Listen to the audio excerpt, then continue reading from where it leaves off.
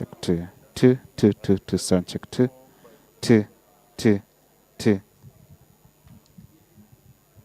Check one, two, two, two.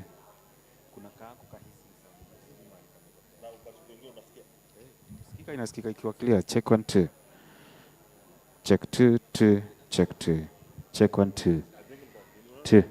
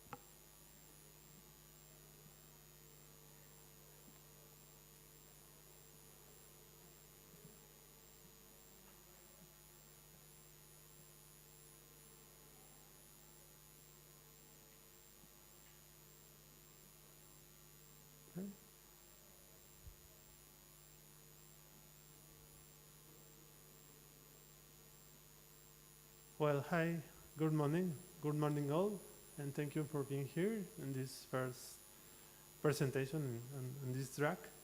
My name is Luis Alvarez, username is Luis Albaz, and I'm give this talk in behalf of Claudia Garcia, who is Claudia and me made this presentation, and we are working with this topic. The naming of the presentation, as you can read, is recording and documenting the struggle for territory by activists in Mexico through Wikipedia in Spanish and Wikidata. So,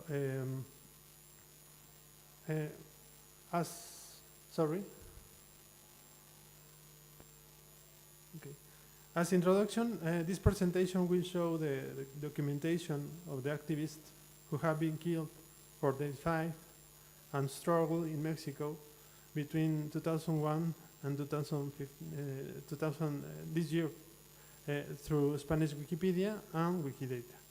This is a part of the human rights project by Wikimania Mexico that we call Yo edito Derechos Humanos, I edit human rights.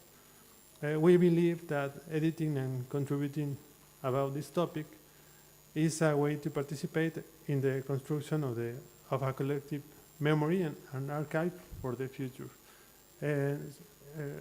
In our countries where we have these issues, these problems,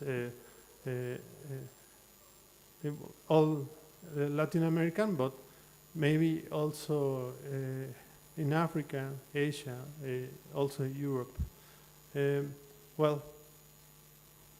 Who we are? We are Claudia Garcia. I hope she can join us in some minutes. And myself, Luis Alvarez. We are working with these topics since Wikimania Mexico have been making this using or working with this team as others chapters in Latin America because we think is really important.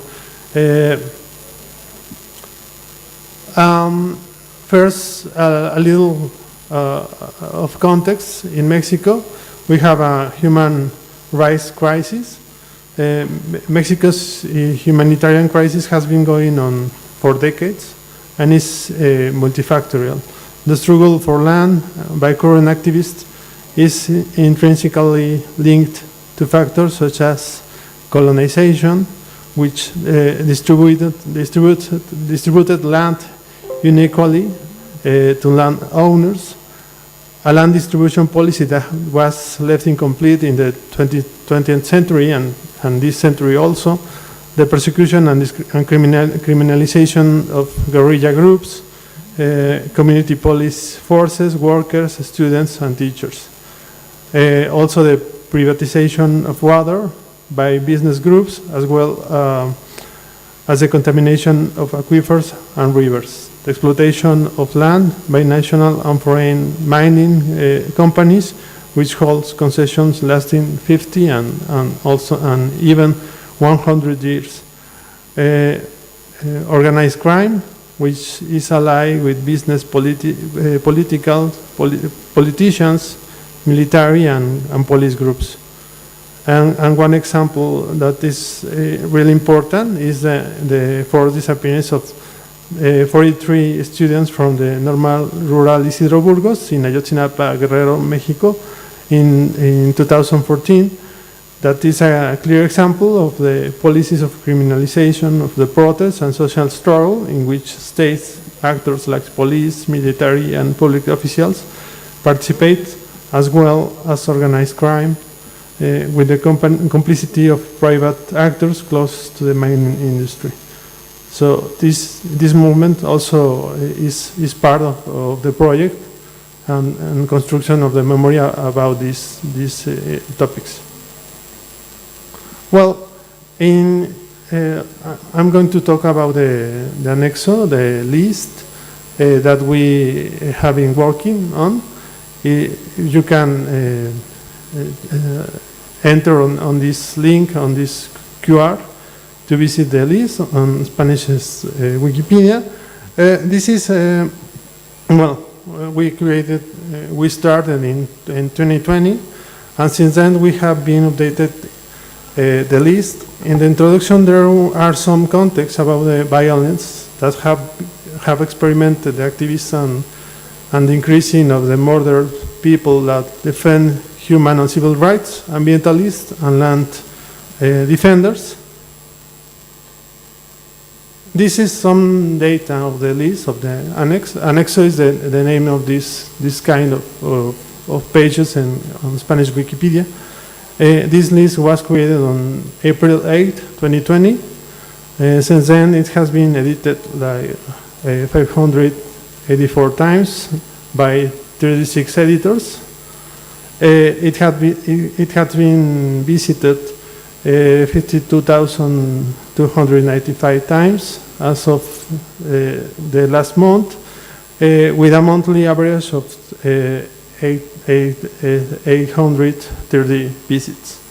The top 5 editors of the list are myself, Luis Albace, Martin Tena Espinosa, another voluntary of Wikimedia Mexico, the Bolsillo, which is Claudia Garcia, Ben Jabot, which is not a person, it's a bot, and Petros W, also a member of Wikimedia Mexico. So that's the charter with the monthly views on the list. I'm going to talk about very shortly about the annex of the list. The structure is this. It has an introduction, the kinds of types of activism, and statistics which have murder activists by year, murder activists by state, the list of activists murdered by year since 1974 to 2025, and the reference, of course. The statistics shows, I told you earlier, that we can see the data of the people, activists murdered by year and by state.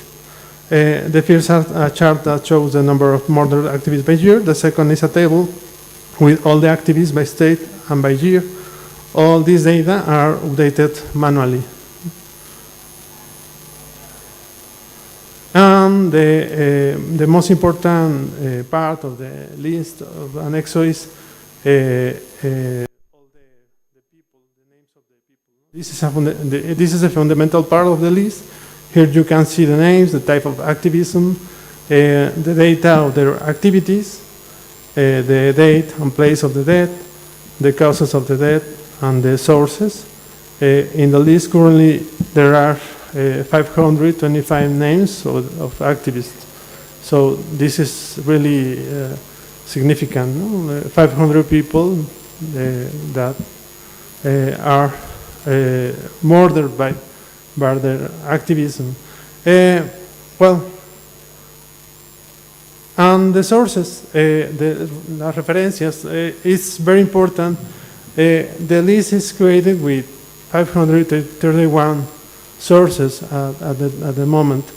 The majority of the sources are news articles, but other important sources of the information are the human rights reports made by agencies, ONGs, and other non-profit organizations. The principal sources are these: Red Nacional de Organismos Civiles, todos los derechos para todas y todos, Red TDT o Red TDT, Centro Mexicano de Derecho Ambiental, Global Witness, Desinformémonos, La Jornada, Proceso, Pie de Página. The four last are news, are independent journalists which work with human rights topics. Well, besides the list or the annex, we exported. This was part of the process of the investigation. That what we can do, what we can make with all this data. All the data, we turned it into a data set that were exported to a spreadsheet and later exported through OpenRefine into Wikidata, year by year. The one on the slide corresponds to the year 2022, and it was selected for this presentation because it was the worst year so far in terms of number of murder activists. In each column, as you can see see the date of the event, the name of the activist, the sex or gender, the type of activism, the activities, the locality or state, and the cause or circumstances of the death. This is the data that we can export into Wikidata. With this information, sorry, I think this is yes, it's duplicated. So I'm going to show. Yes, it's duplicated. This. So, well, this is the schema of that we choose to refine is the data sets to Wikidata through OpenRefine. OpenRefine, if you don't know, it's a software that it was created in part to refine data sets, and in terms of the movement, it's very useful to translate or import information into Wikidata. So we choose this schema, a label in Spanish and in English, a description in Spanish and in English. In these statements, instance of, sex or gender, occupation, country of citizenship, date of the death, place of death, manner of death. That are some of the data that were on the list or annexo. And the references were the same of the annex. Journal notes and reports from ONGs. with this data, we can create these kinds of charts like this, no? That shows the number of activists murdered in Mexico from 2001 to 2025 by type of activism, and we can see where are the major part. Like in this case, the land defenders are more than half of the people killed in Mexico by their activism. And the second is civil rights and political rights defenders. The third are, sorry, I don't put in order, LGBTQ rights defenders, economic, social, cultural, and environmental defense. Well, and so on. It's a difficult topic to talk about.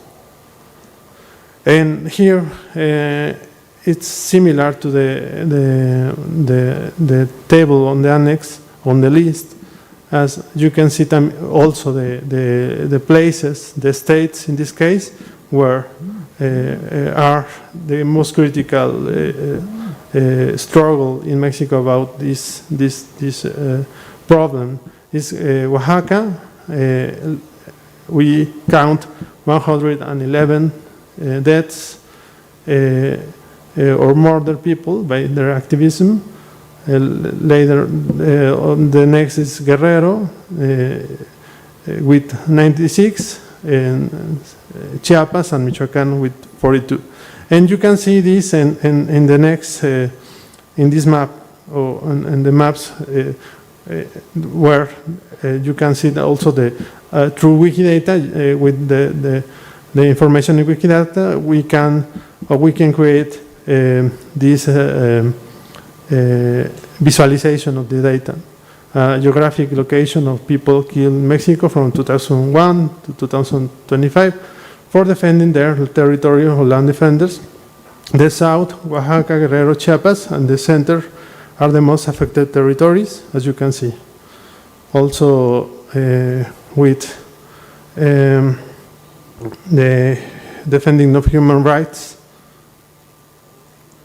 also with well, the people who are searching for people missing that have been killed also by their activism, or the defending of LGBTQ rights,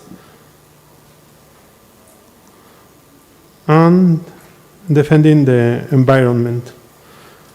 As it's difficult to see all just numbers or just data, we can also create Wikipedia articles or other forms of honor these people, honor these fighters, these activists, and some of them have Wikipedia articles in Spanish or in English, like Alberta Cariño or Susana Chavez.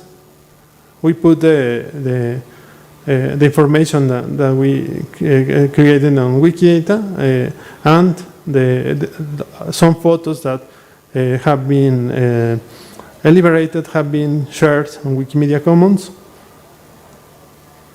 Or Isabel Cabanillas de la Torre, an activist, also like Susana Chavez, are two activists, human rights activists for the rights of the woman in Ciudad Juárez, Chihuahua. Or like Samir Flores Soberanes, an activist that have been killed in 2019 in Morelos.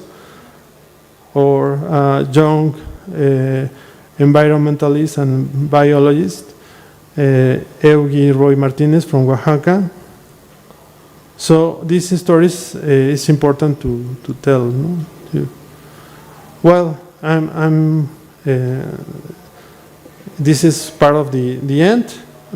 These are the challenges that we find to build this list and to edit about human rights on Wikimedia projects.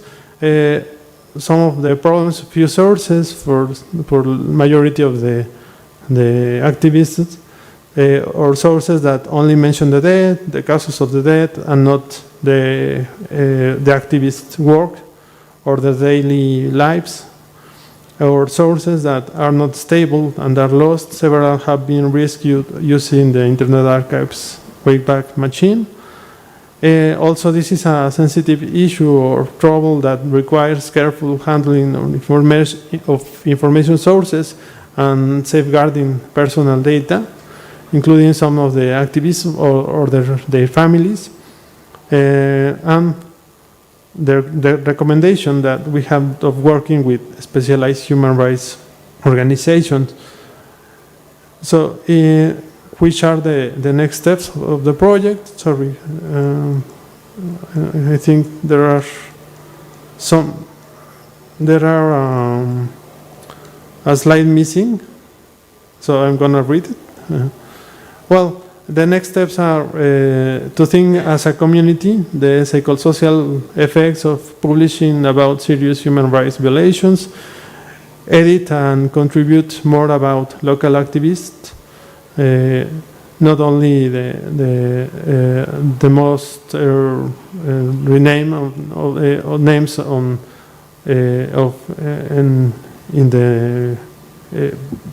the news, contribute to other Wikimedia projects, Wikimedia Commons, Wikidata, have support from civil society, organizations and activists in the field, care and self-care for those of us who write and edit about human rights, because it's a topic that is difficult even personally. And well, this is part of these steps, like documenting protests and struggles for land and territory at the local level. This is a fight that is part of the city and the state where I live. This is because I have this shirt. Is the fight for just for this is it's a recent photograph from 25th of April. The photo was taken by a friend, a member of a group of artists in Aguascalientes, Mexico, and the photo is part of the documentation of the local struggle and fight to saving a urban forest called La Pona. Thank you. This is a very small fact, considering others in the country, but we believe that all the facts are connected and all need to be named, documented, and being part of the Wikimedia projects. This is also a part of this fact against a company that wanted to create a road or like this. We record the fires in the forest that occurred in this year. Prior the attempt to build a road and destroy the native trees in the forest. So, well, that's the part of these steps that we are making for constructing this annex. So, thanks.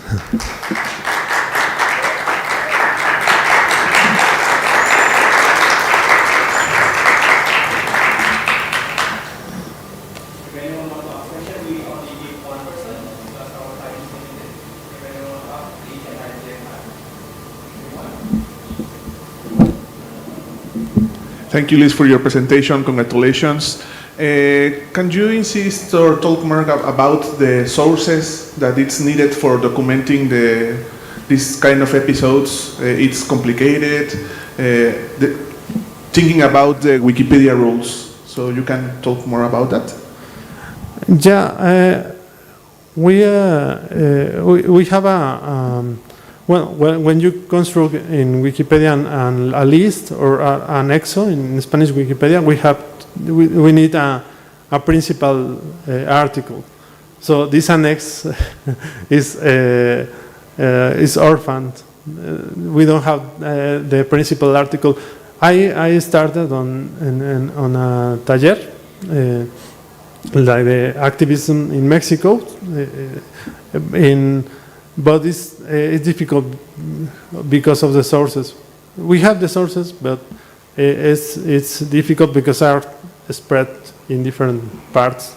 And but we have the experience to work with the sources and also being working with the politics and rules of Wikipedia. And we think, well, in these 5 years of the list, we haven't had any trouble with editors, and I think we can continue with the project. I think it has been well received by the community and by all the people that are viewing the list or using for their purpose, for investigation or for the other purpose. We have well, I can see where some journalists or journals use the data from the annex. You can see because they use the same data or the same phrases or the order of the people that are in the list. So, well, I think that's all. Thank you.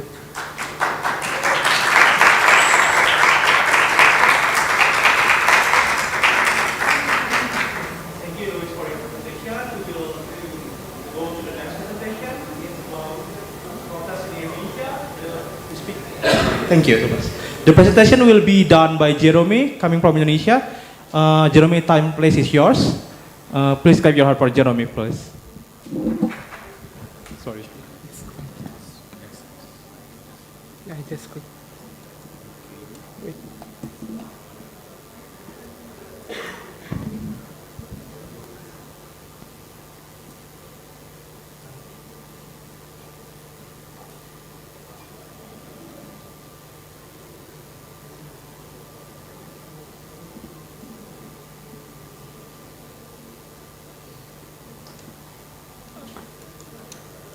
Okay.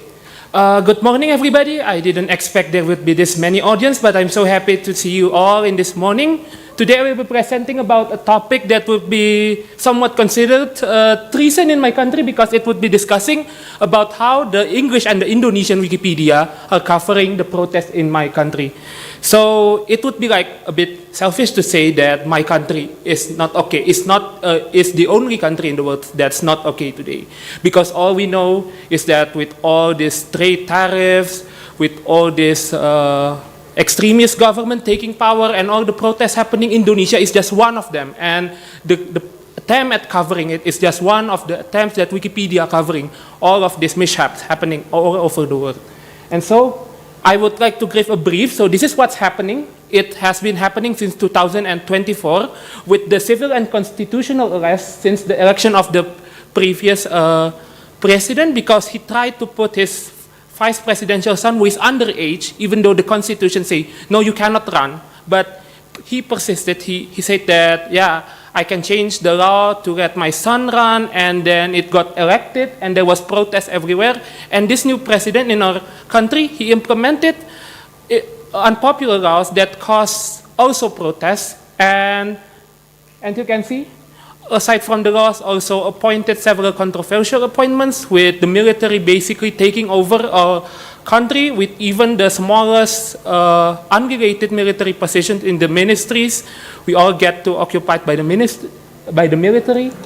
And as you can see, I will today be discussing two articles that are related to the 2024 and the 2025 protests, which is the first one, which is happening because of the age limit. And the second one is because of this new president with his new policies, and also I will be discussing about other supporting articles. So I would like first discuss what is the importance of Wikipedia in covering this protest? Like Wikipedia is covering anything else, why should we are focusing on this? So first of all, Wikipedia's role in Indonesia is more of an aggregator of past events. If you take a look at protests happening in America, usually it happens so fast and they update it in real time. But that's not happening in Indonesia because they usually updated it post hoc, meaning after the protests were done, they updated it. So it's very slow, and that's why we aren't read as much as the mainstream media news. And the second of all is the source of information, especially the English Wikipedia, because we rarely have English news outlets. It's just like one or two, and it's mostly read by Indonesian. There are no specific news outlets for Indonesians in English, and so Wikipedia is their go-to source. And the third of all is due to the bad infrastructure of the web in the Indonesian net, Wikipedia has functioned as some sort of preservation of events, because if you realize that links that are put in Wikipedia are automatically archived at the web archive, and so you can see these links even for years to come. So for example, if you go to an article in 2015, you see it in Twitter. Sometimes I search for my sources in Twitter, and I see this link, and when I click it, it doesn't exist anymore because the web has been taken down. But if you put that same link on Wikipedia on 2015, and you click it back on this current day, it will still be preserved in the web archive. So that is the advantage of Wikipedia, especially about these events, which there are probably some like one or two incidents that are only covered by one or two news outlets, and there are not other news outlets. And so the only way you can see is through this link, and Wikipedia really saves it. So this is the first article. So this is my brief analysis of the article. The first protest, the Indonesian version only has 100-day reviews, which is minuscule compared to the 170 million web users of Indonesia. I forgot the exact number, but it's around that. And as you can see, even though the protests are happening in Indonesia itself, and Indonesians have an advantage of covering it, there are some mix of translation and original content. And it is, interestingly, it is written by an author who is also present at the protest. How do you might be asking, how do I know this? Because the author of this article, the Indonesian version, he also uploaded images of the protest to the Wikimedia Commons, depicting like minute-by-minute events of the protest, and that's how I know that this is the same guy that does this. But the English version is much more interesting because it has 5 times more daily views, even though it's not happening, and from what I see, it's not a big thing in the Western media and the world media, and it has original content. So unlike the Indonesian Wikipedia only translates content from the English Wikipedia. And it is also written by Indonesian-focused authors, so like me and some other guys who are also in the English Wikipedia. Probably some of them are residing outside our country, some of them are residing inside our country, but they are mostly focused on Indonesian, so not like just like any other authors. And so this is the second. This is basically the same. The condition is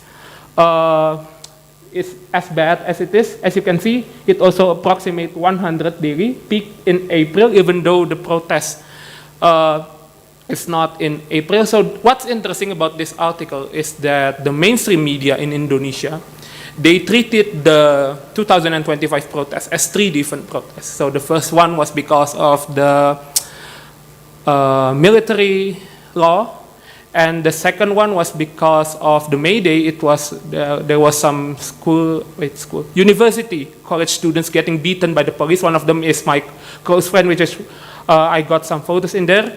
And the third one is related to why I put the one-piece flag in front of the presentation.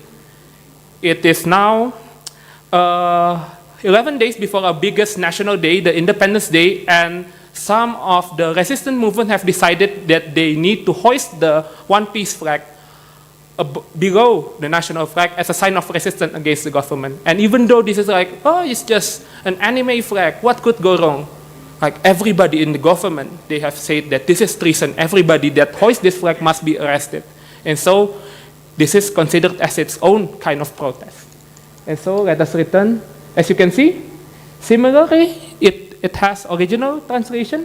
If you search the article, the history, someone written it from scratch, original content, but eventually it got outdated and they resorted to translate the content from the English version. And it has a wider array of contributors compared to the previous one, and it's much more narrow because even though the protests are happening everywhere in the country, they decided to only focus on one part of the country, which is the capital. And so it caused underrepresentation. But in reverse, the English version is covering the entire country. So every city, big and small, as long as there are news about the protests in the country, they will put it in the English version. And it has 200 daily views. It peaked on August. It's like 2,000 or 1,000, I forgot, but it's very large compared to the Indonesian version. And it is mostly original content and written by both, a mix, similar to before. And this is the supporting article. As you can see that the protest itself doesn't happen by itself. There is a context. So for example, you have Indonesian election law protest. You also need to have an article about the election law because how would you expect people to understand the protest without an article about the election law? So what's interesting is that this only exists in the English Wikipedia, which is a surprise because the demonstrators, everybody involved are Indonesians. You'd expect them to write in Indonesian, but the reverse is happening. It is mostly written in English, and there is no trace of the context, even in the article of the protest itself. So again, there is underwhelming coverage of the event on the Indonesian. And so probably this is, I will tell a bit of my personal experience. So this is my photos taken during the protest. It was in 2024. I was a reporter for my student newspaper. There was like 30 people, and some of them getting beaten by the police. I was the one in charge of taking the photos. And as you can see, the police are lining up. There are a lot of people standing in front of the Parliament building. This is my part on covering. I later uploaded all of this to Wikimedia Commons and get used by the article, as you can see, students. And in the 2025, I can attend the protest for various reasons. And so I organized a campaign for people who are in the protest. Let's upload the media to the Wikimedia Commons through Twitter. And it got significant engagement. I remember it's like 3,000 views and likes. There's a lot of likes. But in reality, when I checked on the category, I made a random category. It just has like 1 or 2 images. So it was a shock. Why there are no people uploading to Wikimedia Commons, even though there are a lot attending? So I later figured it out that this is because of as you can see, the problem is that Wikimedia Commons is very hard for users to understand. So as you can see, there are a lot of buttons you have to click before you upload the image. Compare it to when you upload it to WhatsApp. You need just to click the image, and then the image got uploaded. It's very easy, but it's the reverse for Wikimedia Commons. But the problem is images are very important because, as you can see, it is much easier form of contribution than text because let's say you are in 10 years after the protest and you want to make an article about the protest. It's easy. You can just search books, search journals, search internet, and find materials about the protest. But for images, sometimes images are not available freely. As you can see, images are taken by the media and all, and they copyright because they have financial interest. They want to generate a royalty and from all of that. And so we cannot get the images. That's why images are valuable. That is, it's rare and unique. And the third one is the readability. If you have images in articles, it will make the article more easier to read. Compare this to like technical articles. Like if I remember, you can see articles on the English Wikipedia about math. It's only numbers, it's only symbols, and then you got bored, you stop reading on the first paragraph, and then, yeah, done. But if you like to see an article with a lot of images, you understand what is happening. You just don't read walls of text. You can see what's happening in this every wall of text that's explaining chronologically. And this is the problem. Even though it's very easy to like take a picture, you can just take a picture, but a lack of visual or pictorial contribution persists in all the articles.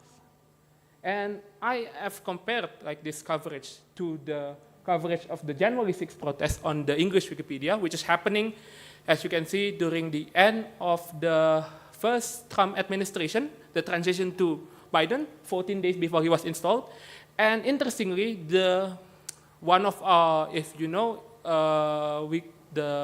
in Twitter, there is the Maury White. I think some of you might have heard her. And she made a thread describing the step-by-step development of the chronology of this article. And it was interesting, like how every incident that is happening was updated real-time in Wikipedia. And there was discussion and there was assessment of sources, like, is this source reliable? Can we use this source for the article? And would what we add here is relevant? And there was discussion going on, and it eventually improved the article. And it garnered huge viewership. Like it became the talk twice at 1.5 million views per week during the period. So it's very interesting to see like how many people use it and how high quality it is. But yeah, the reverse is happening for the Indonesian protest. Interestingly, it's not because of the language. If it's because of the language, that at least the Indonesian Wikipedia should have been better than the English Wikipedia, right? But it's the reverse happening. The English Wikipedia is better than the Indonesian Wikipedia, which is weird. And the second of all is the lack of constant updating. It's because like a big incident happens, and then someone updated it, and then smaller incident happened, and they don't want to update it. And the problem is in the English Wikipedia, one of the thresholds for you to like put an incident in the main page is that you have to constantly updating it every day. That's why they sometimes oppose a single, because it hasn't been updated yet. If you want to put an article in the main page and it hasn't been updated yet, they would reject. And this is the problem. And the same problem with images, compounded with a lack of free images. So you end up with an outdated wall of text containing no images, which no one absolutely would want to read because, yeah, it's obvious. And so this is my recommendations, especially for the relevant user groups and chapters. So the first thing of all is that these events are very important, because if you make it like, you can make it like 10 years or 15 years after the event has happened, but you eventually lose the details. So what I would like to propose is that there is some sort of incentive, some sort of rewards for people who want to cover this, like held a competition, projects, grants, etc. And the second of all is collaborating. I've proposed this in the ECF Summit before, and it is on collaborating with student newspapers who also have covered this event, because I work in a student newspaper and I know like how some are even faster than the mainstream media. And definitely there are students, they have less bureaucracy, and it would be better if we like get some materials like images or text from them so we can update articles easily. It's much easier to cooperate with them. And the third of all, which is I consider the most important, is that the problem of uploading images. As I said, images are very important, more important than text, and we have to find a way to encourage commoners to upload images of the event. And so what I propose is that there is a tool to allow single-purpose users to upload. So like when I click this tool, the pop-up would appear just to upload the file and the license that would go with the file. And so there would be like a designated manager that will see these files. They are already in the Wikimedia Commons, but they are not ordered yet. The file name would be like random, and this one manager would be managing all of them. But the important thing is that the newcomers, they won't get confused by the file uploads. They only need to upload the file and pick the license. And it would make contributions much more easier. And so it would increase the amount of images we receive. And so that would be my last point. Thank you all for listening. Any questions?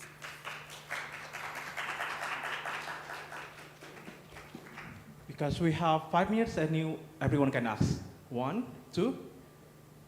Give you the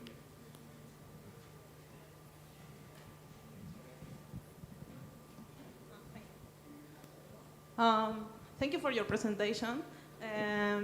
More than a question, I think I have a reflection too, because I'm from Peru, and we have the same problems with how to engage photographers to upload their images to Wikimedia Commons, no? And what we see is that what happened, I think, is also not only that difficult to have many steps to put an image, but also the category of image, I think, is something that many people don't dimension how important it is. And what happened in Peru with the protests, because we are in a Yes. en un estado dictatorial. What happened is that a lot of image was uploaded, but they were lost because we can't find it because they were not categorized right. So maybe do you see the same issue with the protests in Indonesia? Do you think about this? Do you think about how to engage or how to put more effort to try that the photographers and activists understand how important it is, not only for categories, but also because what Luis present also in Mexico, no? And the structured data is really important to preserve this better. So I don't know, maybe. I see. Do you want to ask first, or would I like to answer? Okay, so I think I would like to answer that first. So I think the problem is the same, and the dictatorship is also the same in Peru and Indonesia. So regarding the images, like one of the proposed solution I've already mentioned is that there's a tool. I think it could be created to MediaWiki that simplifies the Wikimedia Commons. Like you have this one, we already have training tools to direct one users. But the problem, as you say, is that you cannot trace it, right? Like they upload it and it's lost. There is actually this one section on Wikimedia Commons, which is recent uploads. You can probably check there, routinely check there. But the problem is that there are thousands, I think it's thousands or hundreds of images being uploaded there every minute, every second. So it would be a hassle finding them. And so I think that would be my best attempt. I've also did that too. Back when I was organizing that campaign, I didn't put any category, so I would routinely monitor the recent changes part, recent uploads, and to see if there's any users uploading to that part. And I didn't find any, so that's why I consider the campaign a failure. And that's like my best recommendation is to use a tool. Next. Hi, I'm from South Africa, and back in 2015, 2016, I was documenting the student uprising called Fees Must Fall for South African History Online. And we did this thing where we started using social media as a way to document what was happening because the news wasn't covering it properly. But there was a lot, pretty much everything, especially with youth protests. A lot of stuff is people tweeting or posting on Facebook or whatever. And I'm wondering, just because I'm not quite sure what the protocol is, does Wikimedia allow for use of like that type of social media and stuff, especially when it comes to youth protests? Because I think that would be really useful. And obviously in certain countries, you know, you can't just post on social media about this type of thing. Yes. But yeah, I'm curious to know, would that be a way to do it on Wikimedia as well? I think it's because like most of the users of the social media, like we have to get their attention. You can just do it on the wiki platform. Protect themselves and also protect the people around them. So this thing is on Wikimedia Common, and I also have a copy here. It's also a free copy, so I would like to present it to you if you'll be able to accept it. Yeah, that would be good. Thank you. Okay, thank you. Thank you for everyone. Can you clap for hands to end the session? Thank you, Jeremy. Can you send me? Yeah, I sent it to you. I also have it on my computer.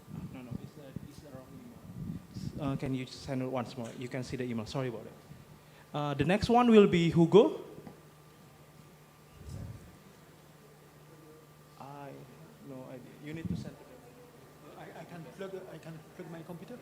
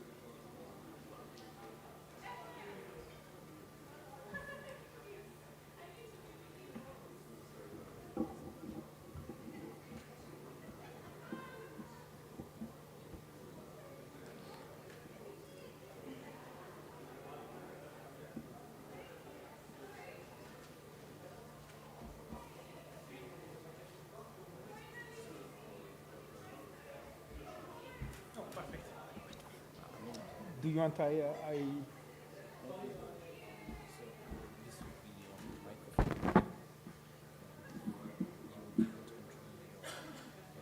sorry.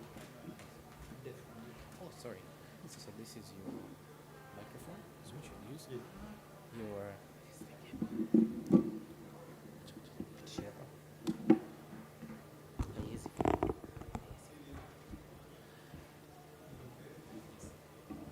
Don't put it here. Let's put it this way.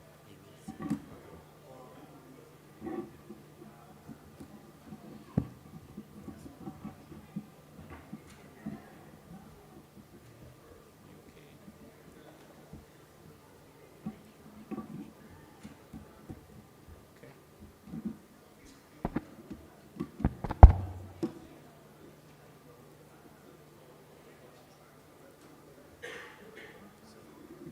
Your microphone, you can adjust it to your level. Thank you.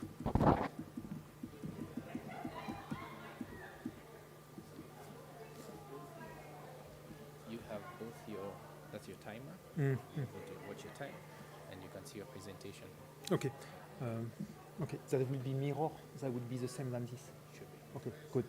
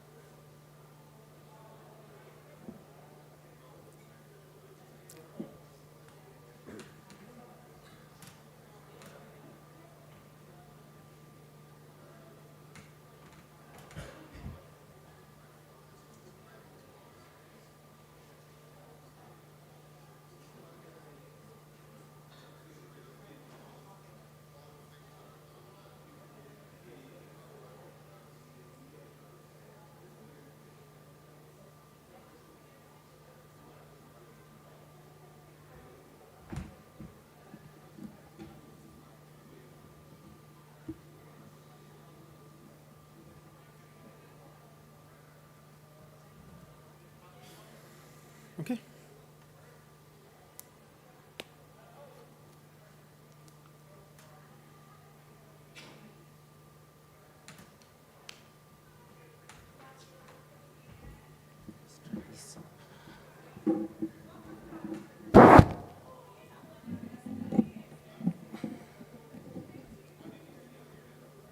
But maybe I have to tell him that I'm sending you the message.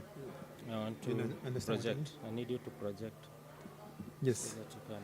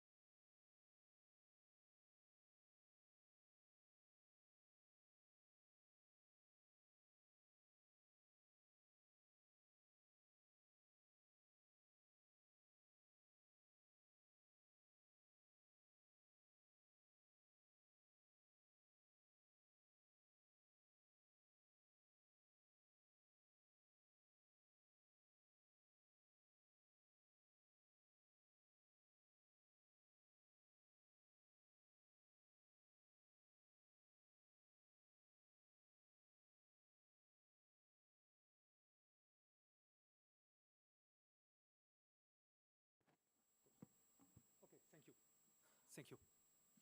Okay, so hello everyone. I'm Hugo Lopez. In recent years, in the recent decade actually, I focus on recording language for the Wikimedia Foundation or for the Wikimedia movement. And so I will share a part of what I learned about tool and grants. It's actually a small topic, so I will make a longer turn for why it matters, and we will see that together. And I will talk about the grant at the end. So, for my objective today is to share the knowledge of this field, which is a small field within a Wikimedia movement, to give pointers. So if you need to dig further, you have some starting points. And I will also quickly explore the tools and some platforms which support linguistic documentation and revitalization within the Wikimedia movement. So my outline is this. So to present myself, I was working on Chinese language. I've been a Wikimedian in residence. And I'm Occitan, not French. That's a small difference. Occitan was 1/3 of France was a different community, but we got absorbed by French government. And I'm part of the language diversity project, and I focus on language diversity and revitalization. I worked with more than 60 communities within Wikimedia movement. For a definition of, for a presentation of what the community needs in terms of orality, I want to go back a bit on a story and on a situation. In France, I live, so I'm Occitan, I live in the 1/3 of France, south of France, which had a language which was more like Italian and Spanish.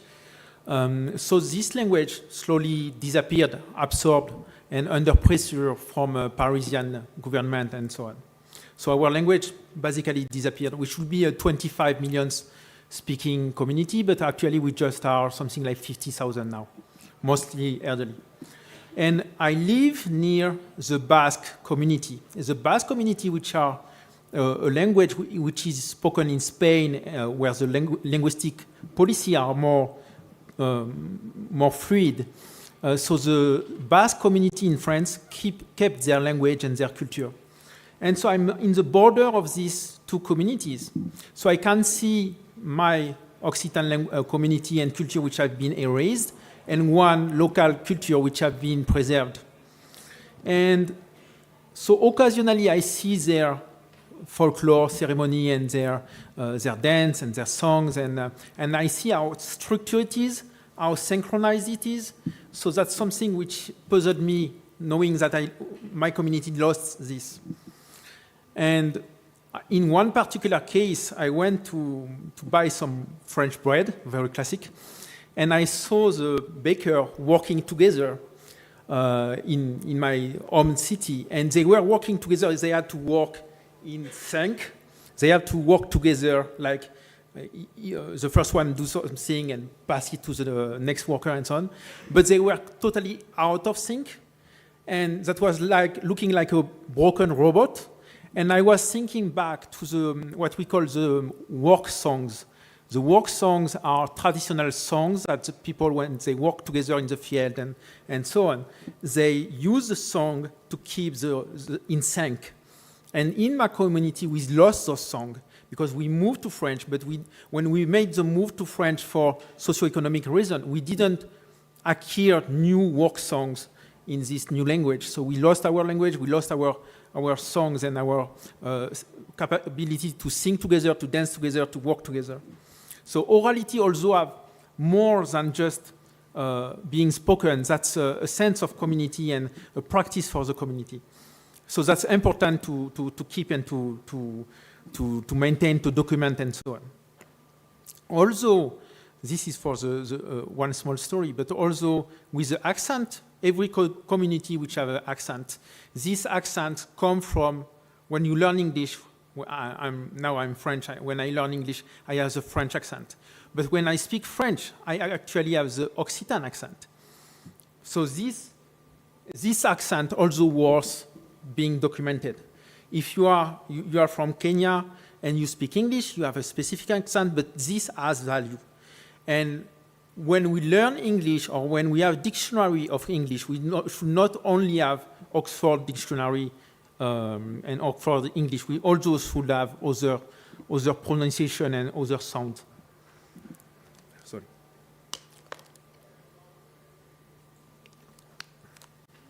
So to move on the scale of the Wikimedia movement and language and orality, we have about, it's a bit less, we had 350 actually Wikipedias, we have 400 something incubators, so we are dealing with something like 800 language within the 800 active language within the Wikimedia movement. Community want to ensure their presence online, and Wikimedia is the first step for that. It's open, so you can just, if you are active, you can get something done. But is it only written and there is no place for orality? So a quick question I would like to ask you is, or maybe I will skip that, sorry for that, but the time is running. So I made a list of, for myself, what is orality, and I came with this list. It's not exhaustive, of course. I'm pretty sure you have other ideas, but my list go first with this. And actually, only a small part of this have started to be documented on the Wikimedia website and resources. I focus on pronunciation and accent, but we could do more. And we are expanding some tools like Lingua Libre to also support reading, poems, work song, testimonies, these kind of things. So we are modifying the software for that. But we have much more to do in this field. We are Wikimedian, we document everything, so we should also document orality. I want a quick, in my process to share some pointer. I want to point out the Wikimedia Language Diversity Hub, which most people don't know about, but it's a community. It's a community of people focused on language diversity. And if you go to this page and contact the community, you can ensure what you do. Maybe there is likely some other people working on this or who previously worked on this. So let's connect and see what was done and what can be done more effectively. This group also have knowledge and know-how. So we have groups, events, grants, partner. You can add your project on the map. What you see on the right is the map of all the linguistic projects we mapped within the Wikimedia movement, but there is likely much more, and they have a small grant if you need some materials. This is the teams. I think at least 2 of them are here in the Wikimania, so you can connect with them. They are very passionate about language diversity. That's good folks to talk with. So overall, the Wikimedia linguistic reach, it's about 781 languages, with community which have started some writing work. But some languages don't even have writing. So when you move to smaller communities, we met some case where the community don't have a writing system, or the writing system is under development. So we can go even further. Our network goes even further than that. The Wikimedians are all around the world, so we likely could reach out to 2,000, 3,000 languages. About incubators, if you know communities would want to start, to make a minimal website with their writing system and about their community, you can contact the incubators. There is a session this afternoon about incubators, and you can talk with John Herald Sobi. For a quick tour of linguistic documentation project on Wikimedia movement, I would like to highlight these 4 tools. So you have Wikidata, of course. A later no tool is Spinash Agent. It's an artificial intelligence chatbot. You ask him what you want from Wikidata, and he writes you down the sparkle. So that's very helpful. You can do it with ChatGPT as well now, but both are helpful. I get better results with Spinash, so that's why I'm advising it. Wikitong is a project where it's more qualitative. So they don't do a lot of work. They just do a few videos by language. But that brings some emotionality to the media, which is very valuable. So that's also a project worth noting and worth contributing to if you are interested with by language diversity on the Wikimedia movement. Afterwards, you also have Lingua Libre. Lingua Libre is to record, right now is to record words and to help illustrate the Wiktionary page. Like you have a word like croissant and you want to know how French people pronounce it. And you can go to Wiktionary and you have the pronunciation. So Lingua Libre provides the recording, and because it's built to allow fast recording. So in 1 hour, you can record 800 words. And you can make a very large dictionary in just a few months, or like 30 minutes a week. And in a few months, you have 20,000 words recorded. More technical, we have Wikidata AudioLex, which is a new project which aims to inject into Wikidata lexems the audio which are already available. And it's very important, otherwise the audio are just sitting on Wikimedia Commons as orphans. So this is lingualibre.org. It's a Wikimedia Foundation project. Yeah. So it's really efficient. You can record 800 words per hour, but we rather recommend you to just do 400 or something like that. We already have data for 1,000, like textual data for 1,000 language. So your language is likely there. You can go, jump in, start to record your language. And we have new feature coming to allow you to share some list with people who are not from Wikimedia, or with older people who are not tech friendly. You can share a list of words, so they just jump in and start recording. We are also gearing up to create minimal dictionary. So we will have the word in the native language, in English, and the audio, so that's create a learning list, interactive learning list. We were asked by the community, by small communities, like we have some, we are in contact with some 20,000 or 2,000 people, linguistic community who are under pressure and they are losing their language. The young people learn, by example, French or Portuguese. And so the elders are worried, the younger people are losing their language. And this is due to foreign people moving into the village, and so the lingua franca in the village becomes the dominant language, like Portuguese.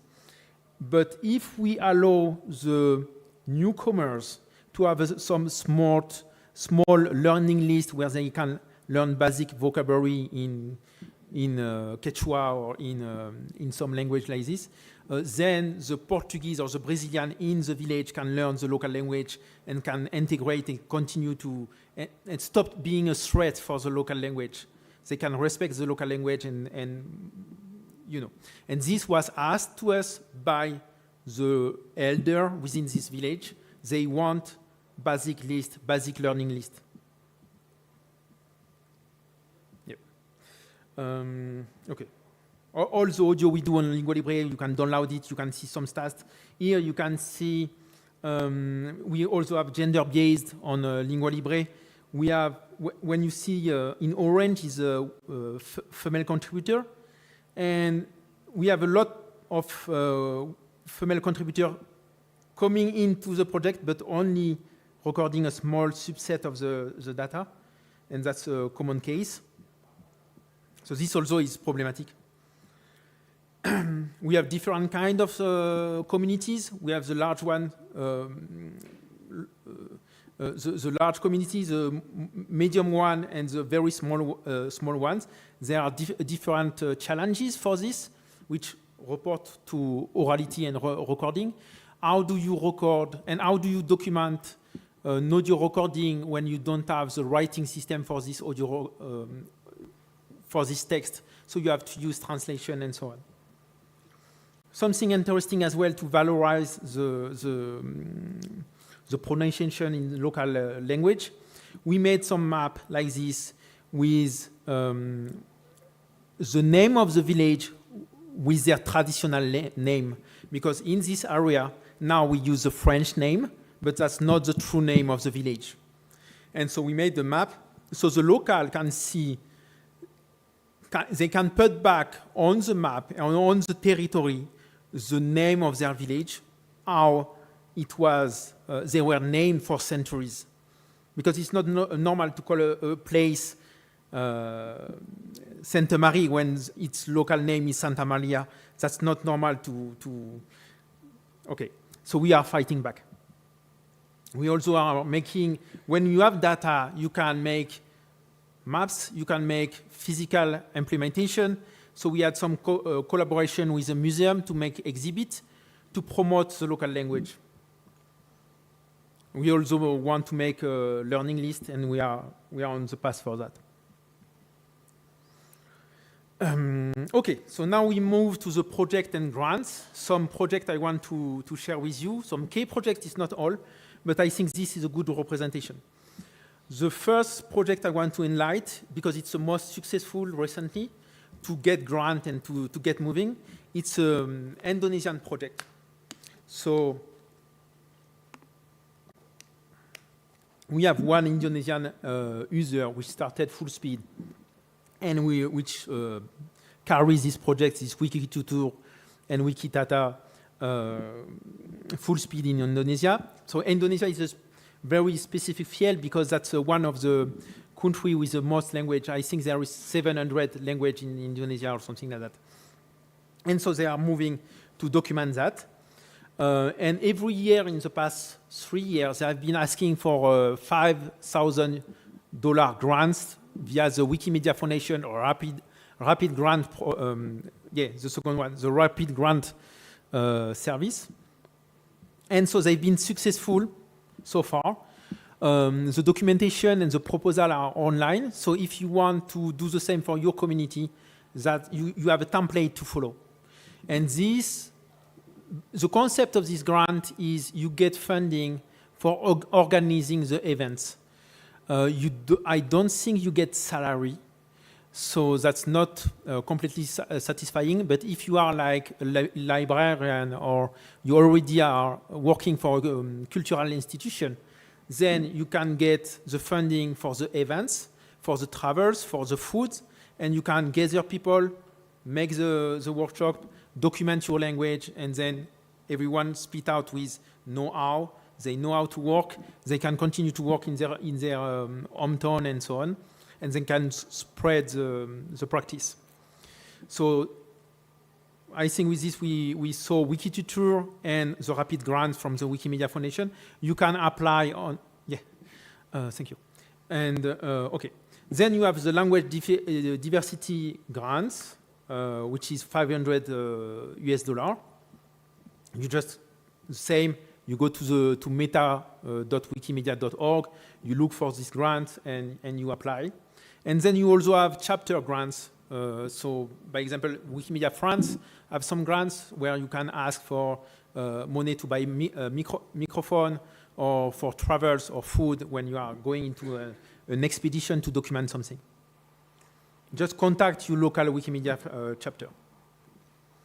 Also, something I want to point out is when we do this audio documentation and Wikimedia content documentation, we should not only think about Wikimedia as the only receptacle for this content. Actually, this data can be reused, and we have reuse for our audio within other applications. So we we know, I have documented at least some French-funded Occitan language protection association reused our audio. So they built a 20,000 word dictionary and they have 20,000 audio with it. We have Lingua Libre Sinit, which is for sign language. We had a Chinese learning app, 2 or 3. We know that Anki, which is like Duolingo app, is using our audio and so on. Okay, so that's about it for my presentation. Do you have any question? We have 4 minutes.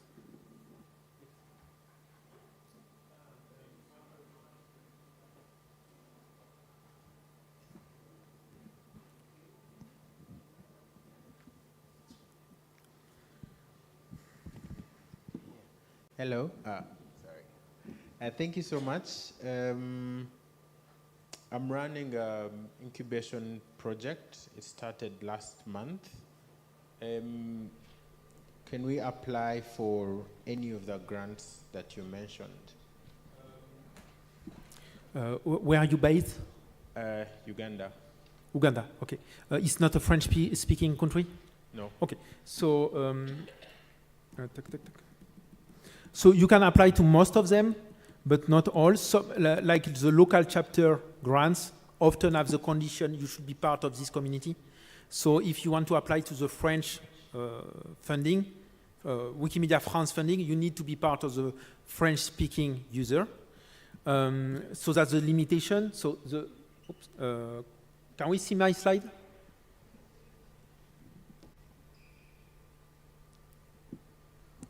So basically, you can apply to rapid grants. You can apply to language diversity grants. So you have $5,500 US, which are up to grab. You have to write the application, but that's up to grab. For the, you will not be able to apply to the Wikimedia France grant because you are not French speaking. But maybe you have Wikimedia Uganda or something like that. Yeah. Okay, final question. So is Wikitangs a project that can be run You just record yourself speaking in your native language, and then you send them your video, and that's it. I have the same question. I'm from Sudan. We have like 100 language. I want to know for which part we can apply. Where are you? Sudan. Oh, Sudan. Yeah. Sudan. I don't remember. Are you a French-speaking country? No. So you can apply to the first two. To the language diversity. Yeah, as well. Yeah. Language diversity is for everyone. Rapid grants is Wikimedia Foundation is for everyone. Thank you. And after that's also depending on what you want to do. If you want event, if you want to do event organization, rapid grants is good. If you want to make, and that's the most rapid because it's, I think the application is something like 2 months. So you make your application, you follow some previous application, you know. So you learn from the previously successful application, like Wikitutor, and after you apply, and that's in 2 months you have your funding or not. Okay, and that also applies for the not writing language. It's because there's some languages not be written. Which are not written?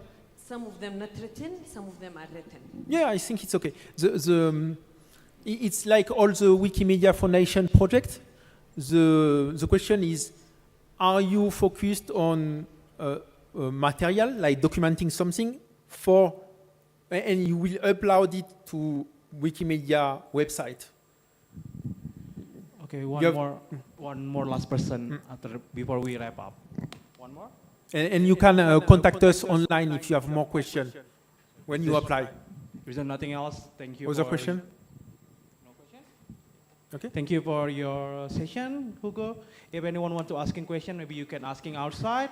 Clap your hand for Hugo. For the next session, you can come back 15 minutes later because right now we are on break. You can come back 15 minutes later on the next session. Thank you, everyone. Right now we are on break.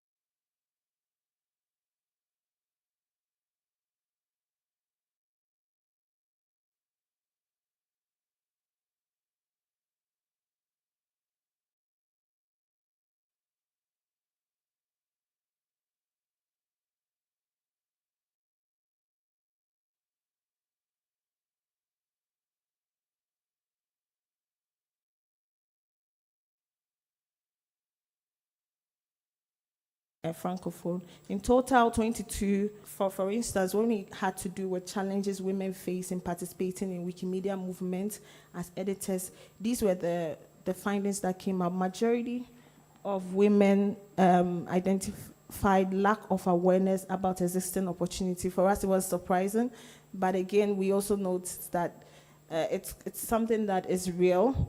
Lack of awareness stood very high for majority of the women.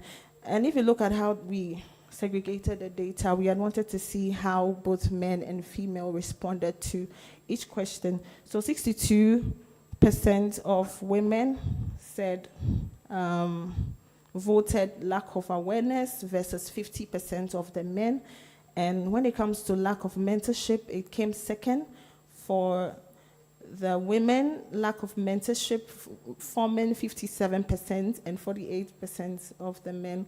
So we also wanted to hear how the men think, like the support for like challenges that women face in participating. We wanted to hear both the perspective of men and the perspective of women. So you would see that more women are trying to vote for a lot of these things compared to how men think about it. And when it comes to limited resources, we had 56% of the women voting for limited resources versus 47% of the men. And also, lack of time was highly voted. And what makes this interesting is that the men don't think that we lack time. So you see that 33% of them are saying, no, not really, it's not really about time. But women feel like it's about time. We lacking time due to various responsibilities that we face. And also another thing that stood out was lack of digital skills, which was voted by 48% of the women versus 47% of the men. So if you look at the digital skills, the men and the women are almost at the same, thinking level. Yeah, so these were the majority of the things that, the main things that were highlighted. The others fell very low, lack of recognition, which for us was really strange because women have been crying for recognition a lot, but it sounds like that wasn't the main thing here from the statistics that came out. So it's something that we really need to dig deep and understand it properly. Then lack of self-confidence also fell, which the women don't feel like they lack confidence, which is something that we always hear, that, we are lacking confidence, but they don't think that they lack confidence, which means that women feel they have the confidence, but it's other things that are rather contributing to their limitations that they face in the movement. Lack of encouragement fell very low as well. Lack of educational opportunities, gender bias, sorry, and others. So we also wanted to understand how women feel supported in our movement. And it was quite interesting. Half of the women say yes, they feel supported. Can you help me? Half of the women say yes, they feel supported, but the other half also had some kind of different thoughts about it, like some hearts, we don't know yet what it is. But when you look at the men, they feel like, women are very supported. Well, we need to understand all of these disparities properly. And also, if you look at the kind of support that they were asking, they're asking for resource support, especially for funding for projects. And as you can see, there's much needed for support in terms of funding for women. So you see that a lot of the women are really high on the funding for project aspects. And when it comes to leadership developments, the women and men both were kind of high, forming 60% versus 63% of the men. We're still trying to understand how both the men and women think about the situation. And when it comes to mentorship, we're really not so surprised because it's something that the women have been talking about a lot. And it's actually showed here, 71.8% of the women feel the need for mentorship, which really tells us that there's a lot we have to do when it comes to structuring our projects to becoming more mentorship support for women. And networking is also very important for them. As we saw, they talked about lack of awareness. So networking can also help them to gain insights into our communities. And when it comes to organizational skills, it's kind of felt a little bit low, but technical trainers went way high, which means that there's a lot of technical skills that is lacking among women, and both men and women feel or recognize the need for technical skills for women, ranging 81.8% for women and 77.6% of men feel the need for technical skills and mentorship for women. Yeah. Participants were also asked how they think Africa Wiki Women can improve its impacts. We as Africa Wiki Women, a body that is representing women in Africa, we want to know how our work can align to the needs of these women, or how any other regional bodies, user groups can contribute to their support. We saw develop more leadership was really high, and as you can see, there are a lot, when it comes to leadership in our community, a lot of them are men. So women feel like they need to be able to gain access to leadership positions and also collaborate with other Wikimedia affiliates to increase visibility of existing women, and then gender-focused campaigns. Can you switch? Oh, sorry. I think we are in the room. Sorry. Is it next? Is this one? Okay. So, providing digital and financial support also shot up here again, which is something that is very important for the women participation, and also provide more targeted mentorship. Again, mentorship is still really high, so it's really informing us a lot about how we re-strategize our programs and offer more mentorship, especially if we want to bring in more women into our spaces. And provision of digital device and financial support. You know, digital device is also something that the African communities, a lot of people don't have access to devices because they are kind of expensive and all that. So we have our colleague online who also was the Africa regional coordinator for the research, and she coordinated a lot of these conversations together with us.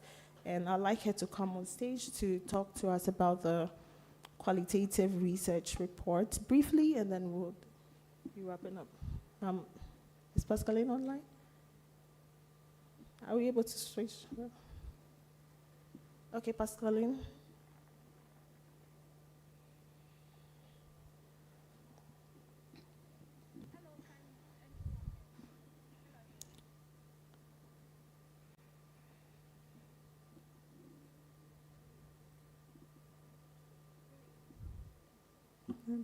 Thank you.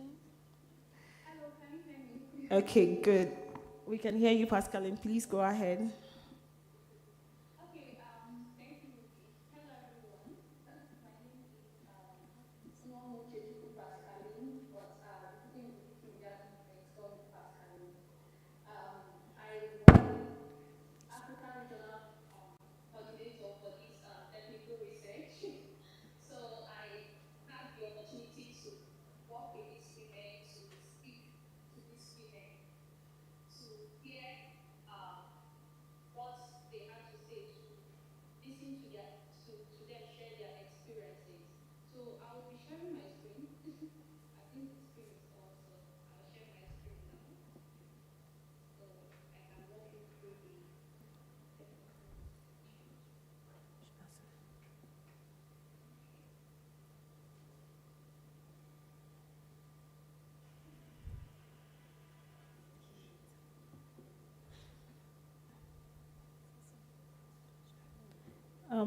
Pascaline, the screen is already up, so you can just go ahead.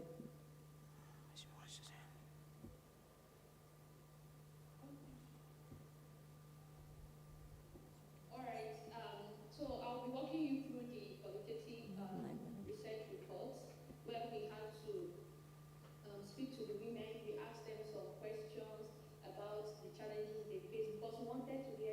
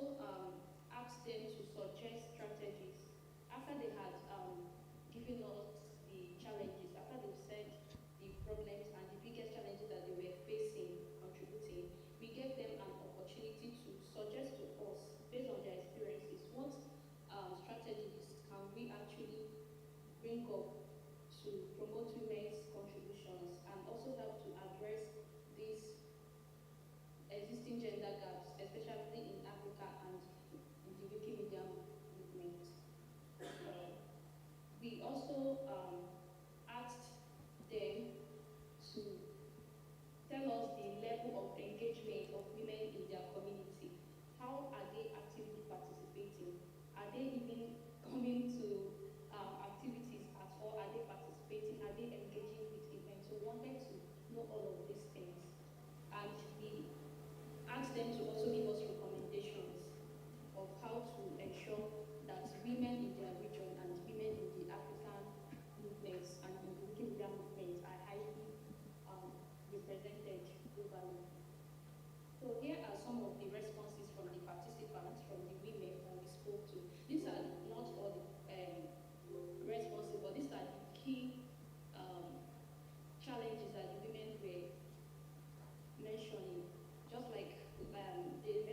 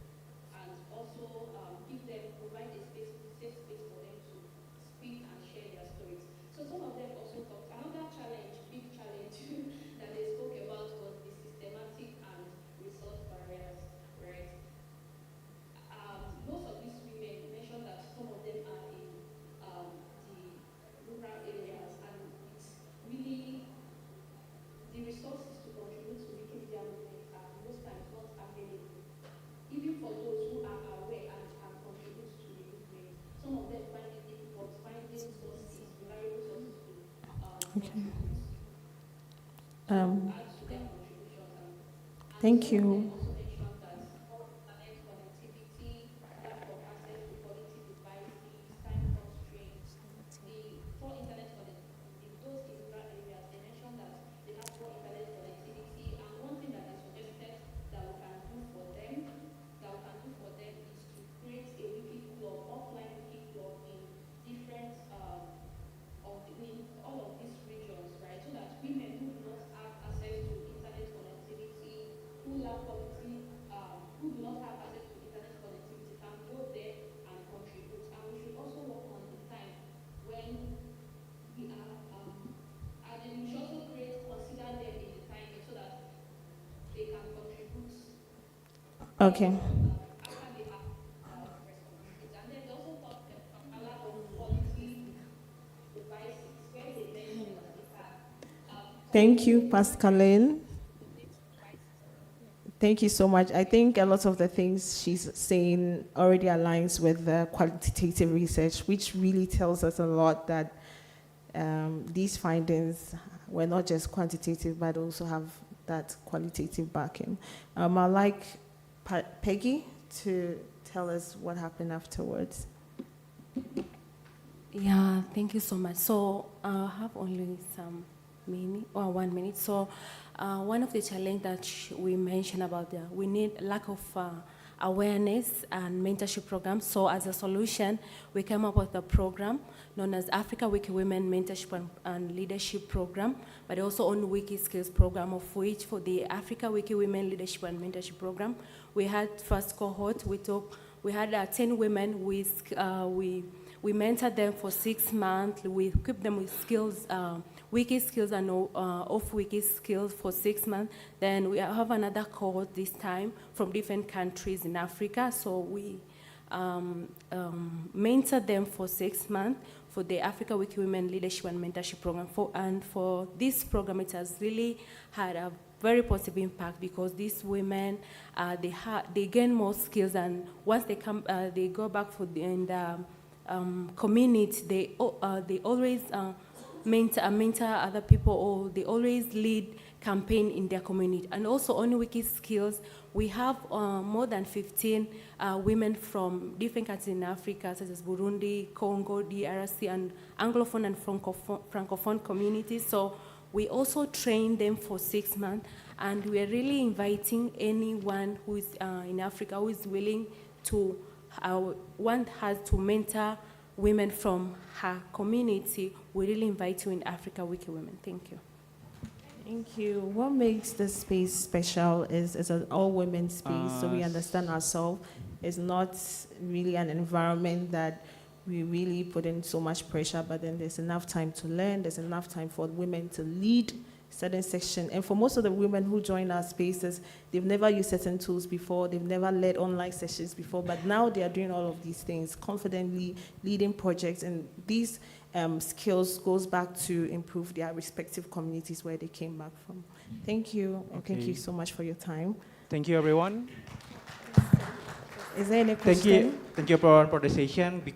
Unfortunately, we doesn't have time for any question because the time is up. Maybe you can talk outside after the session, because we will welcome the next session from Sebastian and Victoria from online. Is there any Sebastian or both of them online? They are online. So the next session will be online. It will be coming from Wikimania Sweden, I think. Sweden, right? Yeah. So they will not this one. Not this one.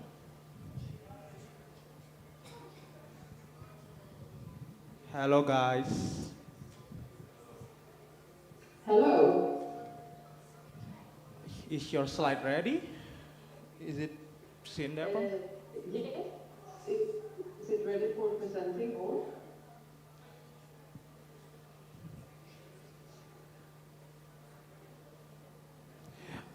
Make sure that you are speaking close to your mic, because it will be recorded and kind of like streaming on our videos, so make sure that your voice is clear and close to the mic. Yes, of course. Yes? Thank you. You can start. You sound good. Perfect. So,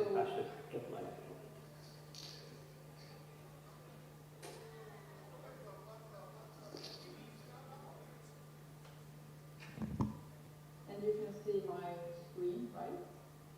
Looks good. You can start. We can start? Yes.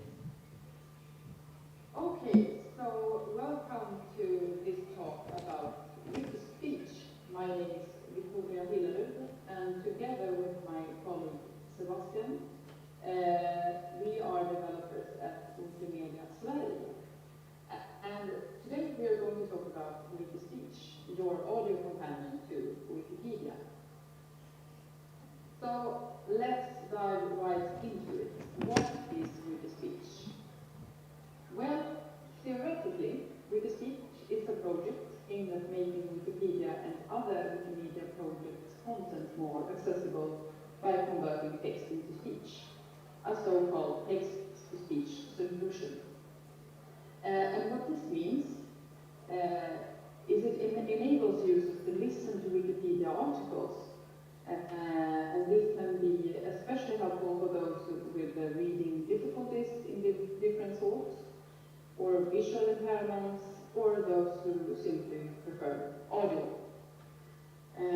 So currently, Wikispeech allows users to listen to Wikipedia articles in their preferred language. But also in the future, we hope to expand the support to more languages and more Wikimedia projects. So on the technical side, Wikispeech is a media wiki extension that implements an open source TTS, that's text-to-speech, engine, and it's also supporting of multiple languages and is designed to convert Wikipedia content into synthetic speech in real time. So the service that handles all of this is bundled into a service that we call Speechoid. And Speechoid includes several components, such as a main server that coordinates everything. It also contains a lexicon server for a language-specific pronunciation rules, and also it consists of several TTS engines that supports various languages and voices. And by TTS, that's text-to-speech, so we have that shortcut here. So why should you use Wikispeech? Well, by turning written knowledge into spoken knowledge, Wikispeech supports the Wikimedia mission of making knowledge freely accessible to everyone, regardless of reading ability, literacy level, or other difficulties reading written content. Furthermore, it's user-friendly and intuitive, making it accessible to both new and experienced users. And as of right now, it is seamlessly integrated with Wikipedia articles, and it's also open source. So it's a collaborative tool where the community can contribute to improve the system by, for example, downloading the Wikispeech extension to try it out, and other aspects of crowdsourcing. More on this later on. So let's talk about the projects. There has been several projects in the past. So first I will talk about the earlier projects, and then we go to the current project as it is right now. So the earlier projects actually started already back in 2016. And that was funded by PTS, that's the Swedish Post and Telecom Authority. And that project focused mainly on building a working text-to-speech system. Then we had a bit of a pause, and between 2019 and 2021, we picked up that earlier work and we refined it and developed it further. In the end, we wrapped it up, what was left, and started to develop a tool for collecting speech data. That's the speech data collector, which we will talk a bit more about later.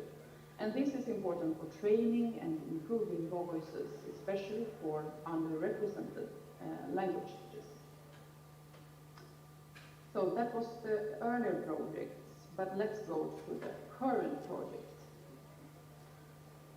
So the current phase of the project is funded by the Swedish Inheritance Fund, and it will run from 2024 to 2026 with possible extension. So in this phase, we focus on mainly 3 goals. That is that we want to improve knowledge, where we in the first year will study and collect information about how speech technology is used today and how we can improve what we already have today. Then we also want to strengthen the technology in the project regarding the speech synthesis, thoroughly tested by our project partners and several test groups that we have. And then we also want to increase the visibility for the project by creating events and other educational materials we have found along the way. And we are, as of right now, further developing the system with better functionality and more usability. For example, we want to make it easier for the community to contribute. That includes editing the lexicon and reporting issues with, for example, pronunciation. We are also improving the speech data collector, the tool that helps us gather the open speech data.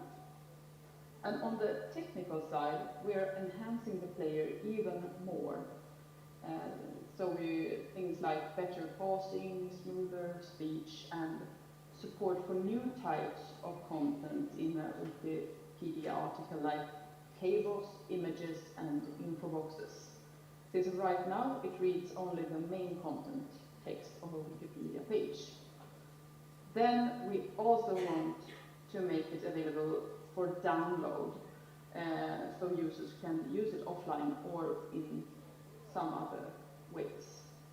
And by that, I would like to give the mic to my colleague, Sophie. Thank you, and I will share this as well.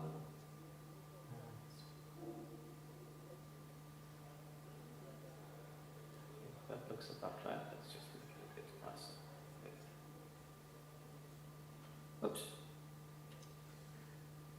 Okay, thank you, Victoria.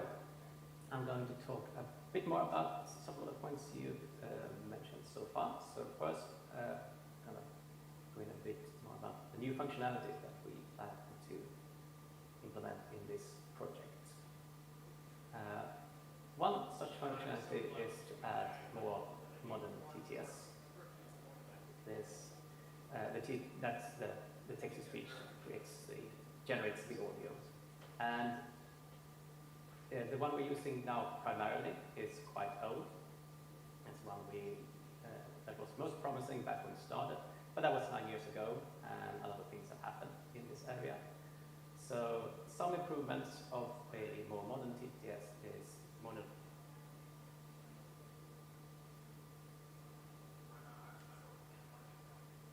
voices, that is, sounds more like a person-defined landing, and also the amount of data required to create more voices is less with these new systems, especially if you already have a voice for that same language.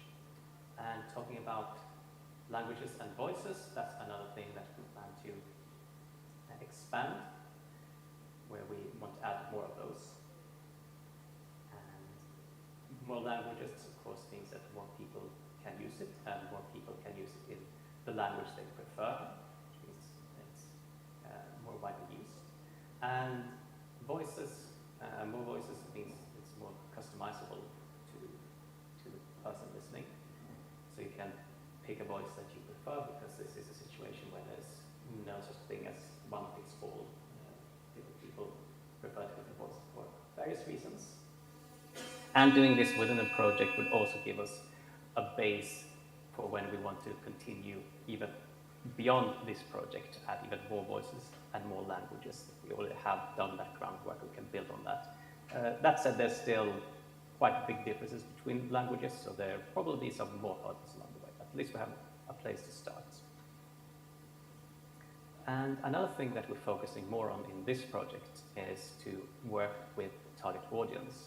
In this case, that means people who would most benefit for something like Wikispeech. And we're working with organizations who work with and for these people. And they are partners in this project, so they are involved in the development process more so than earlier. We have had contact with some of them before, but that's mostly specific questions here. There. In this instance, there will be more hands-on, and that is to make sure that we can use their expertise in these areas, so we don't miss something that they know how we need to implement something, for instance. And I'm going to quickly show you a list of these for organizations that we're working with. The names are in Swedish, so maybe doesn't mean too much to most of you, but there also a brief description of that. I'll just go through them. So we have the Dyslexiförbundet, who works with people with reading, writing, and calculating difficulties. Riksförbundet Folk works with people with intellectual disabilities.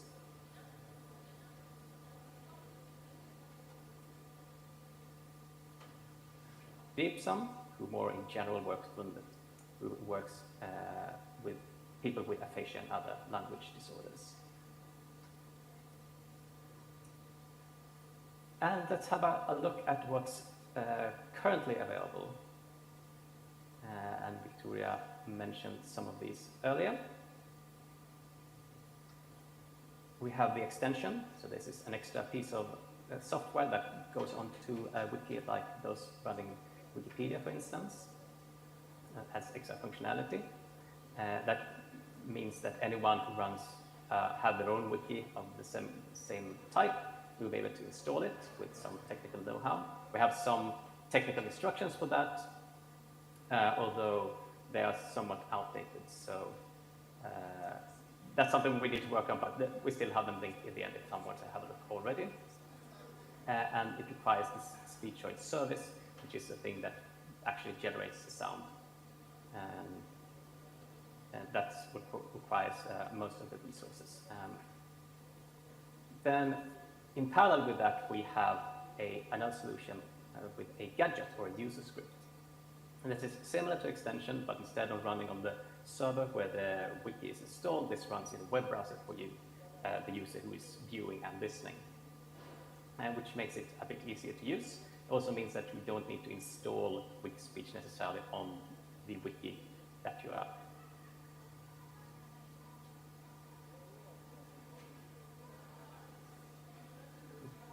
listening to. It loads the code that's filed from another wiki, which we call the producer, and the gadget of the user script that you run in your browser is fairly small. It also means that the heavy lifting, like most of the work, as I mentioned, with the speech and such, can be done on other machines if you don't want it to run on the same server as you have the wiki installed on. And to hopefully make it a bit more clear, here's a little visualization of what the different types look like, the extension and the gadget. So here we have the fairly straightforward extension with these orange arrows. So you have the web browser that communicates with the wiki and gets the required content, for instance, the text of the page. It's then sent off to SpeechChoice, it generates the audio, it comes back to you and is presented in the web browser. And when we have a gadget, it's slightly different. As you can see here, these blue arrows, now we instead go to this producer wiki, which have Wikispeech installed. And that will then fetch the content from the wiki that you're reading on, now called that the consumer wiki, and then it will, the producer wiki will then send it off to SpeechArt and again get the audio back and present it to the user. There are a few extra steps and it adds a bit of more complexity, but for most of it, the end user experience of the interface and everything like that looks the same. There are some details with settings, for instance, that works a bit differently because we're working with two different wikis technically. And also we have the pronunciation lexicon that was mentioned earlier. This is a lexicon, but instead of looking up the meaning of words, it looks up the pronunciation, so how to pronounce a word. And it's useful for the TTS when it doesn't know how to say a word. It's usually fairly good at guessing how to pronounce a word in the language it's talking, but in some cases, especially for loan words or proper nouns, those can be pronounced quite differently if they're from another language. So in those cases, it's good to be able to give it more, a more precise pronunciation. And we use the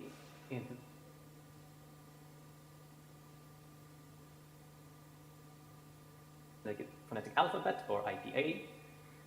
You may have seen that on Wikipedia pages, for instance. At the beginning, if you have a name, there may be some letters and symbols that tells you how it's supposed to be pronounced. And this,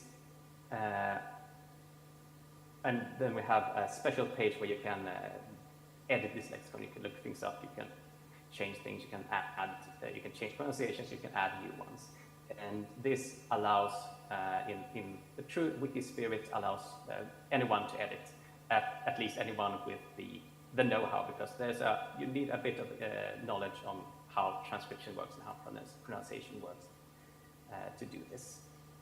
And this is something that we have a lot of the technical things in place, but we're working a bit on making it a bit more user-friendly, more easily understandable for someone who doesn't know exactly how it works. Another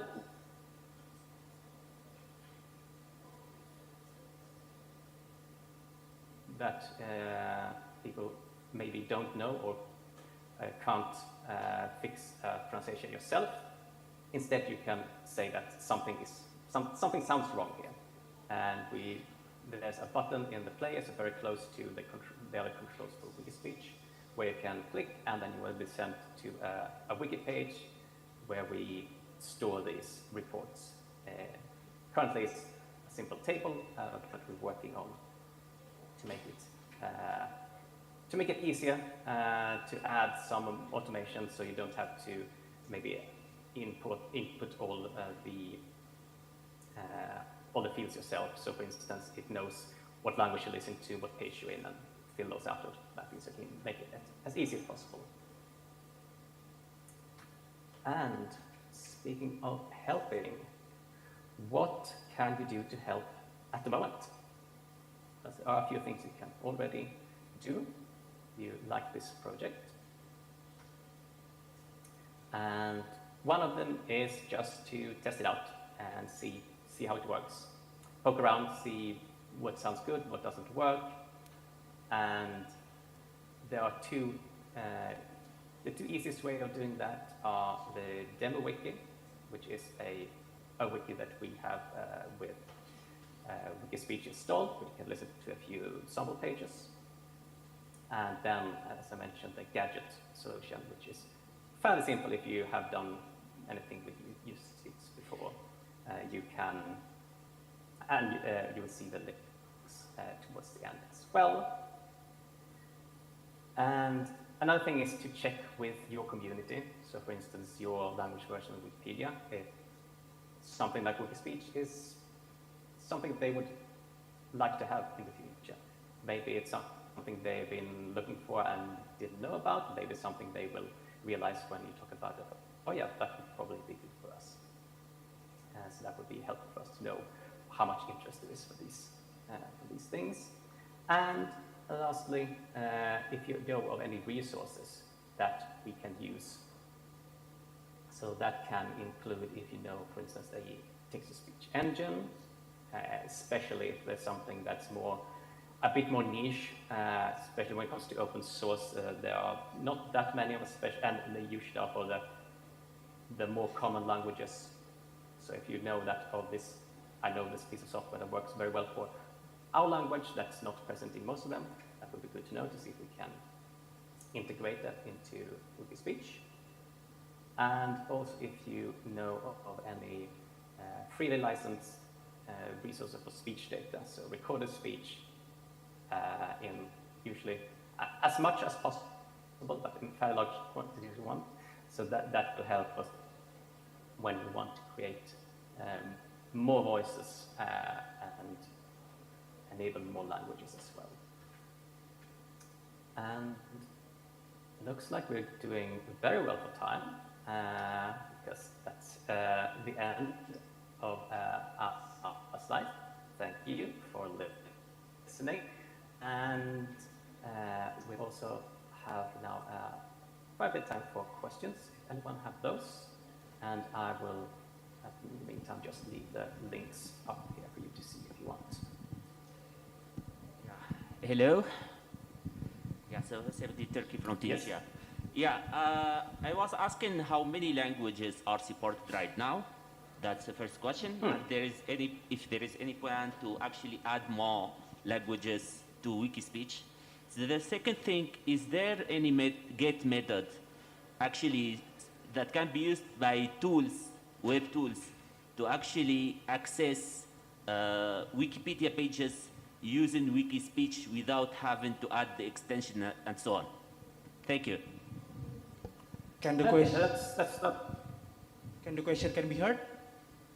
Yes. Okay. Let's start with the first one. So language. Yes. Maybe we didn't mention at the beginning. So when we started the first project, we said that we wanted to support at least 3 languages. These were Swedish, English, and Arabic.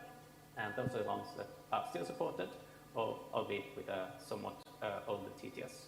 And we also have had some work done with Basque, for instance. We had some help from that community. And as I mentioned, adding more languages is something that we do plan to do during this project and further on in the future as well.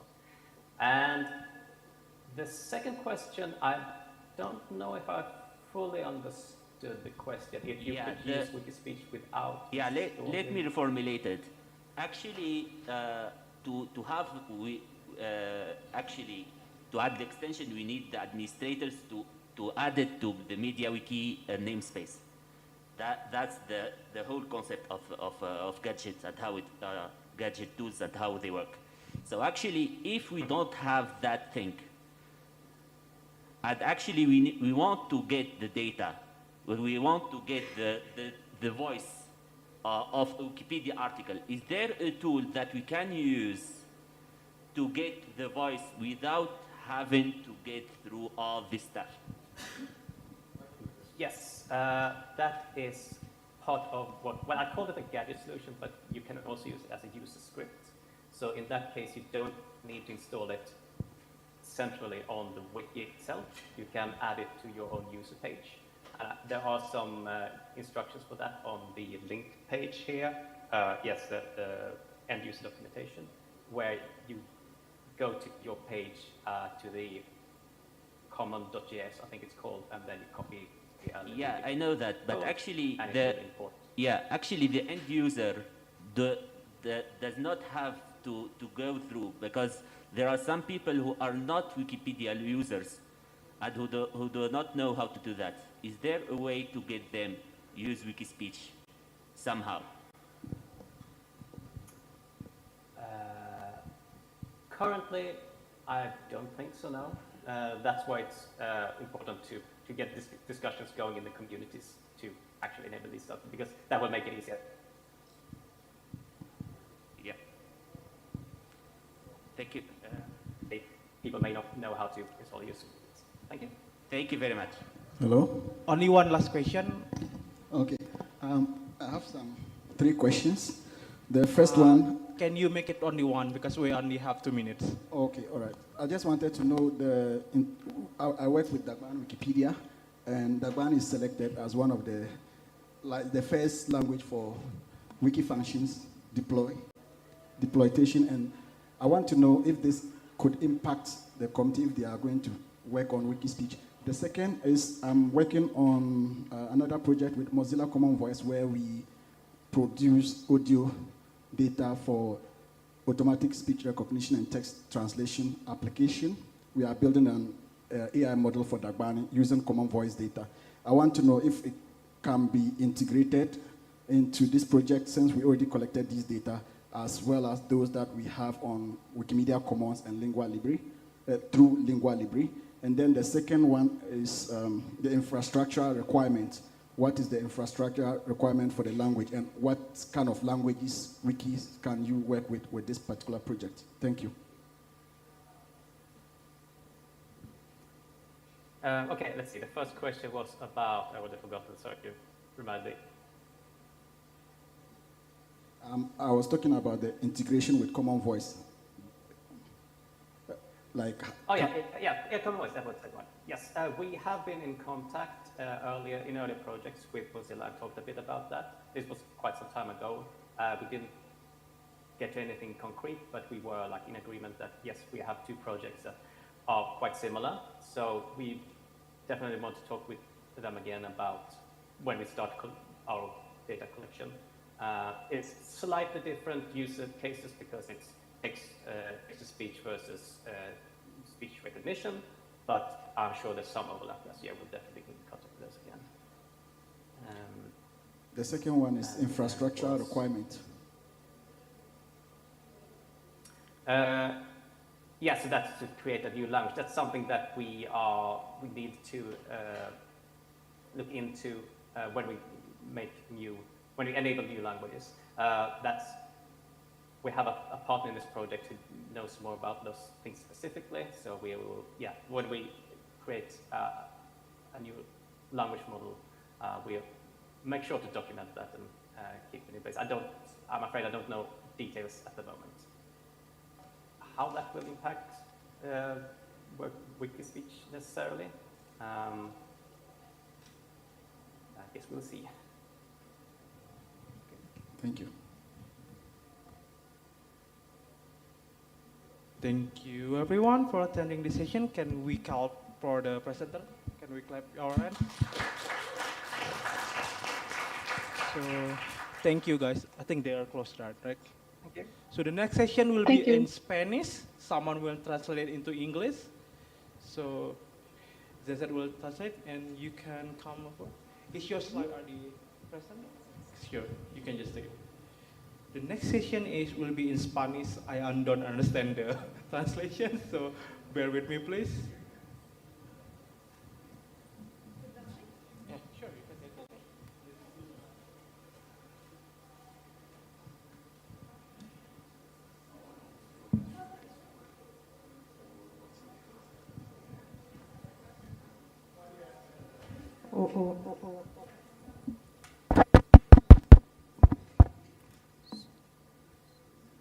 So you have your microphone,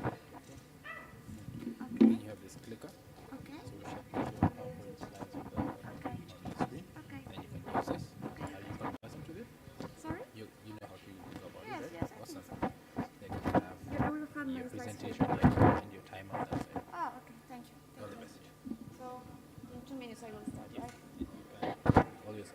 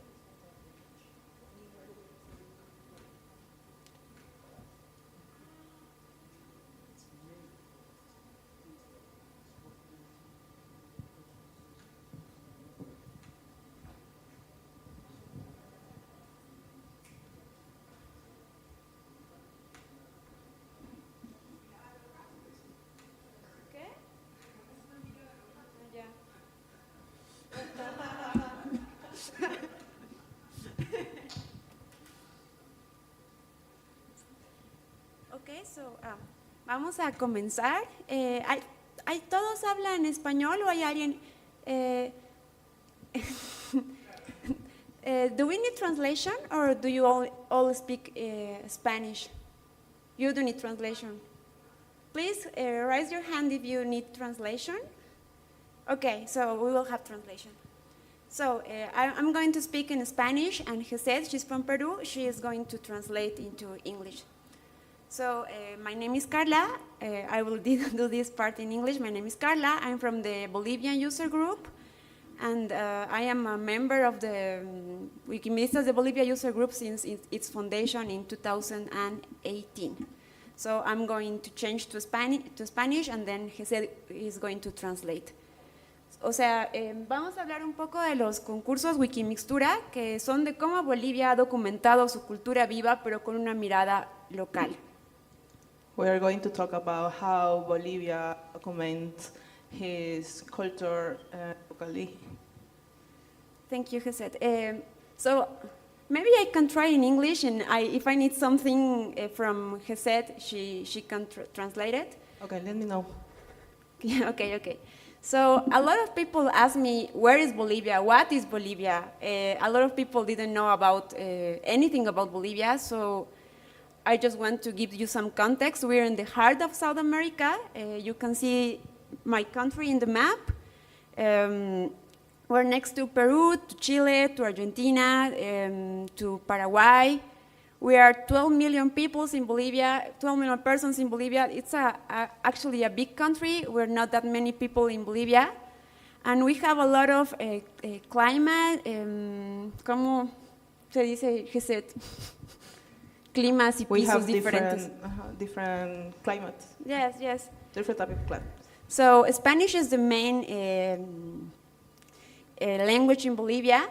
We were conquered by the Spanish Empire during the 16th century, so we speak in Spanish, even though we have a lot of other languages in Bolivia, 36 to be precise.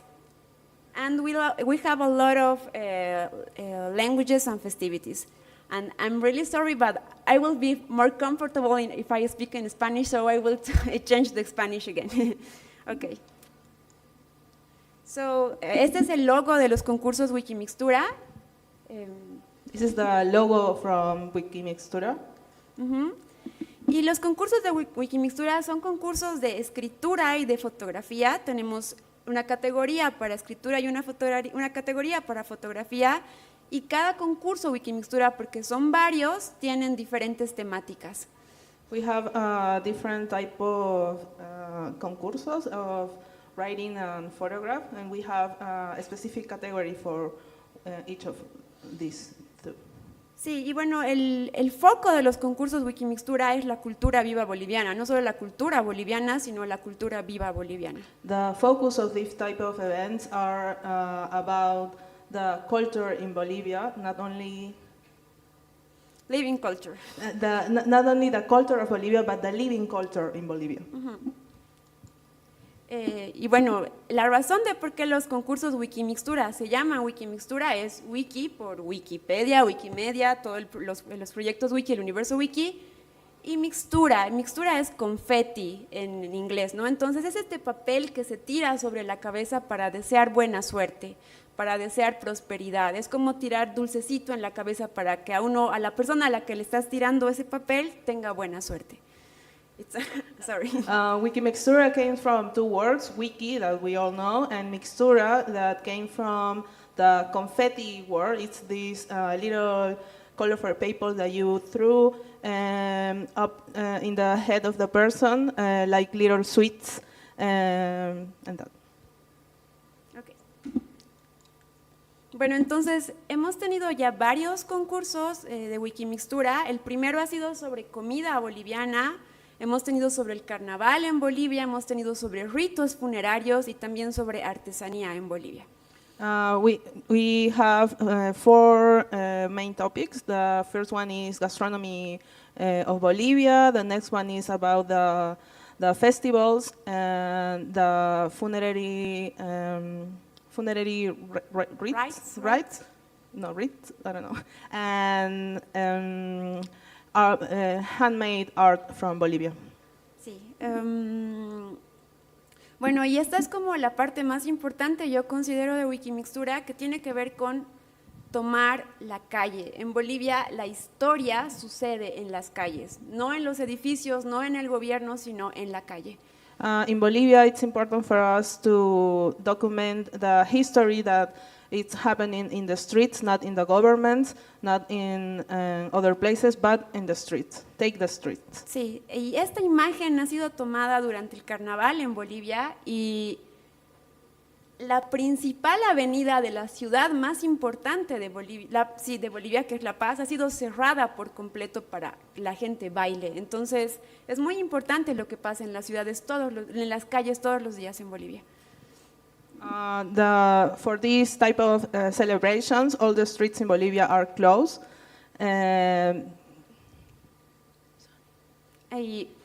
So, we closed the street in Bolivia. It's the main street of the main city of Bolivia, and we closed it because we needed to have this party where people dance, and you can see it's super colorful, and it's important because the street is really important in Bolivia.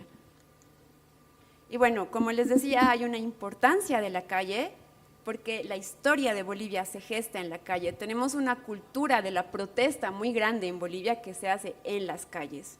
The importance of the streets in Bolivia, not only for the celebration, but also because it's the space that contains all the protests and reclaims of the people in Bolivia. Sí, y bueno, también hay hablar de la calle y de la importancia de la calle también trata de desmantelar esta falsa dicotomía entre alta cultura y baja cultura, entre artista y artesano, entre chef y cocinero, digamos. Talk about the importance of the street is burning these two different concepts between high culture and like downstairs culture, low culture. For example, when you talk about chef and cocinero. Yes, so there's a dichotomy between high culture and low culture, like a chef versus a cook, like an artisan versus an artist. So talking about Wikimixtura is talking about there's not such dichotomy. So the importance of the street in Bolivia is the importance of the history of Bolivia. Y bueno, hay brechas en Wikipedia, todos sabemos que hay brechas en Wikipedia, y Wikipedia está reflejando esas brechas del mundo real, las está trasladando al mundo virtual. Entonces, hay muchísima información sobre Bolivia que no está en Internet. So we all know that there are gaps on Wikipedia. The gaps that exist in the real world end up being reflected also in the virtual world.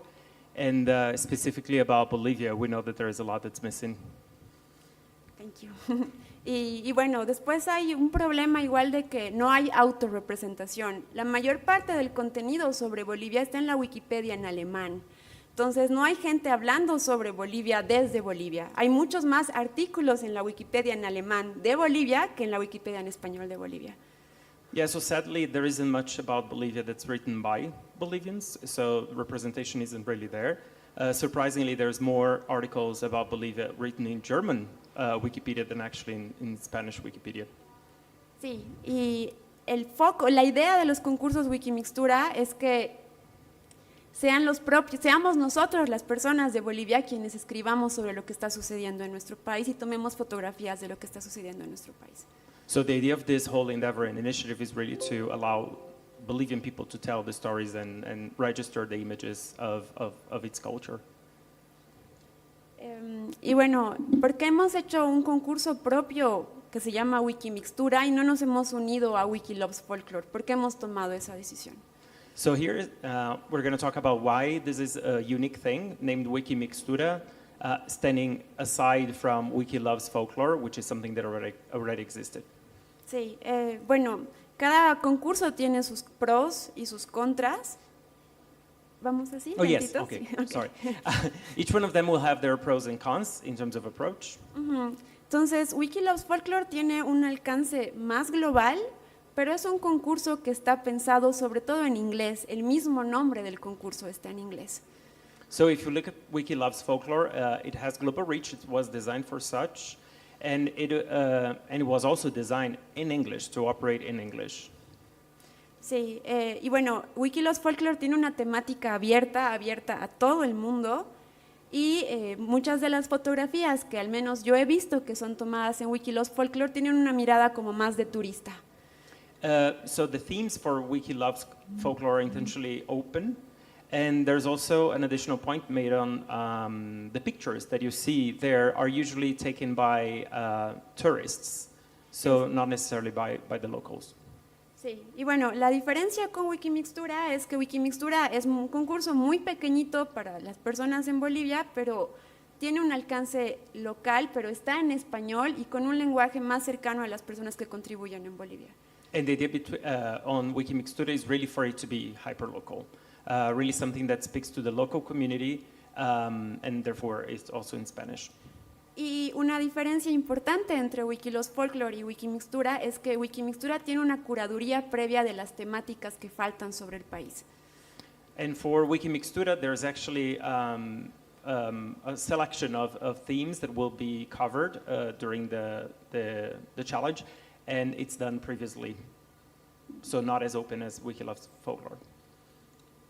Entonces tenemos algunas imágenes aquí. Esta es una imagen tomada en Wikimixtura Gastronomía Boliviana, que es de una señora que está vendiendo comida en la calle. So this is an example, a photograph of a woman who's selling food on the streets, and that was part of the challenge that was related to local food. Aquí tenemos fotos de músicos en Bolivia que también están en la calle. Yeah, here we have some musicians who, as we noted previously, like on the streets, right? The importance of being on the streets. Tenemos fotografías que han sido parte de la versión de artesanía boliviana, y este es un puesto de venta de artesanía boliviana que está en la calle. So this is a market, a handcraft market, again on the street, and this is a photograph representing that.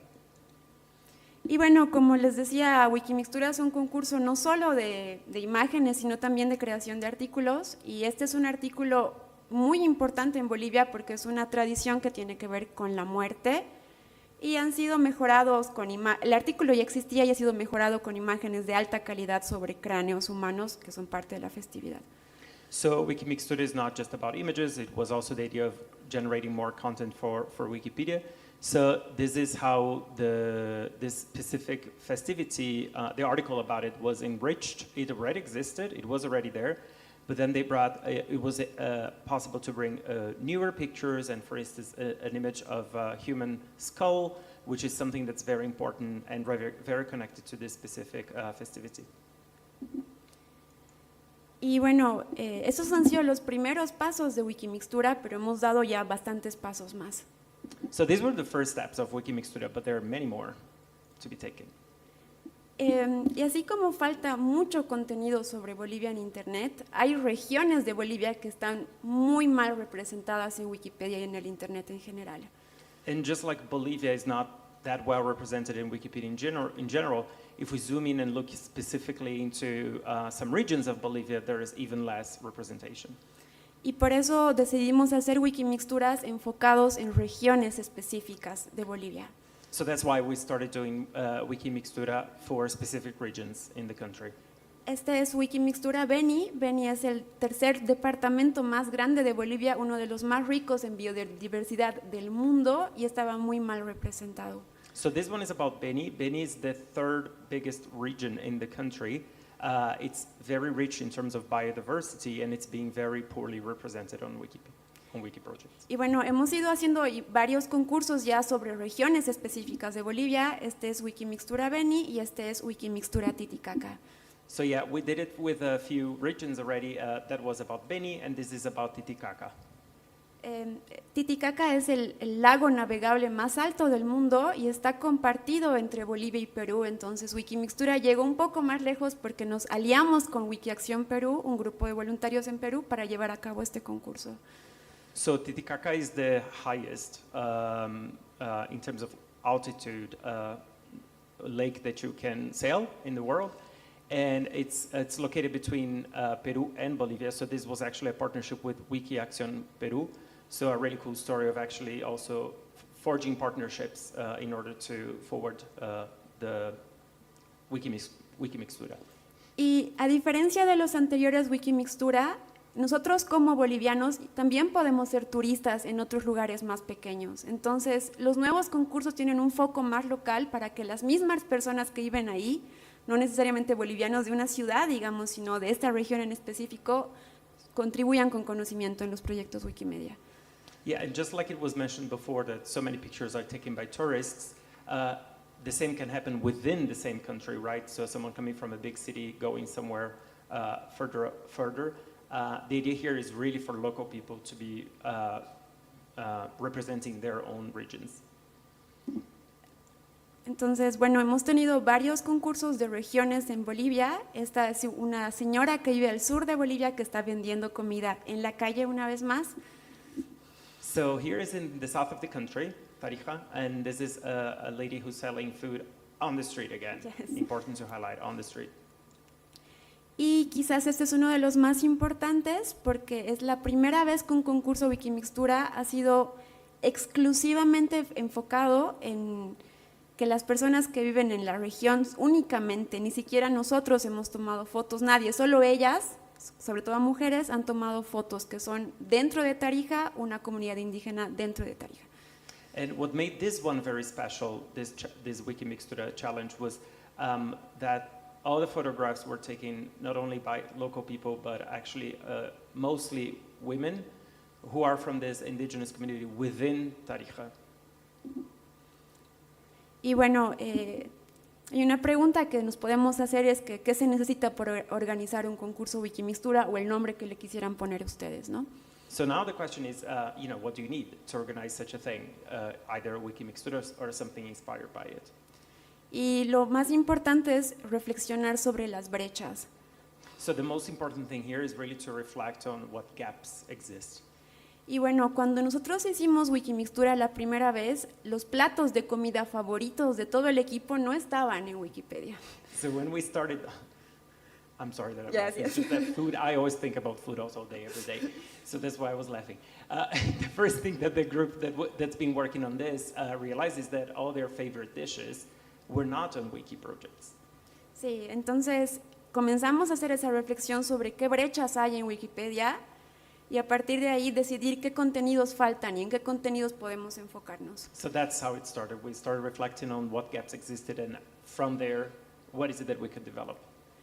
Y bueno, justamente como es cultura viva, hay poca información, porque hay más información sobre un chef que un cocinero, ¿no? Volviendo a esa reflexión, entonces no hay muchas fuentes para escribir artículos en Wikipedia. And given the fact we're talking about living culture, quite often there isn't that much information available. Again, we go back to that comparison between how easy it is to find information about chefs versus, someone who's just a cook. So the same applies here. Pero si bien no hay fuentes y nos enfrentamos a ese problema, hay mucho que fotografiar. Entonces, fotografiar puede ser el primer paso. Yeah, so in the lack of sources, we can take pictures. So there's so much that we can register through photography. Y bueno, lo que hay que hacer es animarse, ¿no? Yes, and you gotta get excited about it. Y bueno, me gustaría saber si alguien tiene alguna pregunta.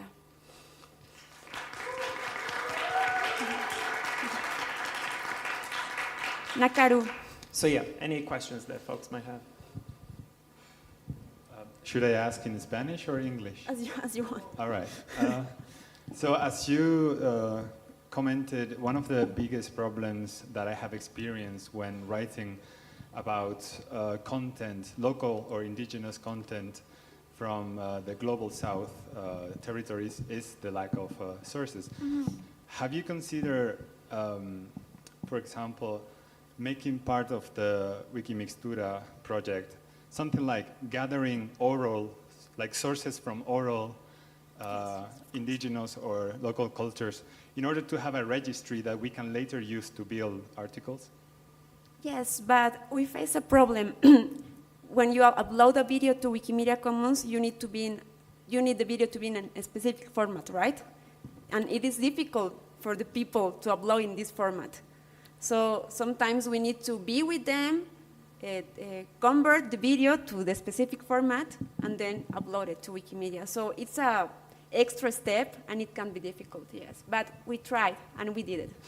Thank you. Hi, I'm Anbar. I'm an analyst at the Wikimedia Foundation. Thank you so much for your work. I do agree there is a lack of representation of indigenous perspective, especially from the Global South. I have a dilemma. So when I propose like an idea to engage with indigenous people, for instance, in the ASEAN region, one of the dilemma that they face is that some indigenous people are not willing to share widely their knowledge, and they are curious about what are the process of obtaining consent from the indigenous communities. How do we protect their knowledge so that it's not exploited?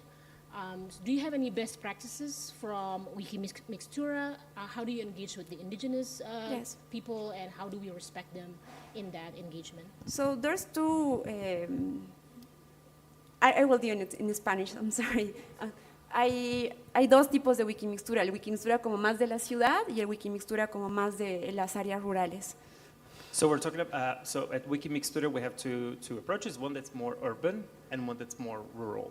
Y cuando es un approach más rural, siempre hablamos con las personas y les preguntamos qué quieren compartir. Y si no quieren compartir algo, está perfecto. Nosotros no vamos a forzar que compartan eso. Yeah, whenever we're in rural areas, it all starts exactly with consent. So we ask people whether they're willing to share. And if they're not willing to share, we just respect that. Sí. Sin embargo, la mayor parte de las veces, al menos en Bolivia, la gente está muy entusiasmada con compartir. In Bolivia in general, nevertheless, people tend to be very enthusiastic about sharing their culture. Sí, y bueno, voy a parar aquí con las preguntas porque tengo 3 minutos para hacer una pequeña celebración. So we stop here. Oh, is it still working? What did I do? Oh, okay. So we'll stop here with questions because we have 3 minutes and we want to do a short celebration. Celebremos. Hoy día es el Día Nacional de Bolivia, 200 años de la independencia de Bolivia.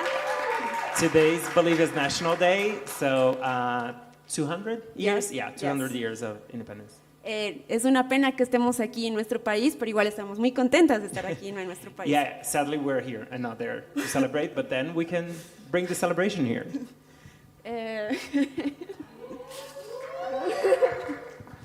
So, we bring this with us. It's called Serpentina. So I will ask you to be in pairs, and we will give you one for each 2 people. And please do us the photo. I don't know if you can show us the photo, the presentation, the slide. But, okay, so in Bolivia we do this. We have this, and we do this. So it's a way to be happy with how things are going. We don't have that many paper here. Yes, that is common as well. So we will give you this, and we hope you enjoy it. And also, we bring this with us. This is Mixtura. We cannot use it here because it will be super messy, but you can take this with you, and you can use it in your home country. Yes. Yes. Voy a ver aquí.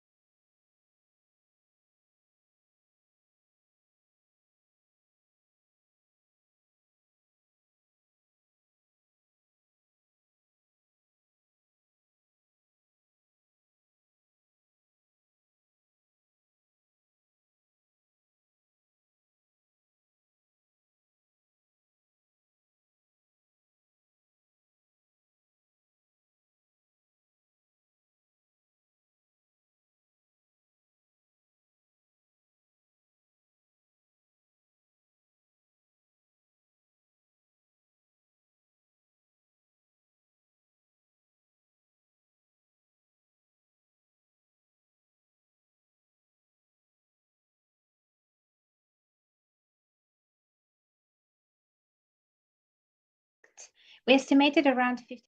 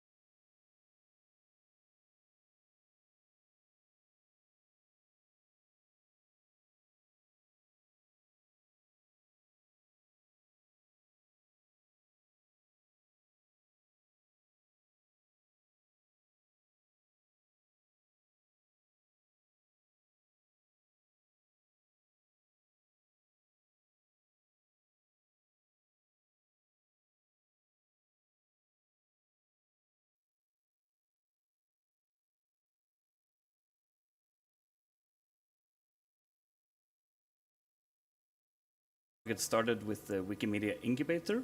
My name is Jon Harald Søby. My day job is in Wikimedia Norway, but I'm here as part of the Wikimedia Language Diversity Hub. I've been a part of the Wikimedia Language Committee since its start in 2006, I think. And I've been doing a lot of language support things almost ever since I started in the Wikimedia movement, like 20 years ago. So, yeah. Today we're going to talk about how to get started with the Wikimedia Incubator. So I'm going to try to take it, have a pretty basic level and make things easy for newbies.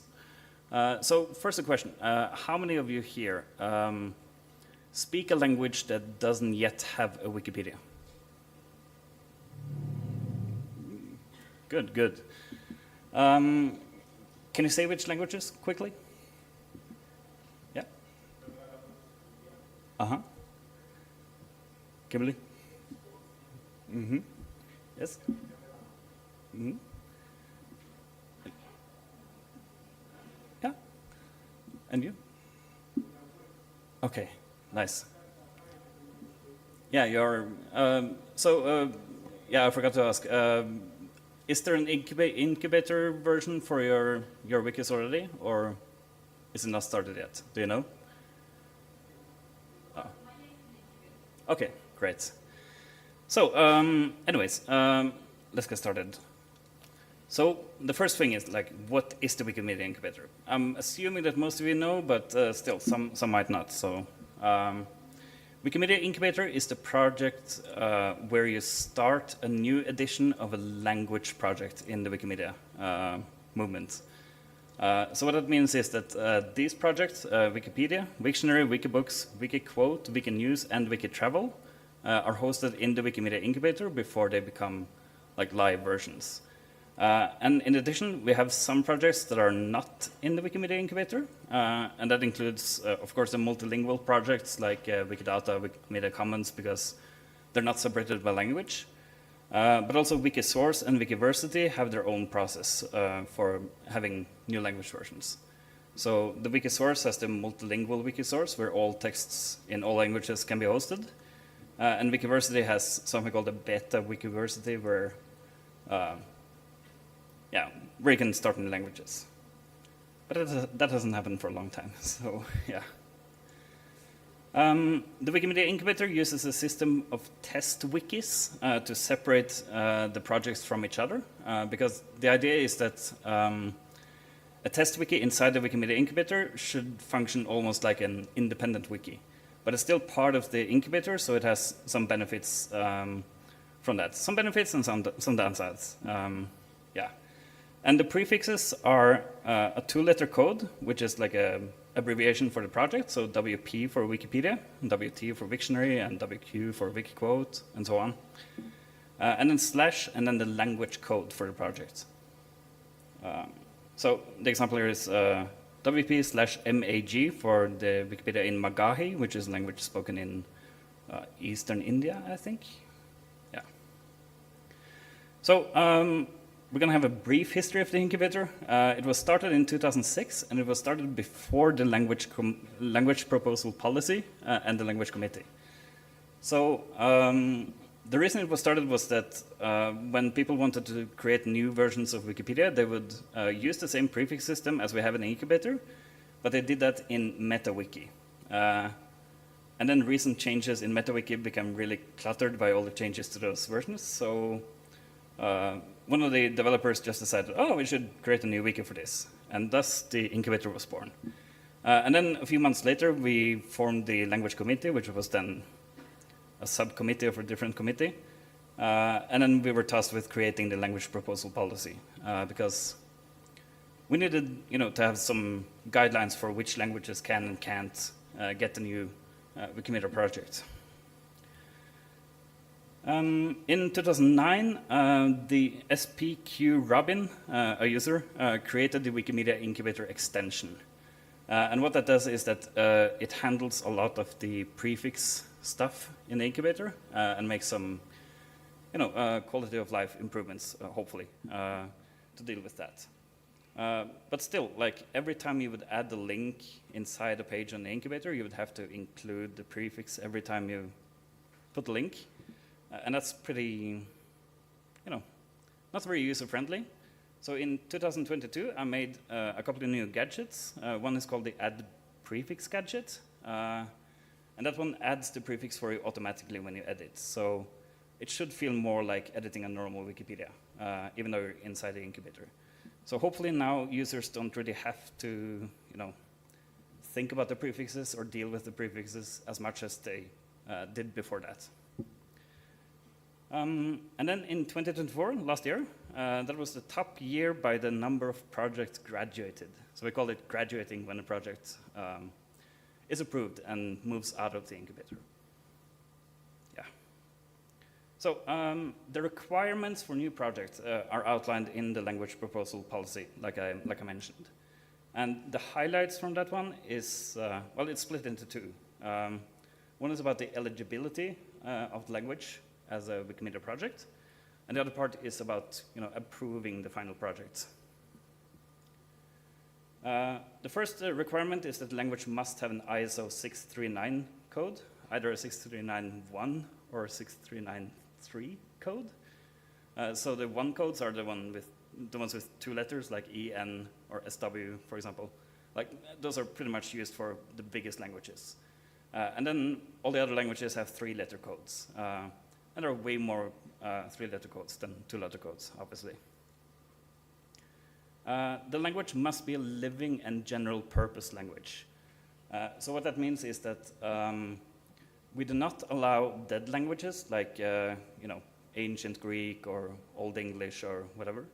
And you might notice that there is a Wikipedia in, well, Old English actually, and Latin, and some other examples. But those existed before the language proposal policy came into effect. So those are, like, we call it, they're grandfathered in. So the policy does not have a retroactive effect. But we don't approve any new projects in those languages, basically. And also, we do approve some constructed languages, but not all. So, for example, Elvish or Klingon are not allowed because they're not general-purpose languages. But some constructed languages like Esperanto or Tokipona or Interlingua and stuff like that, they are allowed because they are general-purpose. And in theory, at least, they could be used for education. So, yeah. And we also require that there's a sufficient number of speakers to form a Wikimedia community because a lot of languages are very, very small. Like if you browsed some of the websites about languages like Ethnologue, you will see that many languages have only like 10, 15 speakers, and that's just way too small to sustainably have a Wikipedia or another project. All right, so for approval, you should add a new request, like a request for a new language on Meta. But you don't have to do that before you start editing in the incubator. Like, we don't really care about the order you do things in. So the next thing is to start a test wiki in the incubator. And that's what most of the talk is going to be about, so I'll just skip to the next one. The other requirement is that you need to have ongoing translation of MetaWiki in translatewiki.net. So there's like, we call it the message group with the most used messages or most important messages in MetaWiki. And those are like, for the first project in language, you need to translate all of those. And that group basically has all of the interface messages that will be visible for readers and casual contributors. And then the final step, and this happens like when the project is active enough and has enough users, and that's up to us in the language committee to find. But we need to have independent verification by a language expert. And the reason for that is that, like, in a few cases, there have been like attempted hoaxes where people have started an incubator and been very active, but then it turns out that, okay, it's not actually in the language they say it is. And we would like to avoid that if possible. Yeah. So on the incubator, on the main page, there's a quite prominent link to the page called Help Manual. If you want to type it in, you can type that URL. And that one has like basically what I'm saying now, just in a more text format. So like before you even start, you should create an account on Wikimedia because, well, I mean, you can edit anonymously, but I wouldn't recommend it because you need to set some settings in the incubator for it to function properly, and you can't do that without an account. So you need an account. And after you create an account, you need to go to the preferences in the incubator, and then choose, well, I will show it later actually. Yeah, choose your test wiki in the preferences. And for that, you need to know your language's language code. That is very important. So the best way to find out the language code is to just visit the Wikipedia article on your language in English or whatever, and it will say the ISO 639 code in the article. The next step is to create the info page for your test wiki. And I will show you how the info pages look in a bit. And then you start editing, and the most important part is gathering a community. And that is probably also the most difficult part, but yeah. All right, so I don't know if you can see this very well. But in the settings, in the preferences, on the very first page in the preferences, you will see like this screen where it says the language. That's the interface language you use in the incubator. So if your language is available there, that depends on whether or not you've translated stuff in Translate Wiki yet. But even if the language isn't available there yet, that's not a big problem. Because you can still choose your language in the third field there, test wiki language. And then you will choose the test wiki. And normally that's Wikipedia for the first project in the language. It doesn't have to be, but that's the norm. There are also, this is very hard to see, sorry. There are also two other ways to choose your test wiki, but those require that the info page already exists. So if somebody already started the test wiki for your project, there will be a link in the main menu which says set wp/something as your test project, and that is also available in the mobile version. Yeah. The next step is creating the info page, and the way you do that. Oh yeah. So the info page looks like this. It's the same for every language, basically. And it has a bunch of useful links to check the status of the translations, and you can check the activity in the test wiki. And you can also, yeah, there are links to like recent changes for only your test wiki and random page and a lot of other stuff. And the way to create the info page is to go to the help manual page that I was talking about, and you scroll down to step 2, starting a wiki. And then you will enter WP for Wikipedia / your language code. Then you click create page, and you just follow the instructions there. It's very simple, luckily. And then the next part is basically just start writing articles. And that's also the difficult part, in a way. When you start a new test wiki in the incubator, you start from scratch. So the good thing is that you start from scratch, and the bad thing is that you start from scratch. So that means that you don't have any templates or modules or anything available. Like, you have to basically do everything from the start.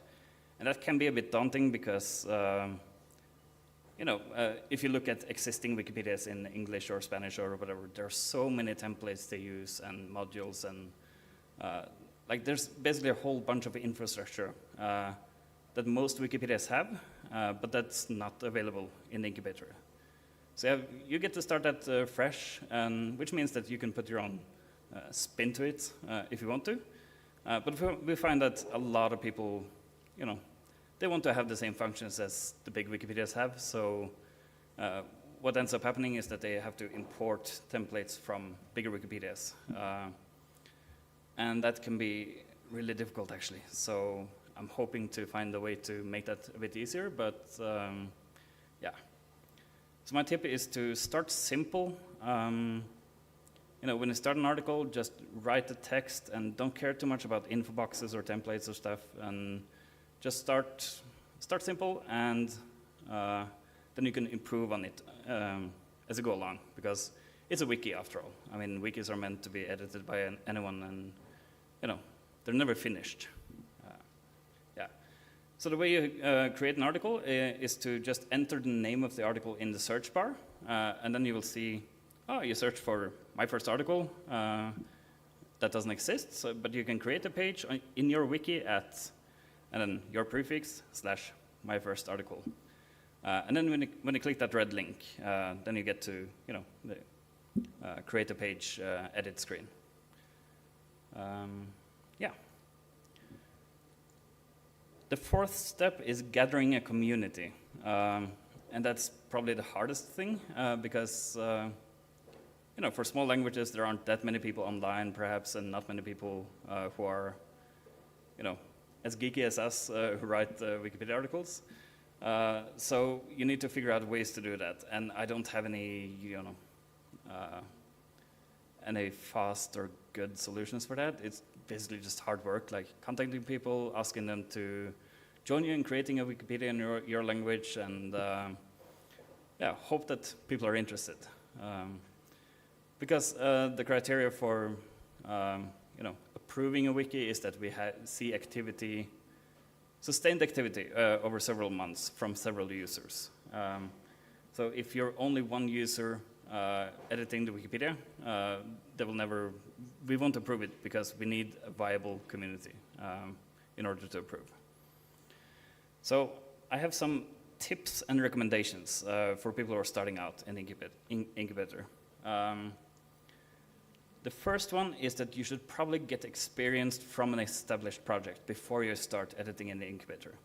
So what that means is that, if you speak a small language, you very likely know a bigger language as well, right?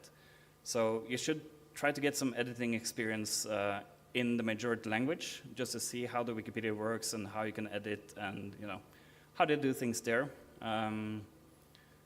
so that you have the experience you need. Because if you don't know anything about editing a wiki, it's very difficult to start editing a new wiki. And next, that flows into the next thing, which is to start small. I see a lot of times that people in test wikis, they try to emulate the bigger Wikipedias. So they write a really long article about any topic really, and I wouldn't recommend that, because that's a lot of work.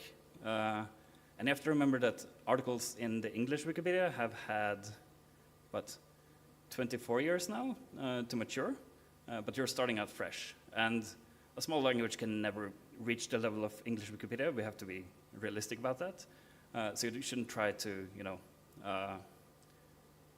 make it as good as that, because it's better to have, the most important information on the topic, and then you move along to the next topic. So you can write about that. Another tip is to focus on local content, like what's important for your community.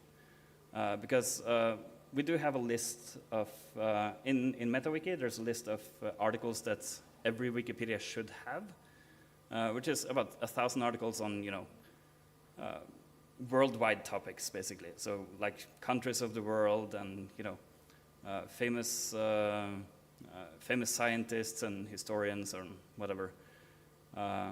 And that's very good. Like, you should also try to write those articles, but you should also try to write articles about stuff that is important to your local community, because that's what people want to read about, and that's also the content that it's not very likely that anybody else is going to write it. So if you put it onto Wikipedia, then it increases like our common knowledge or whatever. Another thing is that you should create community spaces. So the traditional way we've done this in Wikipedia is that we have an on-wiki discussion page called the Village Pump, which is where you can discuss things on wiki.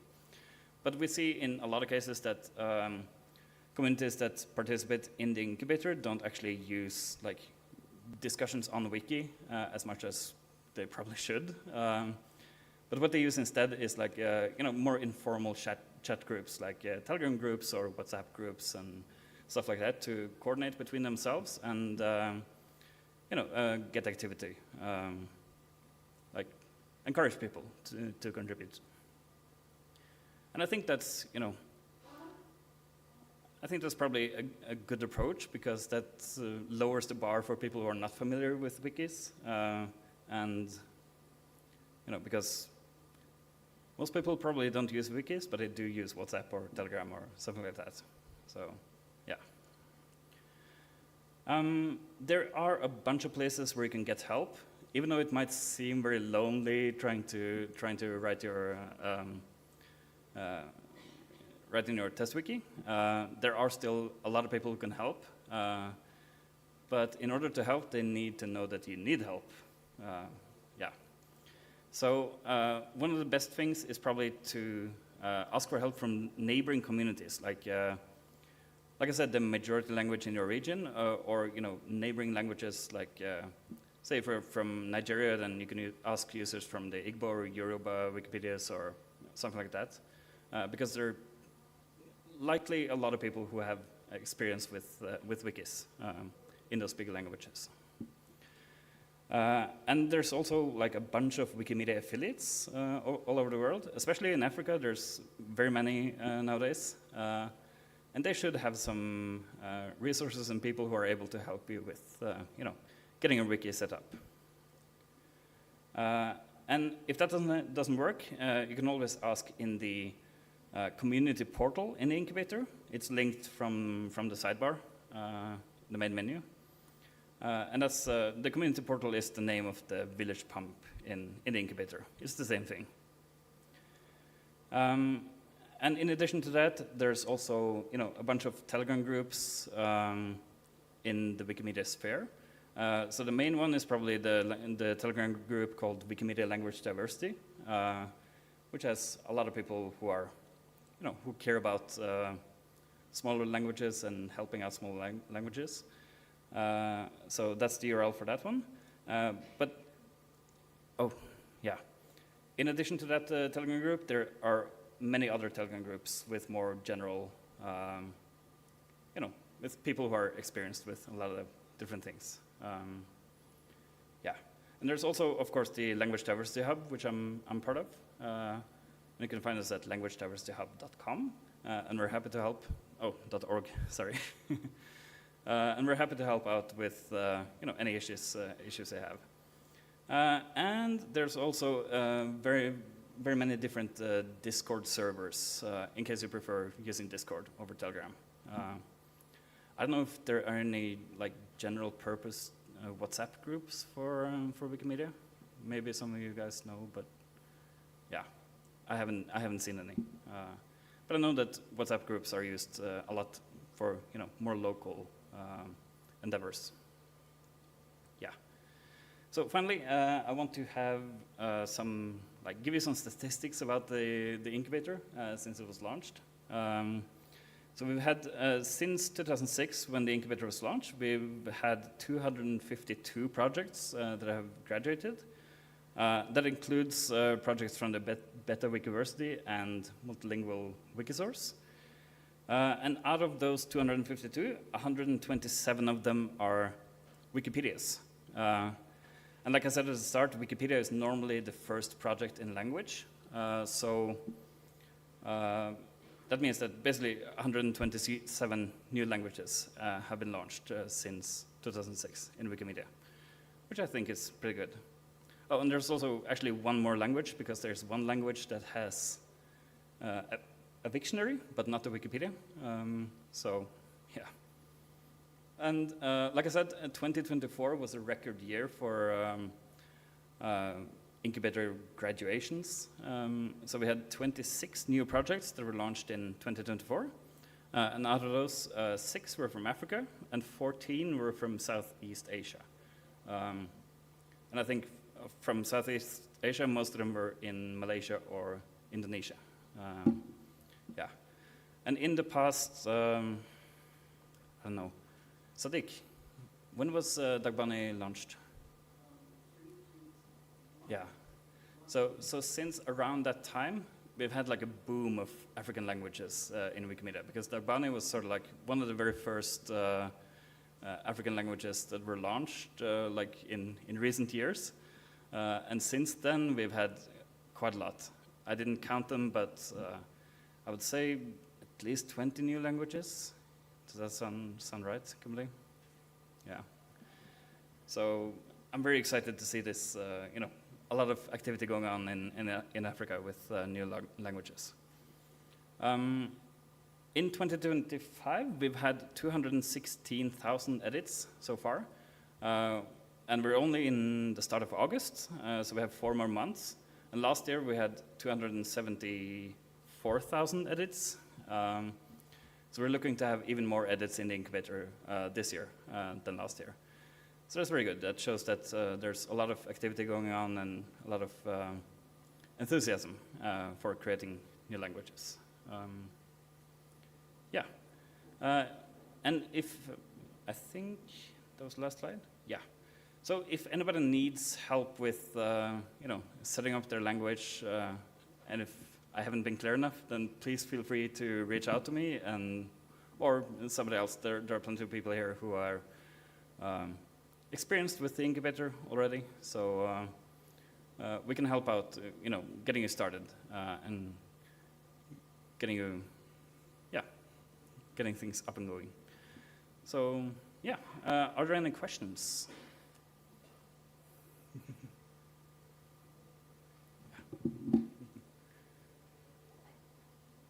Hi, yes. Do you have offhand statistics of how many Wikipedias are still in the incubator? And then maybe also offhand how many languages there are that meet the criteria of having enough speakers that don't yet have any presence at all? Yeah. For the first one, it is possible to find the numbers, but I wasn't able to do that before this presentation because you need to do some database queries and stuff to find it. So it's a bit advanced, unfortunately. But I could try to find those numbers. I have seen some recent numbers on that from a Wikimedia Foundation report. But yeah, I don't have a number. I don't want to say anything that's wildly inaccurate. So yeah. And about the languages that should have been there but aren't, we don't really have any numbers at all, I'm afraid. So yeah. Yeah, Bobby.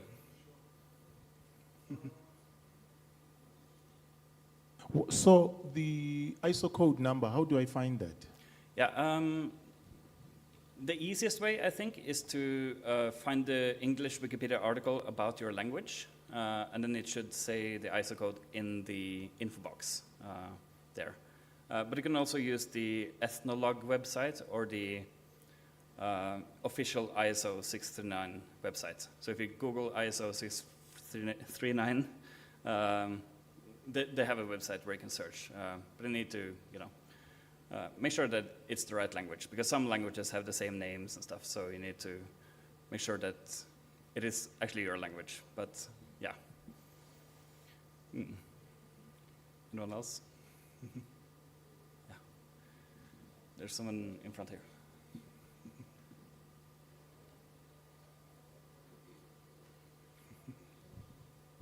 Thank you. My name is Hussein Issa from Tanzania. Yeah. I have one question. You spoke about language which have Wiktionary and not Wikipedia. Yeah. So means you can have a project that have Wikipedia in language and still not in other projects. Yeah. And what are the steps now to formally now trying to put that language into those other projects? Yes, Thank you. That's a good question. So I mainly talked about like the very first project in language, but if you want to say, in Swahili, I don't think there's a Swahili wiki books, perhaps, so we can use that as an example. So if you want to start like a second project in your language, the requirements are mostly the same as what I've talked about here. Like you need to have a viable community and activity over time. The main difference is that you need to translate some more stuff in Translate Wiki, like the MediWiki interface. So for the first project, we require that you translate the most important messages. But for the second project, you should have we call it ongoing translation efforts. So the requirement used to be that you should have translated all of MediWiki Core, like the main software. But MediWiki Core has grown bigger and bigger, so there are a lot of messages to translate. I think something like 3,500. So we thought that requirement was unreasonable. So we just said that, okay, we need to have ongoing efforts to translate. So yeah, other than that, it's very similar to starting a new Wikipedia. Except that, well, you have the benefit that the people who are involved will then probably be experienced with editing the Wikipedia, so they already know how wikis work and all the technical stuff. So that will be quite a bit easier than for the first project, I think. Hello. Yes. Hello. Someone else? Yeah. Yeah. Sorry. So I want to ask, how do we safeguard these languages in incubation from vandalism? Because I realize my language is being edited by someone from India or Finland, and what they have written there, it doesn't make sense to me. Yeah. And I don't know where to move forward. Should I delete or what should I do with this type of content? Yeah. Because it's quite sensitive, we are still developing and someone is just writing something I don't know. Yeah, unfortunately that is a very common problem, is what we call language hijackers, which are people who claim to know a language, but they don't actually know it. And oftentimes, I think their intentions might be good, but the result of their actions is really bad. We've had some examples of Wikipedias that have been closed, that were edited by only people who didn't know the language at all. And then when people who actually know the language came to Wikipedia and saw that, they were like, what the hell is this? Why should I contribute to this? It's just gibberish. Nobody understands it. It's a very unserious project. So that harms everyone. It harms those communities because they become disinterested in starting a Wikipedia, and it also harms Wikipedia's reputation, because it seems like we don't know what we're doing at all. So if you discover something like that, please do report it to incubator admins if it's on the incubator, or to, well, I'm not sure where to report it actually if it's on the live Wikipedia. But you can bring it up with the language diversity group, for example, in Telegram, and we can try to figure something out, because we really don't want that kind of activity. So yeah. And that's also one of the benefits of having all the test wikis in one wiki in the incubator, because there are more eyes on all the activity that goes on there. So it's easier, hopefully, it's easier to identify those people who, don't really do good stuff, basically. Yeah. There are two questions from the chat. Okay. Okay, they're more or less related. The first one is, how does one apply to be an incubator admin? And the second, how do we get admin rights to delete these people's articles? Yeah. Thanks. In the incubator, we have normal admins who are admins for the entire incubator, but we also have something called test wiki admins. And test wiki admins they can do almost the same stuff as admins can, but limited to their own test wiki. So I think that's it's a good system, because that gives the users in the incubator experience with using the admin tools as well. But once the project graduates, you have to start an official vote or discussion about who's going to be the admin. So for a few weeks or maybe months after the Wikipedia is launched, then you will have to rely on the global administrators or the stewards if you need to delete something or block someone or something. But there's a lot of people who follow like cross-wiki vandalism channels and stuff who help out with anti-vandalism measures. So yeah. Okay. Yeah, I think Amir has, Jon has answered my question. Actually, I wanted to add to the question he asked about people editing in languages that they are not speakers of. Another tip could be you dedicating some individuals from your community experience editors to request for admin rights, so that you can start like patrolling around the articles, especially in the incubator. That could be another way. So focus on some few people in the community who are very dedicated, and then you train them to be like administrators. So the more administrators you have, the better. Yeah. And you can always report to the, especially if it's incubator, you can report to the administrators or the stewards or global administrators from other communities. And of course, you can always contact us at the Language Diversity Hub, and we'll be able to help you. Thank you. And that reminds me of something, like if somebody is in the community is interested in doing technical work, that's really, really valuable.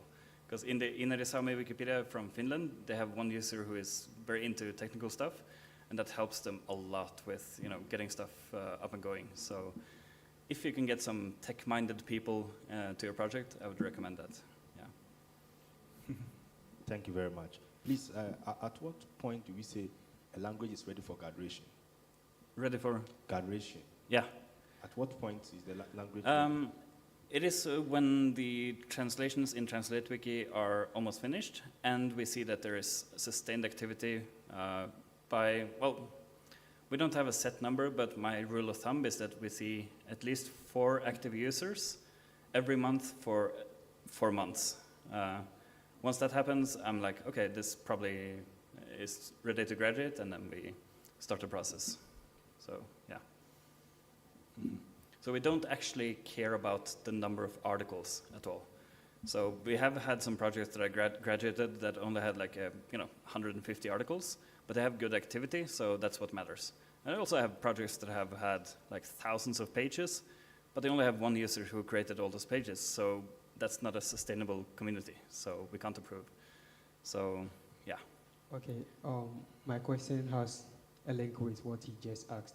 Let's say a community has already gotten the Wikipedia pay account and decided to start a new wiki project, like maybe wiki codes. Mm-hmm. How long does it take for it to migrate to from the incubator? Yeah, same requirement, like 4 months-ish with activity from several users. So, yeah. Okay. Yeah. So we have 2 minutes left if there are any final questions.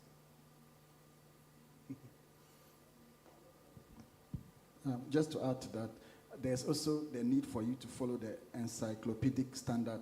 Like when you are starting the articles, make sure you follow the standard, like not starting all caps as titles of articles. And then make sure you use sections, like structure it in a way. Other than that, when you write so many contents, it doesn't matter how many articles you write on the incubator, you just have to be doing the right thing and also following the guidelines in terms of the kind of content you put there. And then most importantly, the community. So the team looks at how active the community is. So even if you have like slightly, maybe over 200 or less, and the community is dedicated, it doesn't matter how long it is. I think that should be a good way to get approval.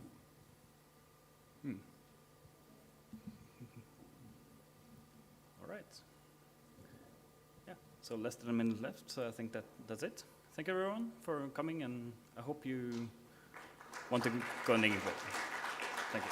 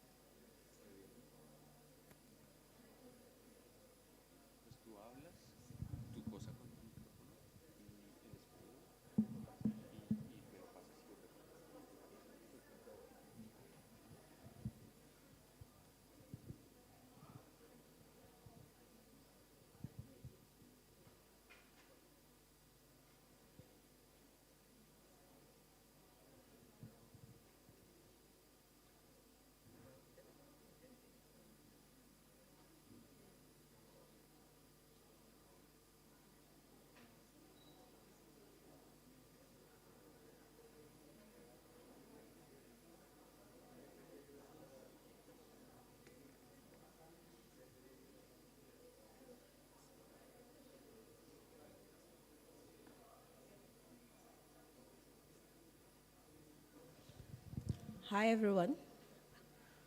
My name is Lucy Iwala, and I and my co-panelists will be presenting on the topic of allied movements for language and knowledge equity.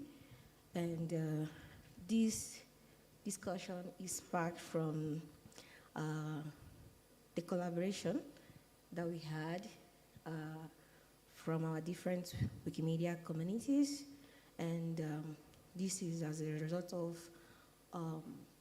the Wikimedia and Rising Voices Global Voices Partnership Project, which was funded under the Allied Movements Project.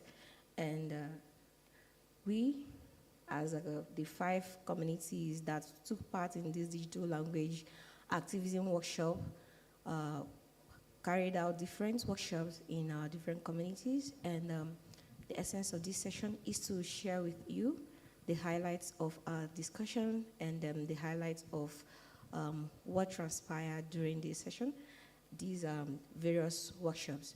So I and my co-panelists will be presenting on this topic, and I have here with me Okay, my name is Dimas. I'm from Wikimedia Indonesia. My name is Sadek from Daguana Wikimedians User Group. Hi everyone, my name is Leonardo Fernandez. I'm from Colombia and Venezuela, and I Wikimedista as well.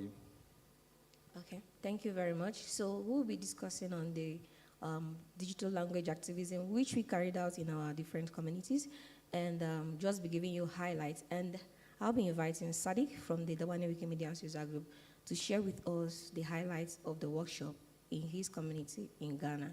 Over to you, Sadiq. All right. Thank you so much for being part of this session. As I mentioned, my name is Sadiq Shahadu. I am the co-founder and executive director for the Dagbana Wikimedians User Group.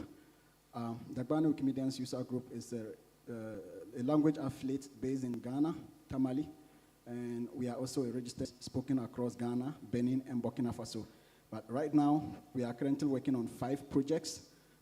We started in 2017, and along the way, the project was laid dormant because so many people were, like the main contributors, were busy with other stuff, jobs and schools and other stuff like that.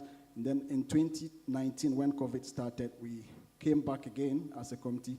Then we were in the incubator, and then we started building committee around the Dagbana Wikipedia by mobilizing students across the country to contribute to the incubator. And then slightly after 2021, I think February, the Dagbana Wikipedia was launched. And since then, we've been able to create over 24,000 articles.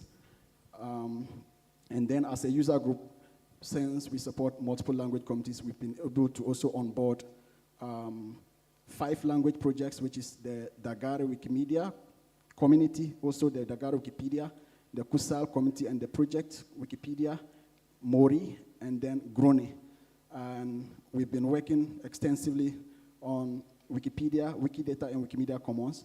Beyond that, we've been involved in projects around Rising Voices, digital language activism, and we've also collaborated with Rising Voices in organizing the Ghanaian languages meetup. So as a user group, we are mainly focused on, writing content that are related to culture, especially the culture about people, notable people, especially in Ghana. And then we contribute to Wikidata by improving the lexicographical data names, lexicographical data on Wikidata. At the same time, improving parliamentary data. We've run a series of contests around improving biographies of parliamentarians in Ghana on both Wikipedia and Wikidata. And our collaboration with Rising Voices is focused on, training volunteers to understand the digital digital securities around being a language activist, how you can safeguard your online identity, and also how volunteers can support the preservation of language by using digital tools that would help them, improve their work. And we collaborated with Rising Voices on this project by organizing a workshop together with UNESCO Ghana, who were part of the project. And then we hosted, around May, we brought together over 30, Dagbani language activists to train them. Most of them were also like Wikimedians. And since we've been organizing projects around Wikipedia for very experienced editors, this time around we focused on new Wikipedia contributors who were interested in learning more about digital securities and tools that can help them uplift their language projects, and as also digital language activists, how they can safeguard their online identity. So the workshop brought together several activists around Tamale, and we were able to create the awareness about digital securities and how Rising Voices can help volunteers, especially Wikimedia communities. There's a lot of connection between what we do and Global Voices. Being an active contributor on the Global Voices platform, it was an opportunity for me to also share with them how we can collaborate with other mission-aligned organizations like Global Voices, who are working extensively on language preservation and also publishing quality content on Global Voices newsroom, and at the same time train them on how they can translate content on Global Voices, like the articles that are published on Global Voices. So it was generally around digital securities and also activism around language preservation and how they can promote Wikipedia using digital tools like social media, TikTok, and other tools that people are using, like generally in new media, to help them promote their language. Yeah. Thank you very much, Sadiq, for sharing that wonderful insight with us. So, Dima, I would like to also get an insight and also share with our audience how the digital language activism was carried out in the Indonesian community. Check. Okay. Before I want to share the experience of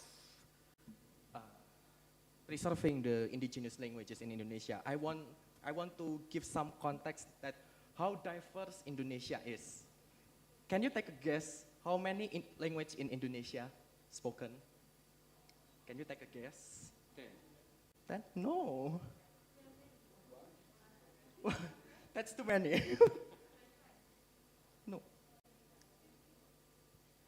It's about 700 languages in Indonesia spoken. Most of it on the eastern part of the Indonesia, in Maluku and Papua Island. But, however, how many of these languages have presence on digital platforms? For example, how many languages in Indonesia that have Wikipedia's version?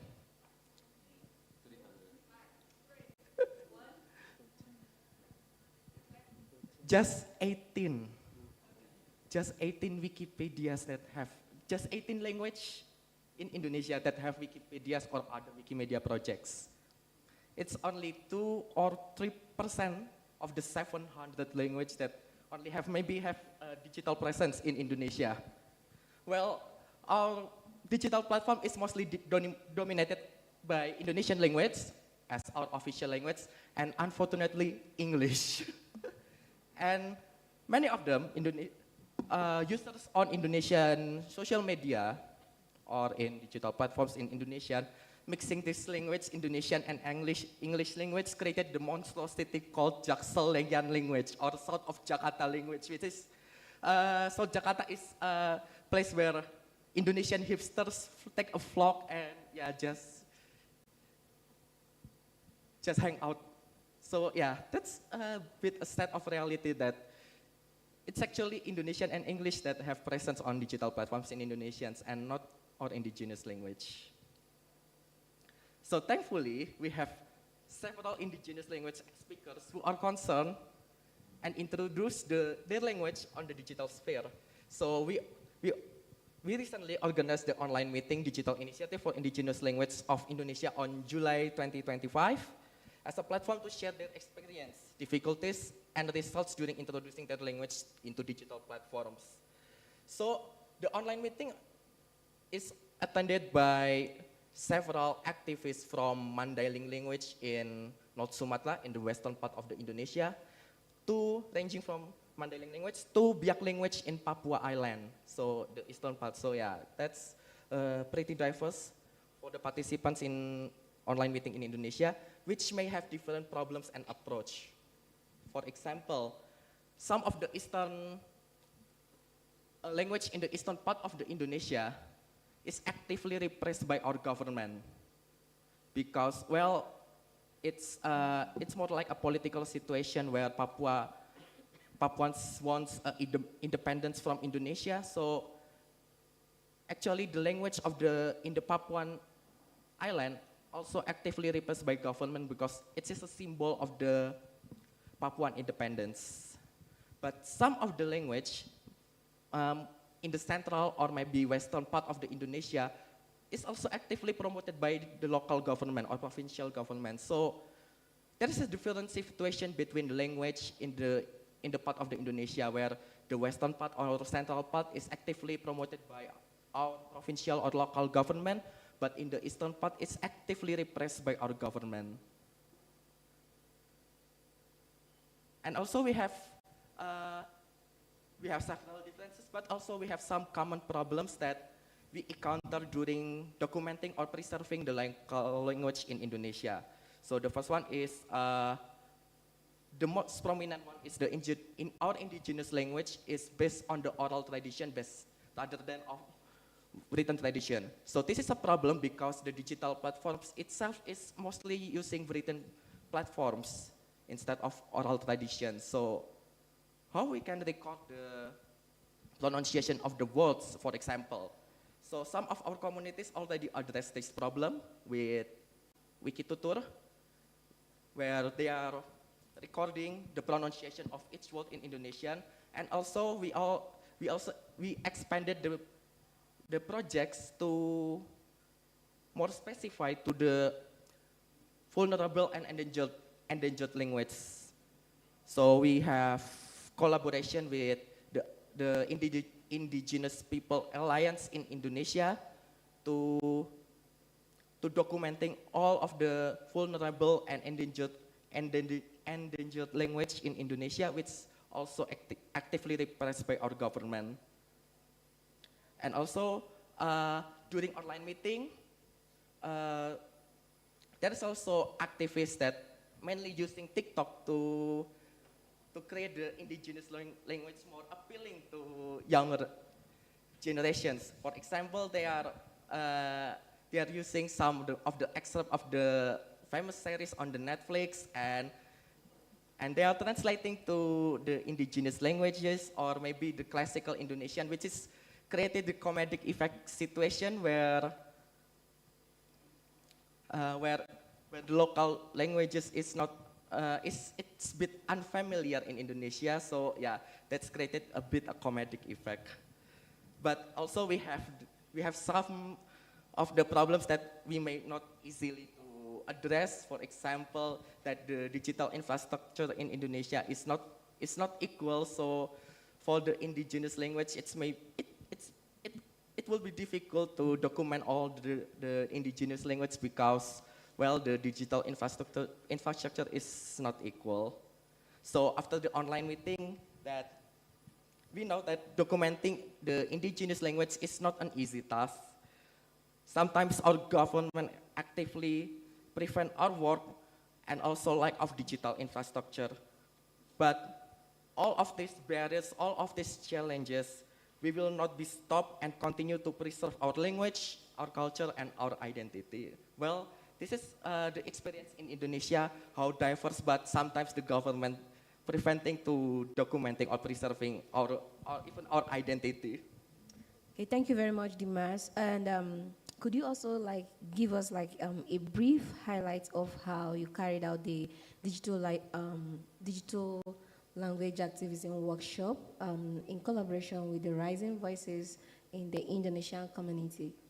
Okay, so Wikimedia Indonesia also collaborated with Rising Voices to create those online meetings, and also we also created some of the event, especially in Yogyakarta, to introduce more about the Javanese language, which may be a bit forgotten by the younger generations. Okay, thank you very much, Dimas. Our next panelist is Leonardi. Leonardi will be presenting in Spanish, and he has his interpreter who will also help out to interpret in English. And Leonardi will share with us the highlights of digital language activism in his community and the results and outputs from it. So over to you, Leonardi. Bueno, la experiencia que tenemos desde Colombia y Venezuela tiene que ver más con un programa catalizador que the experience we have in Colombia and Venezuela is an experience that has the relationship with con el apoyo a 4 comunidades indígenas en Colombia.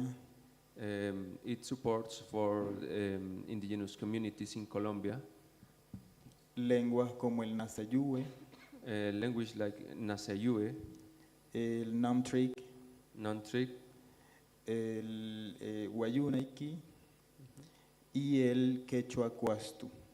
Quechua Cuastu. Con estos proyectos lo que hicimos con Rising Voice es ubicar a estas comunidades y encontrar qué iniciativas digitales estaban desarrollando en sus comunidades.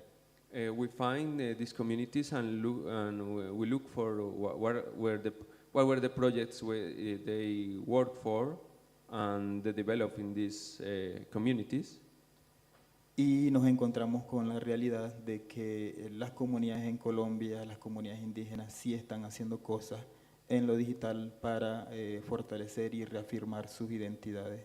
We found that in effect they have been working with alphabetism in digital structures, and they documenting all the strategies for preserving their identities. Fueron varios meses de acompañamiento en el que también fuimos mentores de estas experiencias junto con una compañera, Neima Paz, de La Guajira, en el que acompañamos a estas experiencias para poder entonces encaminarlos y acercarlos al proceso con Rising Voice. We spent several months working with Neima Paz, our partner in Wayunaiki and Wikimedia Colombia too, working together for collecting a lot of experiences and continuing documenting this kind of work.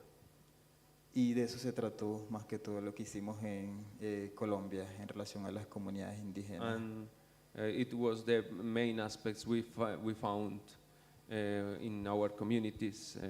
I don't know, Leonardi, algunas otras cosas que quieras ejemplificar? Any other aspect you want to highlight about the work with them? Sí, sobre todo lo que tiene que ver con el fortalecimiento de las identidades a partir de lo digital y que nos encontramos con la realidad de que muchas personas piensan que las comunidades indígenas no están haciendo cosas. Okay, several insights we find in these works, and we enhance the possibilities and we enhance the tools they can use for improve their communities and their identities. Pero la realidad es que sí hay activismo, sí hay cosas que se están haciendo dentro de las comunidades y creo que eso es muy importante resaltarlo para conectar y para dar a conocer esas experiencias. We must highlight the efforts in those communities because those efforts are invisibilized. So we are surprising of finding that kind of work in the community. So we work together for enhance with the relationship and the projects. Thank you. Thank you very much, Leonardi, for sharing with us the insight from the partnership and workshop in your community. So I, Lucy Iwala, I am a member of the Igbo Wikimedians user group, and I also, my community participated in this digital language activism in partnership with Rising Voices, Global Voices, and UNESCO Abuja. So our main focus was in collaboration with 2 tertiary institutions where we have our fan club. These are Igbo Wiki Fan Club, Imo State University, Igbo Wiki Fan Club, Alvanikoku Federal University, And these fan clubs, in this fan club, we identified with the Igbo Linguistics Department in this tertiary institution.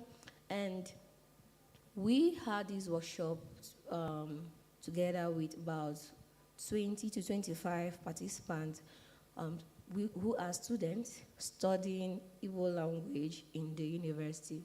So during this workshop, we had, it was a two days workshop, and I somehow like a hybrid where we invited Wikimedians, experienced Wikimedians like Tochi Precious, then also we have Dian Shitobu, who joined us online to also share more insights on the need for indigenous language advocacy, and also to increase the zeal, because we found out that students studying indigenous languages in the university, using the case study of Imo State University and Alvani Kogu Federal University, they have these sense of inferiority complex where they feel like since they are not studying all the bigger languages, what they are doing is of no use. So we use this as an avenue to also encourage them and also let them know that no language is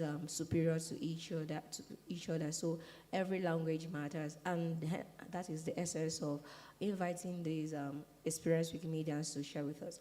Then also we had hands-on session where we trained them on how to contribute and also document their indigenous language using the Wikimedia project. And we focused on the Wikipedia project. In this, we focus on translating content, articles from the English Wikipedia to the Igbo Wikipedia on language advocates, languages of the world, dialects, and they got to know how to use the content translation tool to translate their content, and also they got to learn how they can also use not just the Wikipedia project to document or preserve their language. They also learn how to use the Wiktionary, because Wiktionary project is also another aspect where you can use to document related terms in your indigenous language and making it available on the digital space. So from there, we also had some highlights and some sessions where we invited participants to share their experiences as language students studying Igbo language in the university. And the same stereotype also came up where they feel like they don't measure up with those studying other languages aside Igbo or any of the Nigerian languages. So they shared with us their challenges, and then also they also have these advantage too, because recently more attention has been thrown towards indigenous language advocacy, and in this kind of situation where we have this workshop, we did not just open it up for just everybody to attend.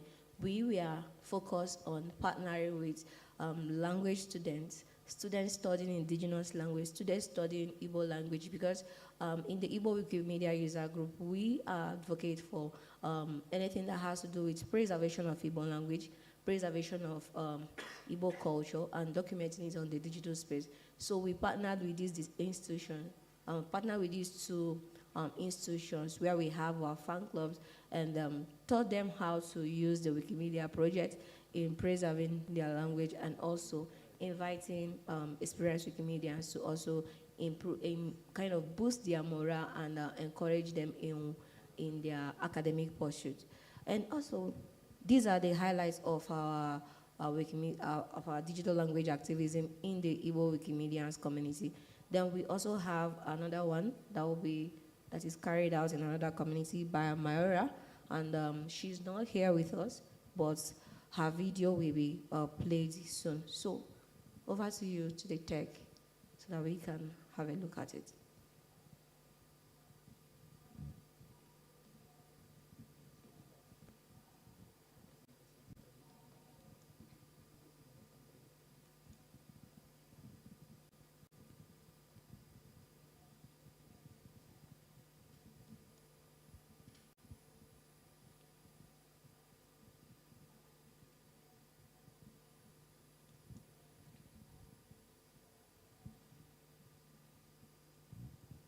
Hi everyone! So last May, Global Voices Malagas and Wikimedia Madagascar co-organized Wikitin, a nationwide editathon that took place across 4 regions of Madagascar.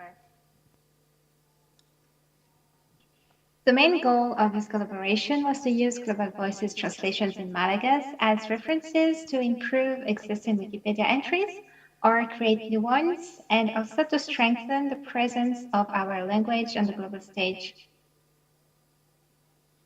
When we first proposed the project, we estimated around 54 participants, each creating 2 new articles or translations.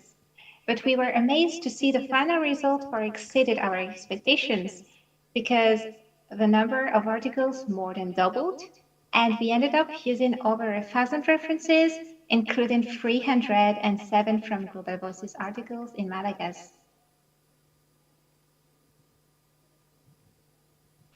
One of the most inspiring parts of this event was the community spirit and motivation. Many joined us simply because they were excited to help grow the presence of our language online, even if they didn't have a device or were new to Wikipedia. And they found creative ways to contribute, forming small groups, sharing devices, and even organizing informal meetups to keep going and support each other. As an organizer, coordinating across Madagascar's culturally and linguistically diverse regions was a big learning experience for me. It required a lot of patience, listening, and finding ways to bridge language differences, as even in Madagascar, we use many different dialects. But honestly, I saw how real limitations can spark incredible creativity during this month. One moment that really made me proud as a member of both Global Voices and the Wikimedia community was seeing how Global Voices translations sparked a kind of knowledge chain reaction. The translated articles became citations, those citations became full Wikipedia entries, and then those entries encouraged new voices to contribute. It was empowering to see our community confidently sharing knowledge in our own language. Thanks to this initiative, in just 1 month, Malagas Wikipedia grew by over 100 new articles, celebrating our history, our heritage, authors, national heroes, and so on. But beyond the numbers, what we really gained was a stronger, more engaged community, ready to keep building a more inclusive and representative Wikipedia with our stories in our voices. And looking ahead, we hope to create space for each Malagasy dialect to have a place online and to reflect the full richness of our culture and language. And it sums up this wonderful experience. Thank you. Thank you very much. And these are the highlights from our community. And so this is like a kind of a call to action, not just from us, but from other language activists who are passionate about advocating and documenting, and not just documenting, and also preserving the indigenous languages and making sure that they are also felt and their presence are also recorded on the digital space. So we, as language advocates, we encourage each and every one of us, and we also invite those who are also passionate about what we believe in, what we are in pursuit of, which is ensuring that every language matters and every language is well documented and no language is being lost. And we invite each and every one of us to take this as an action call, to be intentional about indigenous language advocacy, and also in terms of partnering with language or localization organizations which promotes the documenting and preservation of indigenous language. So I don't know if there's any other member of the panelists who would like to also add one or two things before we call it a wrap. So you can go ahead and share. Thank you so much. So I wanted to just congratulate the Malagasy community. This was very inspiring. Like they working to, use Wikipedia, like contributing back from global voices in Malagasy as references on Wikipedia articles. It's something that all of us can learn from. So if your language is publishing on Global Voices websites, Global Voices host a lot of quality content regarding, different topics, and this is something that you can also collaborate with and then learn on different ways you can utilize Global Voices content. I also want to highlight the fact that Global Voices has been very helpful to the Dagbani community and then the Ghanaian language community, because every year we organize a meetup that seeks to bring different language communities in Ghana together, which is the Ghanaian Languages Meetup. Last year and the previous years, they've been able to support us by providing micro-funding for us to host like a day digital activism workshop for speakers of about 11 languages across the country. So we want to use this opportunity to thank Global Voices and the work that they do. So. You have anything to say, Leonardo? Yeah,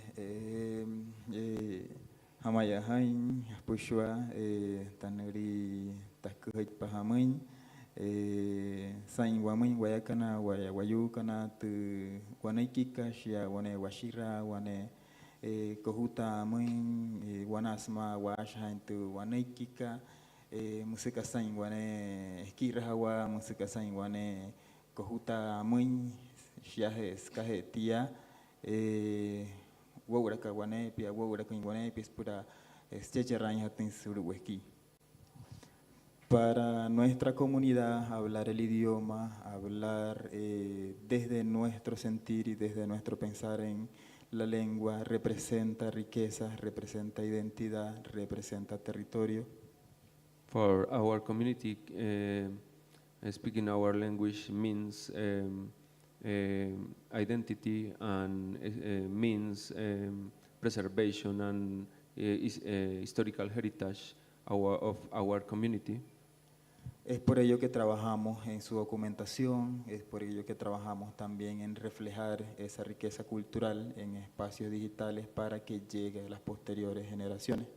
Because of that, we work together to documenting and preserve in the digital open structures all these efforts and to maintain our history and our legacy. Thank you. Gracias. Thank you. I really want to thank the Rising Voices and Global Voices that the goal for the preservation of the indigenous language, which maybe there is some problem in the part of the world that sometimes the government actively represses the indigenous language, and also happy to hear about the stories of the preservation of the indigenous language in other parts of the world. That because of that, we know that we are not alone. We are together in this one to preserve our identity, to our culture in the digital platform. Yeah.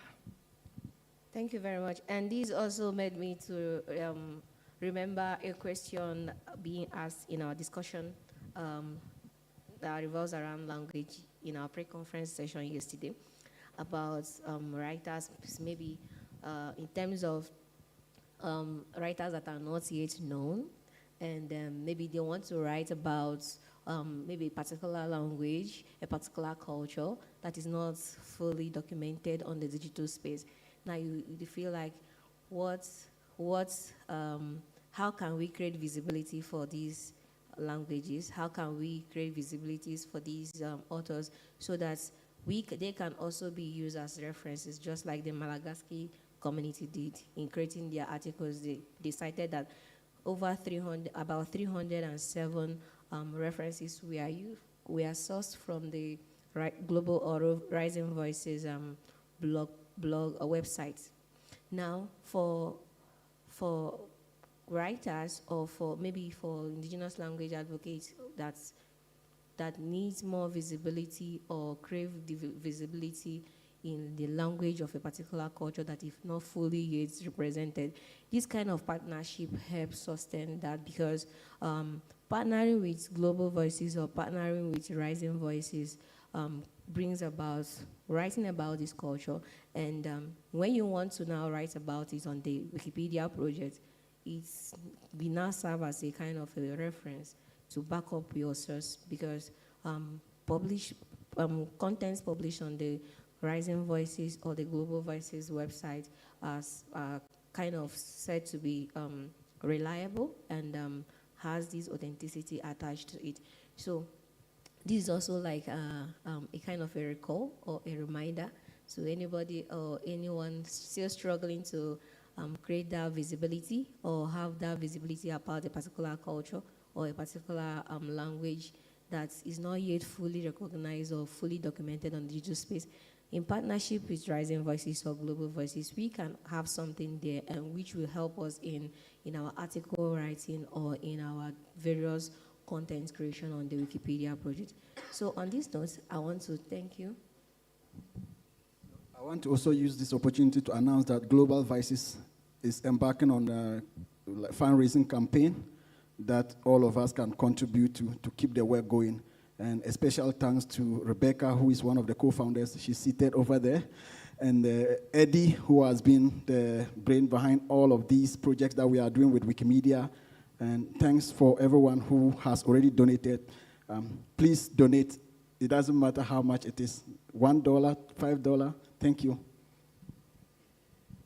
So on this note, I want to thank you very much for joining our session and hearing the highlights of our workshop in our various communities.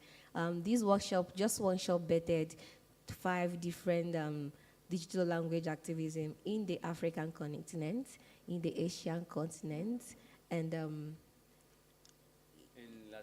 in Latin America.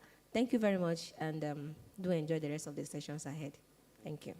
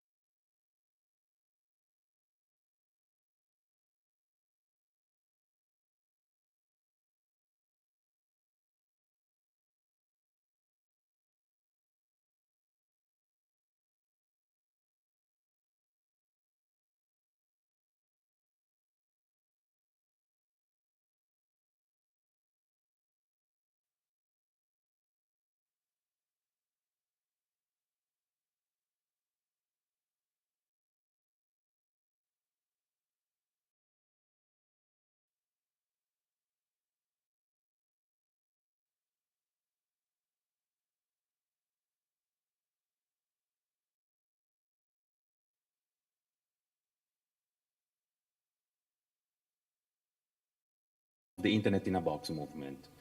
So in fact, there is, next slide, I don't see the slides, so there is a photo, a group photo, that I just wanted to share with all of you so that you can see We some of the need the people who have been slides. collaborating with. Yes, okay, I would say slide. So we can't name all of them now, so these are other residents of the camp who have been collaborating in this project. We just acknowledge some of them, the team manager Musa Ibrahim, our logistical manager James Bitrus, production manager Ishaku Andraus, and our communication manager Sol Philemon. Slide. Just to give you a quick preview of the topics that we'll cover today, Jeff will start by giving some information about endangered languages and what linguists do to document them before it's too late. Then I will give you a quick overview about the linguistic situation in the refugee camp of Minawao in northern Cameroon.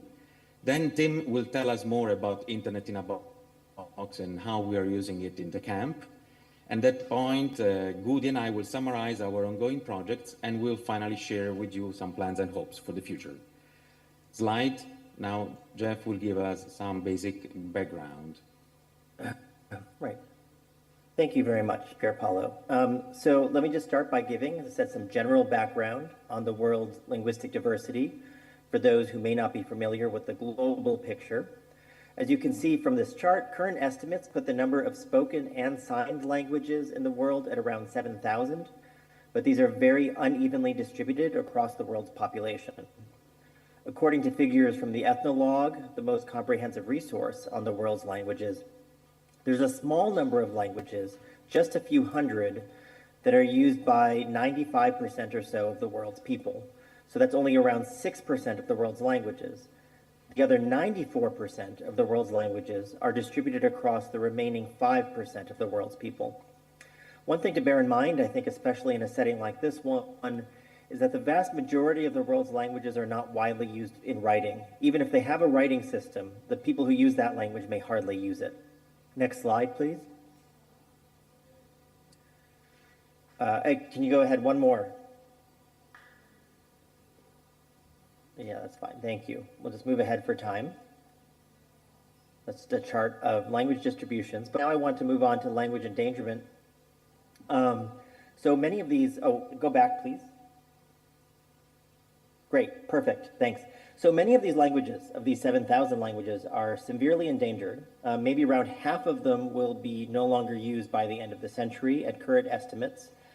There are many factors that contribute to language endangerment, but an important set of factors is mobility and migration. Some of this migration is more or less voluntary, or at least not triggered by violence and conflict. This would be, for instance, economic migration, when people move into cities. But there's also an increasing amount of migration resulting from forced displacement, for instance, due to climate change or political violence. And we are especially interested in supporting language documentation efforts for migrants who have been forcibly displaced in the work that we're doing. So we're interested in forcibly displaced migrants due to, say, political violence, for example. As you can see in this chart, 2 African countries are listed among the top 10 countries for language endangerment. These are Nigeria and Cameroon, and these are the countries that are most relevant to our present project. Next slide, please. And so the community work that we are doing is informed by work coming out of linguistics, the discipline of linguistics, on language documentation. Language documentation has been one of the main responses of linguists to the crisis of language endangerment. And language documentation emphasizes creating rich, transparent records of language use of endangered languages via audio and, as much as possible, via video recordings as well. It does not just involve making recordings, but also associating them with detailed metadata, archiving them, and whenever possible, annotating them, for example, with transcriptions and translations. In addition, work in language documentation explicitly values community involvement and, wherever possible, community leadership of the documentary work. I'll now hand the slides back over to Pier Paolo, and if you could advance to the next slide. Perfect, thank you. Thank you, Jeff. So now just a few remarks on the linguistic situation in the camp of Minawao. I see you have a previous version of the slides, but anyway. So Nigeria and Cameroon on the left. Put together, there are somewhere between 700 and 900 languages spoken in these countries. A good chunk of this incredible linguistic diversity is concentrated along the Nigeria-Cameroon borderland.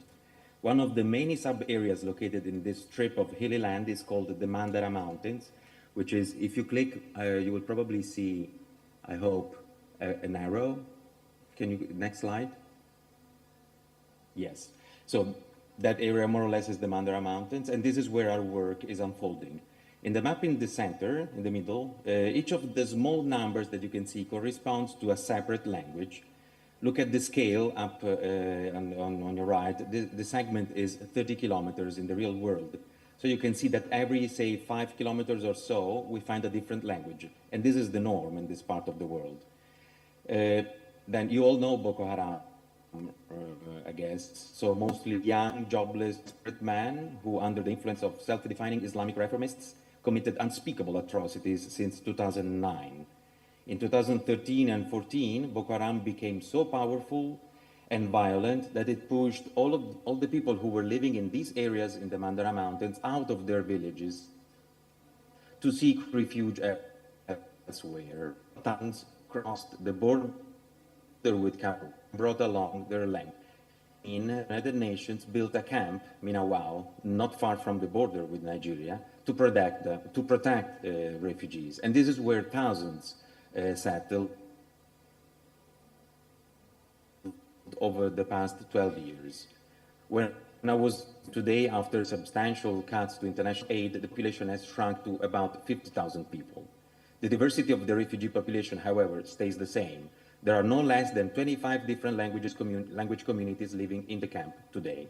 Some speak a language that very few people speak outside of the camp, and these are extremely endangered languages. Next slide.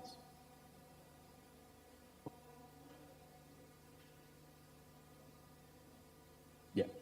Oh, but this is not a linguistics conference. I just wanted to stress the importance of the difference between before and after displacement. So before moving from the Mandara Mountains to the camp, the norm was for people to be proficient in a number of local small languages, plus the dominant lingua franca of the area, which is Hausa. Only the few who completed the secondary school would be able to speak English. Now in the camp, everyone is still able to speak a number of languages, but youth are adapting to a completely different environment where English, to a lower extent French, and especially Hausa are dominant. And the local languages, the local ancestral languages have little to no value. And this is, so in this situation, ancestral languages are not being passed on through generations. And as a matter of fact, they might disappear as soon as the elders die out. Woody, do you have any personal remarks here? Well, hi everyone. Well, according to this point, honestly, it's a sad truth that is happening in our side, which I can say our languages are fading away. And this is majorly caused by the love for the most popularly spoken languages in our camp, like English, French, and Hausa. Rarely to be spoken, maybe Glavda and Mafa. And the same thing I observed at the level of some schools. I'm a secondary school teacher, and I observe very well that most of those students don't speak their original languages. Rather, they speak English, French, and Hausa, or maybe rarely, as I've said, Glavda and Mafa. And this is majorly caused by this love, and they think like they underrate their own original languages. So I can take, for example, the situation of Chinene, where they are almost, when you go to their various families, you can see that they are no more speaking their languages, rather speaking Glavda, which is mostly dominated in their families because of the intermarital. They used to marry Glavda as wives, and these women, mothers, as mothers to the Chinene children, most of them they teach their children Glavda language instead of their on Chinene language. So this is causing a lot of problem in the community where these languages are seen to be endangered. This is the only thing I wanted to add for them as Thank you. life Yes, thank you. experience. So all this boils down to the fact that most indigenous languages are fading out, and what can be done in this extreme environment of cultural and linguistic discontinuity and uprooting. So in a place where there is no grid electricity, because the camp has no electricity, and only a small fraction of the residents have a smartphone, and even fewer have money to spend to get connected to the internet. So we have two ongoing projects that we'd like to showcase briefly in this presentation. Both of them rely on Internet in a Box. So let's first hear from Tim what Internet in a Box is and how it works. Thanks. Can you read that? So, Internet in a Box often refers to a device, but it also refers to the software that actually manages that device in case you want your own device. And then it's also kind of a group of people. What does it look like? Well, as I said, it can be a Raspberry Pi, which you see in the upper right in 3 different models. But people still use larger machines, and also the one in the middle at the bottom is a repurposed desktop from an office that got shipped over someplace to be used as a server. How do you access it? Well, you take your device, phone, laptop, tablet, and you connect to a Wi-Fi hotspot that says Internet in a Box. And with luck, the home page will come right up if the captive portal has been configured or worked, or otherwise you'll have to put in a URL, which is given here. So how did we set this up for Minawao? And I'll acknowledge Adam Holt in the audience, who actually did a lot of the early work on this. So what did they need? They needed a place to collect their community videos on elders speaking languages that they could then share among the community.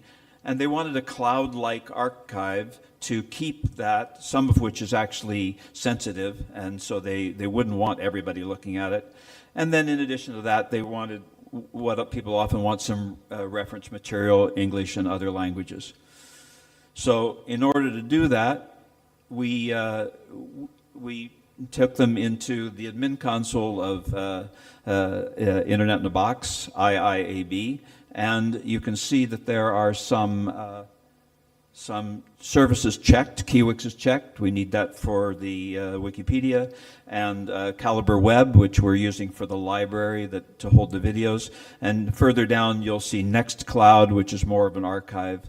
And so this is how they select. Then you click Save the configured options and run, and it goes off and installs them. And you can go and see what it did. They all succeeded here.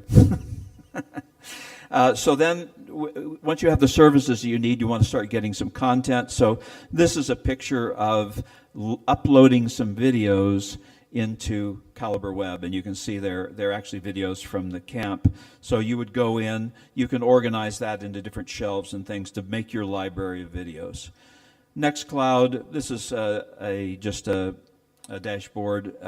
You set up the structure. The advantage you have here is that you have permissions on some of the content, a little better managed, so that if things are sensitive, you're okay.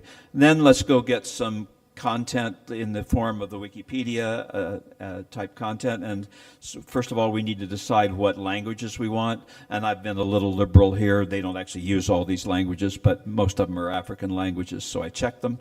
And then once you've selected your languages, you go and check the items that you want. In this case, we've checked the 1 million top articles from the English Wikipedia, because the English Wikipedia is so big that sometimes we just use the top 1 million in terms of viewing, and then some other wikis from other languages. Just in case that wasn't enough languages for you, you can bring up a list of all the languages that the wikis are in, and you pick some more of them. We also support OpenStreetMap, and so you can go in and we have the world to a level 9 of zoom, but you might want to have higher resolution in the region where you are, in this case Africa, so you can go in and download that, and that will give you up to resolution to a zoom level of 14. And where do you get it? Well, basically there's a couple choices. One, there are some pre-packaged internet in a box that are for sale, so if you don't want to mess with hardware and everything, you just buy one. And then there's scripts and things that if you have your own hardware and you want to do it yourself, we make it pretty easy to do that. And you know, you can basically do your own. This is an old slide, supposed to be at the end, but anyway, if you come back to this slide, this will be a lot of places to find FAQs and other kinds of information. And now I'm back to Pier Paolo, I think. Yeah, thank you, Tim. Very briefly, so as we said earlier, we have two ongoing projects, and we will now look at the first one that is also known as Minawao Youth. Next slide, and Goody.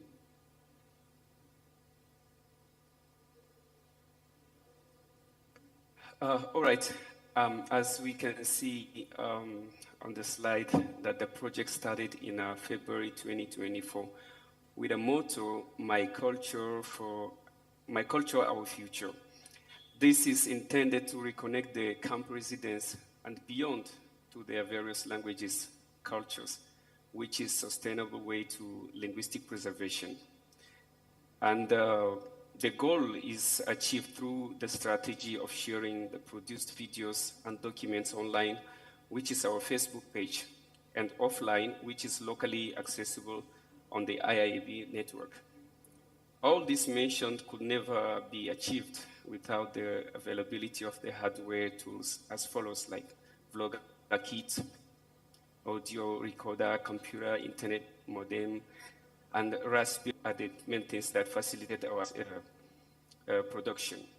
And our work is to facilitate the presence of the Multimedia Center, which was built by the United Nations at the level of the camp some times ago, and this is well furnished. It is providing enough like internet connection, electricity, and with as a substitute to this electricity, we have a generator, and we have so many other things and computers which can help the youth in the camp getting in touch with the digital world. So these are the main things. Next slide. Okay. The next slide, no, the previous one, sorry. Go back again.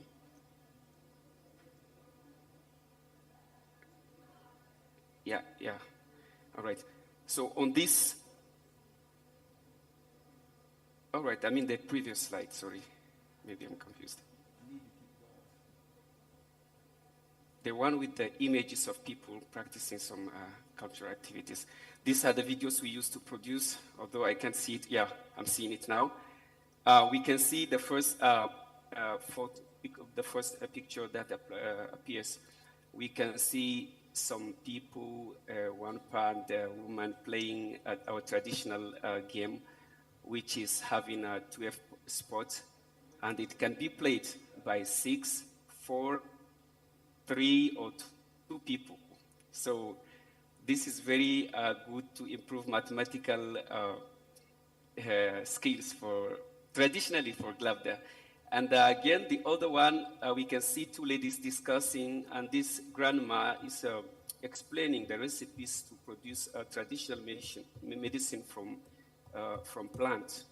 And the following one is an image of our grandma, professional in potting, in creating craft like that.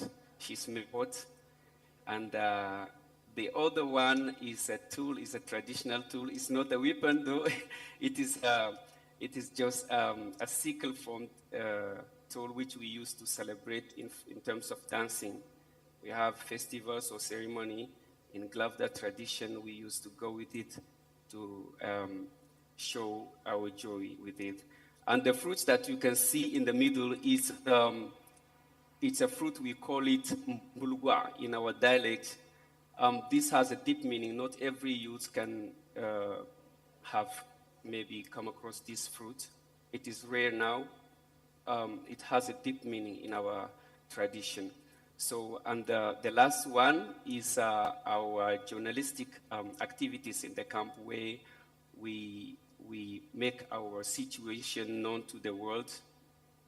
We capture videos, we interview people in the communities, and whatever things that is going on in the camp, we use to share our life situation to the world.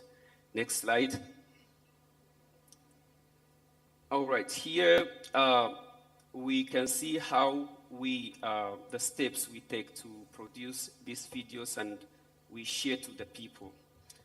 First of all, a training is offered to the group of people how to handle these tools provided, like Vlogger Kits, any video production and audio recordings. These tools, we have a training especially on this, and also some tips and tricks, some techniques of how we should take the pictures, the videos, and so on. Sorry, Goody. And the organizer, sorry, Goody, to interrupt. The organizers are telling us that we have only 2 minutes left. So can you just go to, yes, to the next slide and say something about how you use Calibre Web? All right. The use of the Calibre Web is one of our locally shared videos and documents that we produce, which is a tool in the Raspberry or maybe on the desktop computer, which we install the IIB.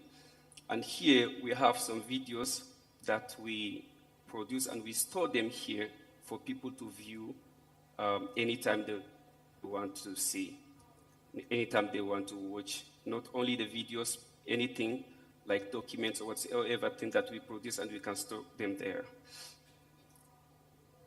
Yes, and can we move forward? Yes. Let's move forward. Also, I'm sorry, Goody, can I take it from here? Because otherwise we will not have time to get the final step. Right. So just an idea of the metadata that we're using in the project. You see they're both in English and Hausa to facilitate understanding from everyone in the camp. Next slide, please. Again, next slide. Okay, so this is this short video that we wanted to play at the end. It's very unfortunate, I'm very sorry. I was told that we would have been used the latest version of the presentation. Very sorry. So can you play the video?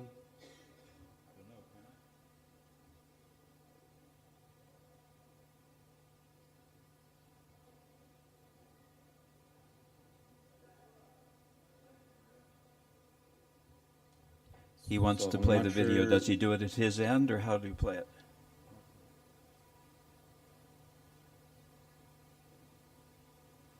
So basically, this is a video that was taken in the camp a few months ago. Here we see an elder from the community of Duede, which is one of the most endangered languages in the camp, saying something about how important it is to preserve the languages. Can we move on just to quickly give an idea of the other project that we have? We have a project of language documentation. We are using the internet in a box in multiple ways. One of the ways in which we're using it is to train project collaborators. So we're basically training them, please, again, ahead. So the way we are using the internet in a box is to train them by saving video files in Calibre Web. The trainees watch the videos, then type what they've been told about, because the training is on writing techniques, and then they can save their exercises in Nextcloud, where instructors can gain access when the internet in a box is connected to the internet. We can move towards the real end. Yes, these are the metadata, these are the exercises, this is the Nextcloud, these are the trainees. And some final remarks concerning the two-way knowledge mobility that we are trying to achieve in this project. So normally Internet in a Box facilitates the access, so the users are kind of the endpoint. Not always, but this is the typical configuration. In our project, we are trying to have the users become also the creators of the knowledge that is then shared both locally and, if they want, also globally. Again, next slide. Not sure what slides that is. So this is the kind of process that we are working towards in our project. So this is Minawao. The future plans are to have so now we have just one main Internet in a Box server and one hotspot. If you click, you may see these two small images, and then if you click again, you will see that the plan is to have multiple hotspots across the whole camp in order to have everyone who is interested access the content. And the dotted lines are our sneaker net. There will be Internet in a Box managers manually updating the hotspots. We thank the Wiki Project Med, UNHCR, RELDP Indigenous Languages Documentation Program, the US National Science Foundation, University at Buffalo, University of Naples, all the participants in our projects in Minawao, and many other people, Shanti Bardwa, Harpal Punya, and also Adam Holt for introducing us to the world of Internet in a Box. So sorry that the presentation was a bit quick and kind of not we were hoping to give, but thanks for your attention.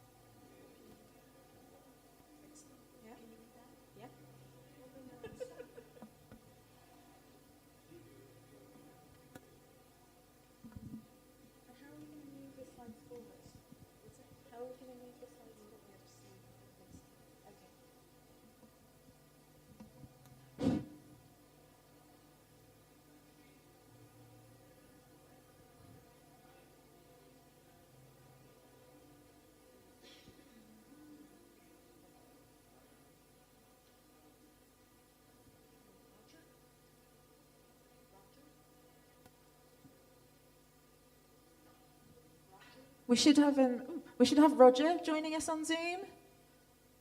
He was in the Zoom room just now. Hello? I'm trying to find the group of people talking about women in red.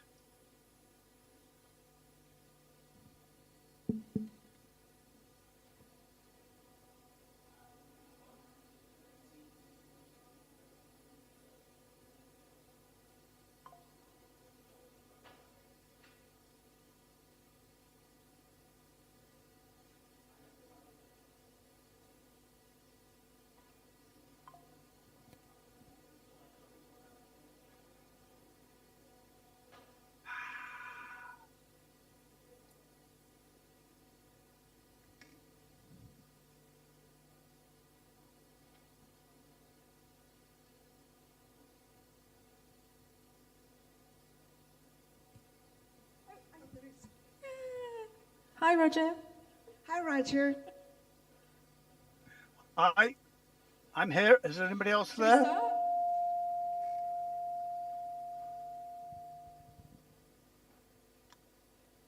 Roger, we're ready whenever you are.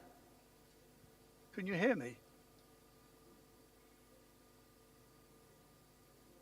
Can you hear me? Can you hear me? Can you hear me? No. Only just. No, you cannot hear me. We can hear you now. Go for it, Roger.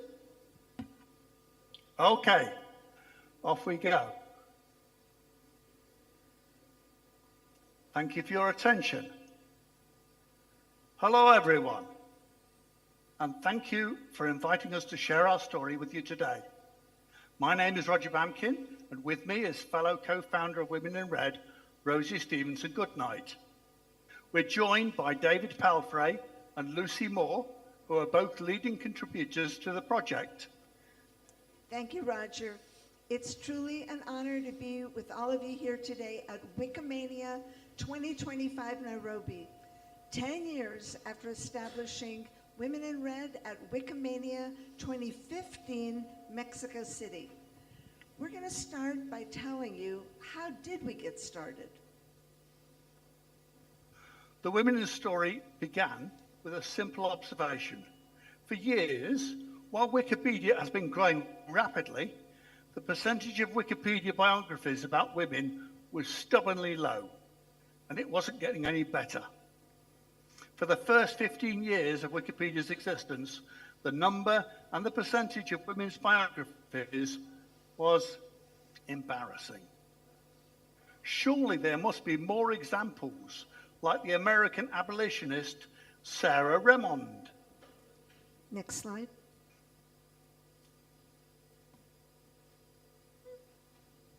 Roger and I met virtually while working in the Did You Know section of English Wikipedia's main page. Every March, we would celebrate International Women's Day, and all of the month of March, Women's History Month. We'd ask ourselves at that time, is it possible to fill Wikipedia's front page with all women for a whole day? What about for a whole week? How about a whole month? And then we thought, what if we did it for a whole year? We could find more people like the American scientist Carolyn Parker. Next slide. And the Peruvian artist, Irma Kanchuramani. Next slide, please. We were only 2 people, and by the way, you don't need to say next slide. If people just move it on, it'll work. But we knew we could make a difference if we got a ridiculous number of people to help. It was only later that we found out, in December 2014, the percentage of Wikipedia biographies about women was a mere 15.5%. We knew the Wikipedia community could do much better. So, without setting any big goals, we simply said at Wikimania 2015, that's 10 years ago, let's move the needle. The solution came to be called Women in Red. So the name Women in Red refers to Wikipedia's red links. You know, while a blue link takes you to an article that already exists, a red link indicates that an article doesn't exist yet. We recognize that there were thousands of women with missing articles. We wanted to create them. Articles like the Nigerian Bilkis Abiola. Next slide. And the California protester for adequate compensation, Modesta Avila. Next slide. We initially thought that there would only be interest in our project during the 15 minutes or so that we established Women in Red at Wikimania 2015 Mexico City. We were the featured speakers. Would anyone, however, want to write biographies about women when it wasn't March? You know, Women's History Month. Articles such as the one about Liberian missionaries such as Helen Curtis. Next slide. Or the nuclear boss, Matilda Osei Anyaman. Next slide. Who started her career as Miss Ghana. Happily, we were wrong. Some people wanted to write about women every single day.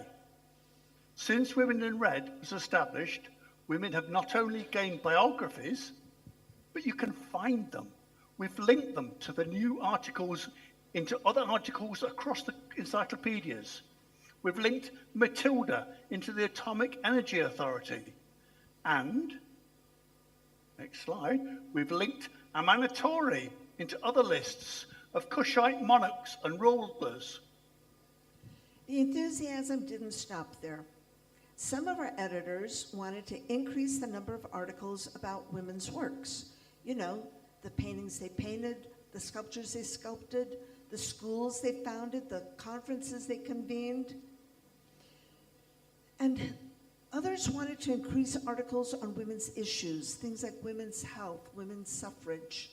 We even have a group who's called Women in Green, whose focus is on improving existing articles, not starting them. And they want to be the best that they can be. Intriguing articles such as, next slide. Such as Bamba Mullah about an Egyptian Cinderella, and she was improved to good article status. And another Egyptian, the mathematician Pandradasiani's article, that too is improved. So to help people get started, Women in Red members created lists of notable women who didn't have Wikipedia articles yet, Women in Red. We started with one, and now there are more than 1,000 of these lists, what we call red lists. This was a great suggestion by our project's librarian, Mega Library Girl. Other editors wanted to make these women visible by adding photos to Wikimedia Commons, and to date, more than 46,000 photos have been added to the Women in Red category. Next slide. We found photos for South African Nokutula Dube, who was cast aside because she did not have children. But the struggle remains to find photos for all the women that we want to write about. Dear Linda is an important role model for Angolans, but we cannot find an image that we're legally allowed to use. Some of you are wondering, what makes Women in Red different? Well, I think it's our philosophy. Our focus is on what really matters with Wikipedia. It's the content. We've managed to create a powerful movement by not getting caught up in things like bureaucracy and/or drama. Next slide. We just want to write articles about women, like Arnak from the far north. We don't have a hierarchy. We don't have an executive director. There's no CEO. There's no board. There's no official coordinator. We fully do everything on our talk pages and through collaboration and consensus. We don't want to write grant applications. We certainly don't want to deal with a budget. And we have no contest prize money. Next slide. We want to write about people, including Paralympians like Isatu. We don't seek recognition from the affiliations committee or want to be affiliated with any organization other than being a Wikipedia community. Next slide. We just want to write articles about women like Tina, who's trying to save her country. And another thing that Women in Red community doesn't want to do is write reports to anyone, including funding bodies. Next slide. We just want to write articles about women like Timwani, who are making a difference all around the world. Certainly, we don't want to put up with bullying editors. Everyone has to be civil. Next slide. We just want to write articles about women like Malabogo, who also doesn't tolerate bullying. And we are fiercely inclusive. We heard people say that you have to be a woman to write about women. Next slide. But we argued, Wikipedia has lots of articles about dinosaurs, but very few of our editors actually are dinosaurs. We're happy to have members of any gender, in fact, any species, to help us write articles about women, like Florence, who was enslaved in Europe and then taken to explore Africa. Next slide. Or Sarah, who escaped enslavement to return to Sierra Leone with a college education.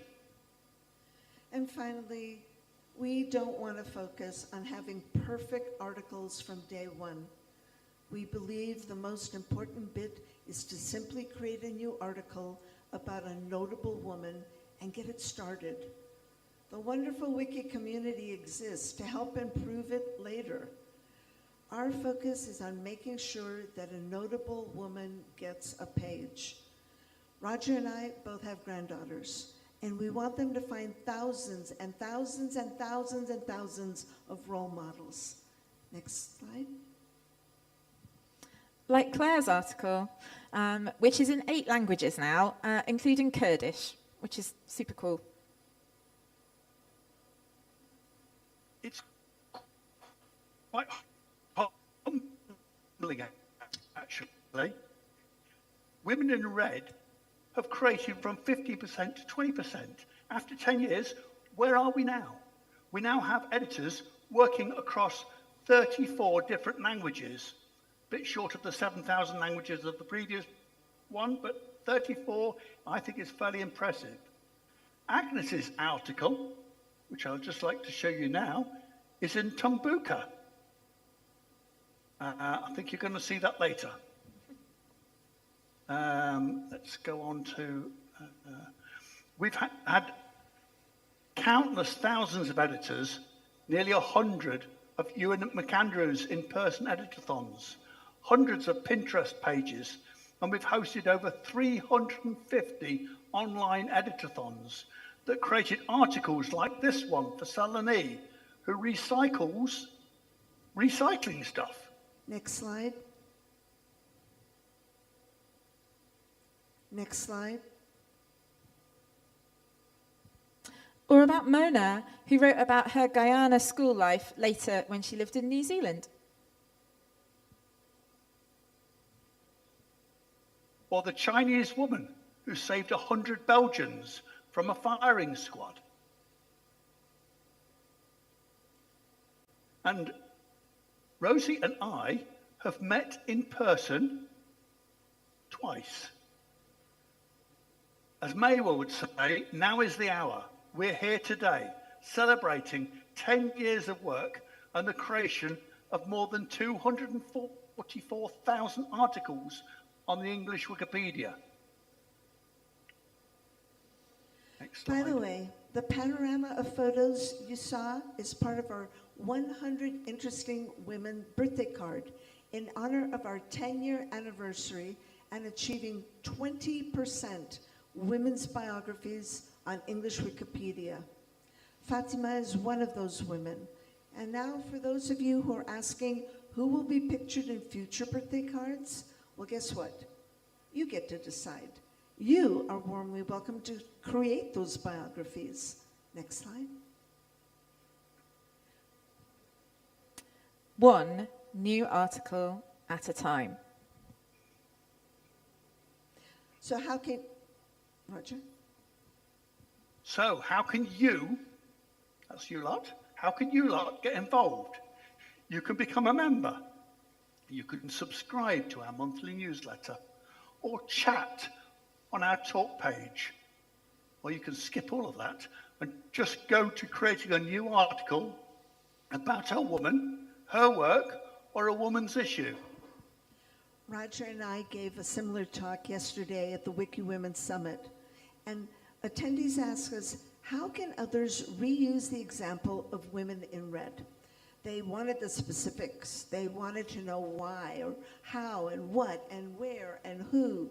So we're going to use an example of a new emerging project named Mutakazi, or Firewoman. So why? Why does this project make sense? So it makes sense because Women in Red was designed to increase the number of articles on Wikipedia regarding women's representation. We really had no idea exactly how bad it was. Wikidata emerged at the same time and gave us an accurate number for the percentage of women's biographies, which we can then improve incrementally. The Mutakazi project is focused on women in Malawi. Can Wikidata tell us about women there? It can. Next slide. Malawi is a poor, least developed country, poorly represented digitally. You can see it there on the map, and the map shows in red 30 countries which are underrepresented in Wikipedia's and Wikidata. Those countries represent half of the world population, but women from these countries are under 1% of the people in Wikipedia.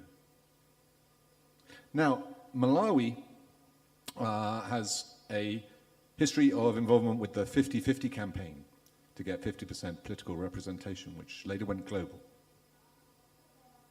This year, I've been adding more women to Wikidata to help provide red lists for Women in Red to work on.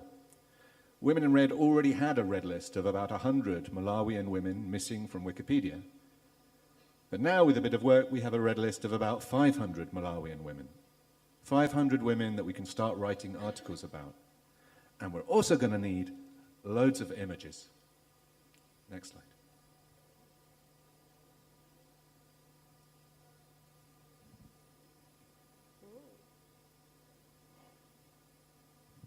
Okay, David, so where is all that information going to come from?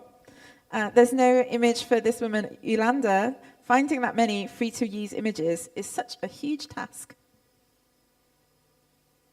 Well, we do have some resources. For example, the Scottish government uses open licensing. Motikazi are using that example to persuade others that CC by SA has benefits. We're talking to NGOs and other major information owners, and it's working. A British and a Malawian charity have already agreed to change their licensing so that we can use all of their images on the Motikazi project. And with that, we've gained hundreds of images. Thank you. We've gained hundreds of images, including this image of Agnes. And this has inspired an article about her on the English and on the Tumbuka Wikipedias. We intend to persuade other partners and volunteers to join us by explaining why we are doing this. Can you fast forward us to the slide with our birthday cake? And with this, we need to say thank you to you. Our time is up, we've just heard. There we go. Happy 10-year anniversary to Women in Red. Thank Happy you very birthday. much. And thank you to everybody, anyone who's ever contributed to Women in Red. We're just a very small number of people who've done things, and it really is like the biggest group effort. So thank you very much. And it's been so lovely to meet these two. I've never seen these two before ever in person. I'd never seen what Roger looked like on a screen until the last couple of days. So sorry. Thank you very much. The next session is going to start any minute now. Thank you. Bye, Roger. Okay, see you at Motikazi. Bye-bye. Thank you, Women in Red. We're actually going to clear the room because we have to set up for the opening ceremony. So if you could clear, that would be great. Thank you so much.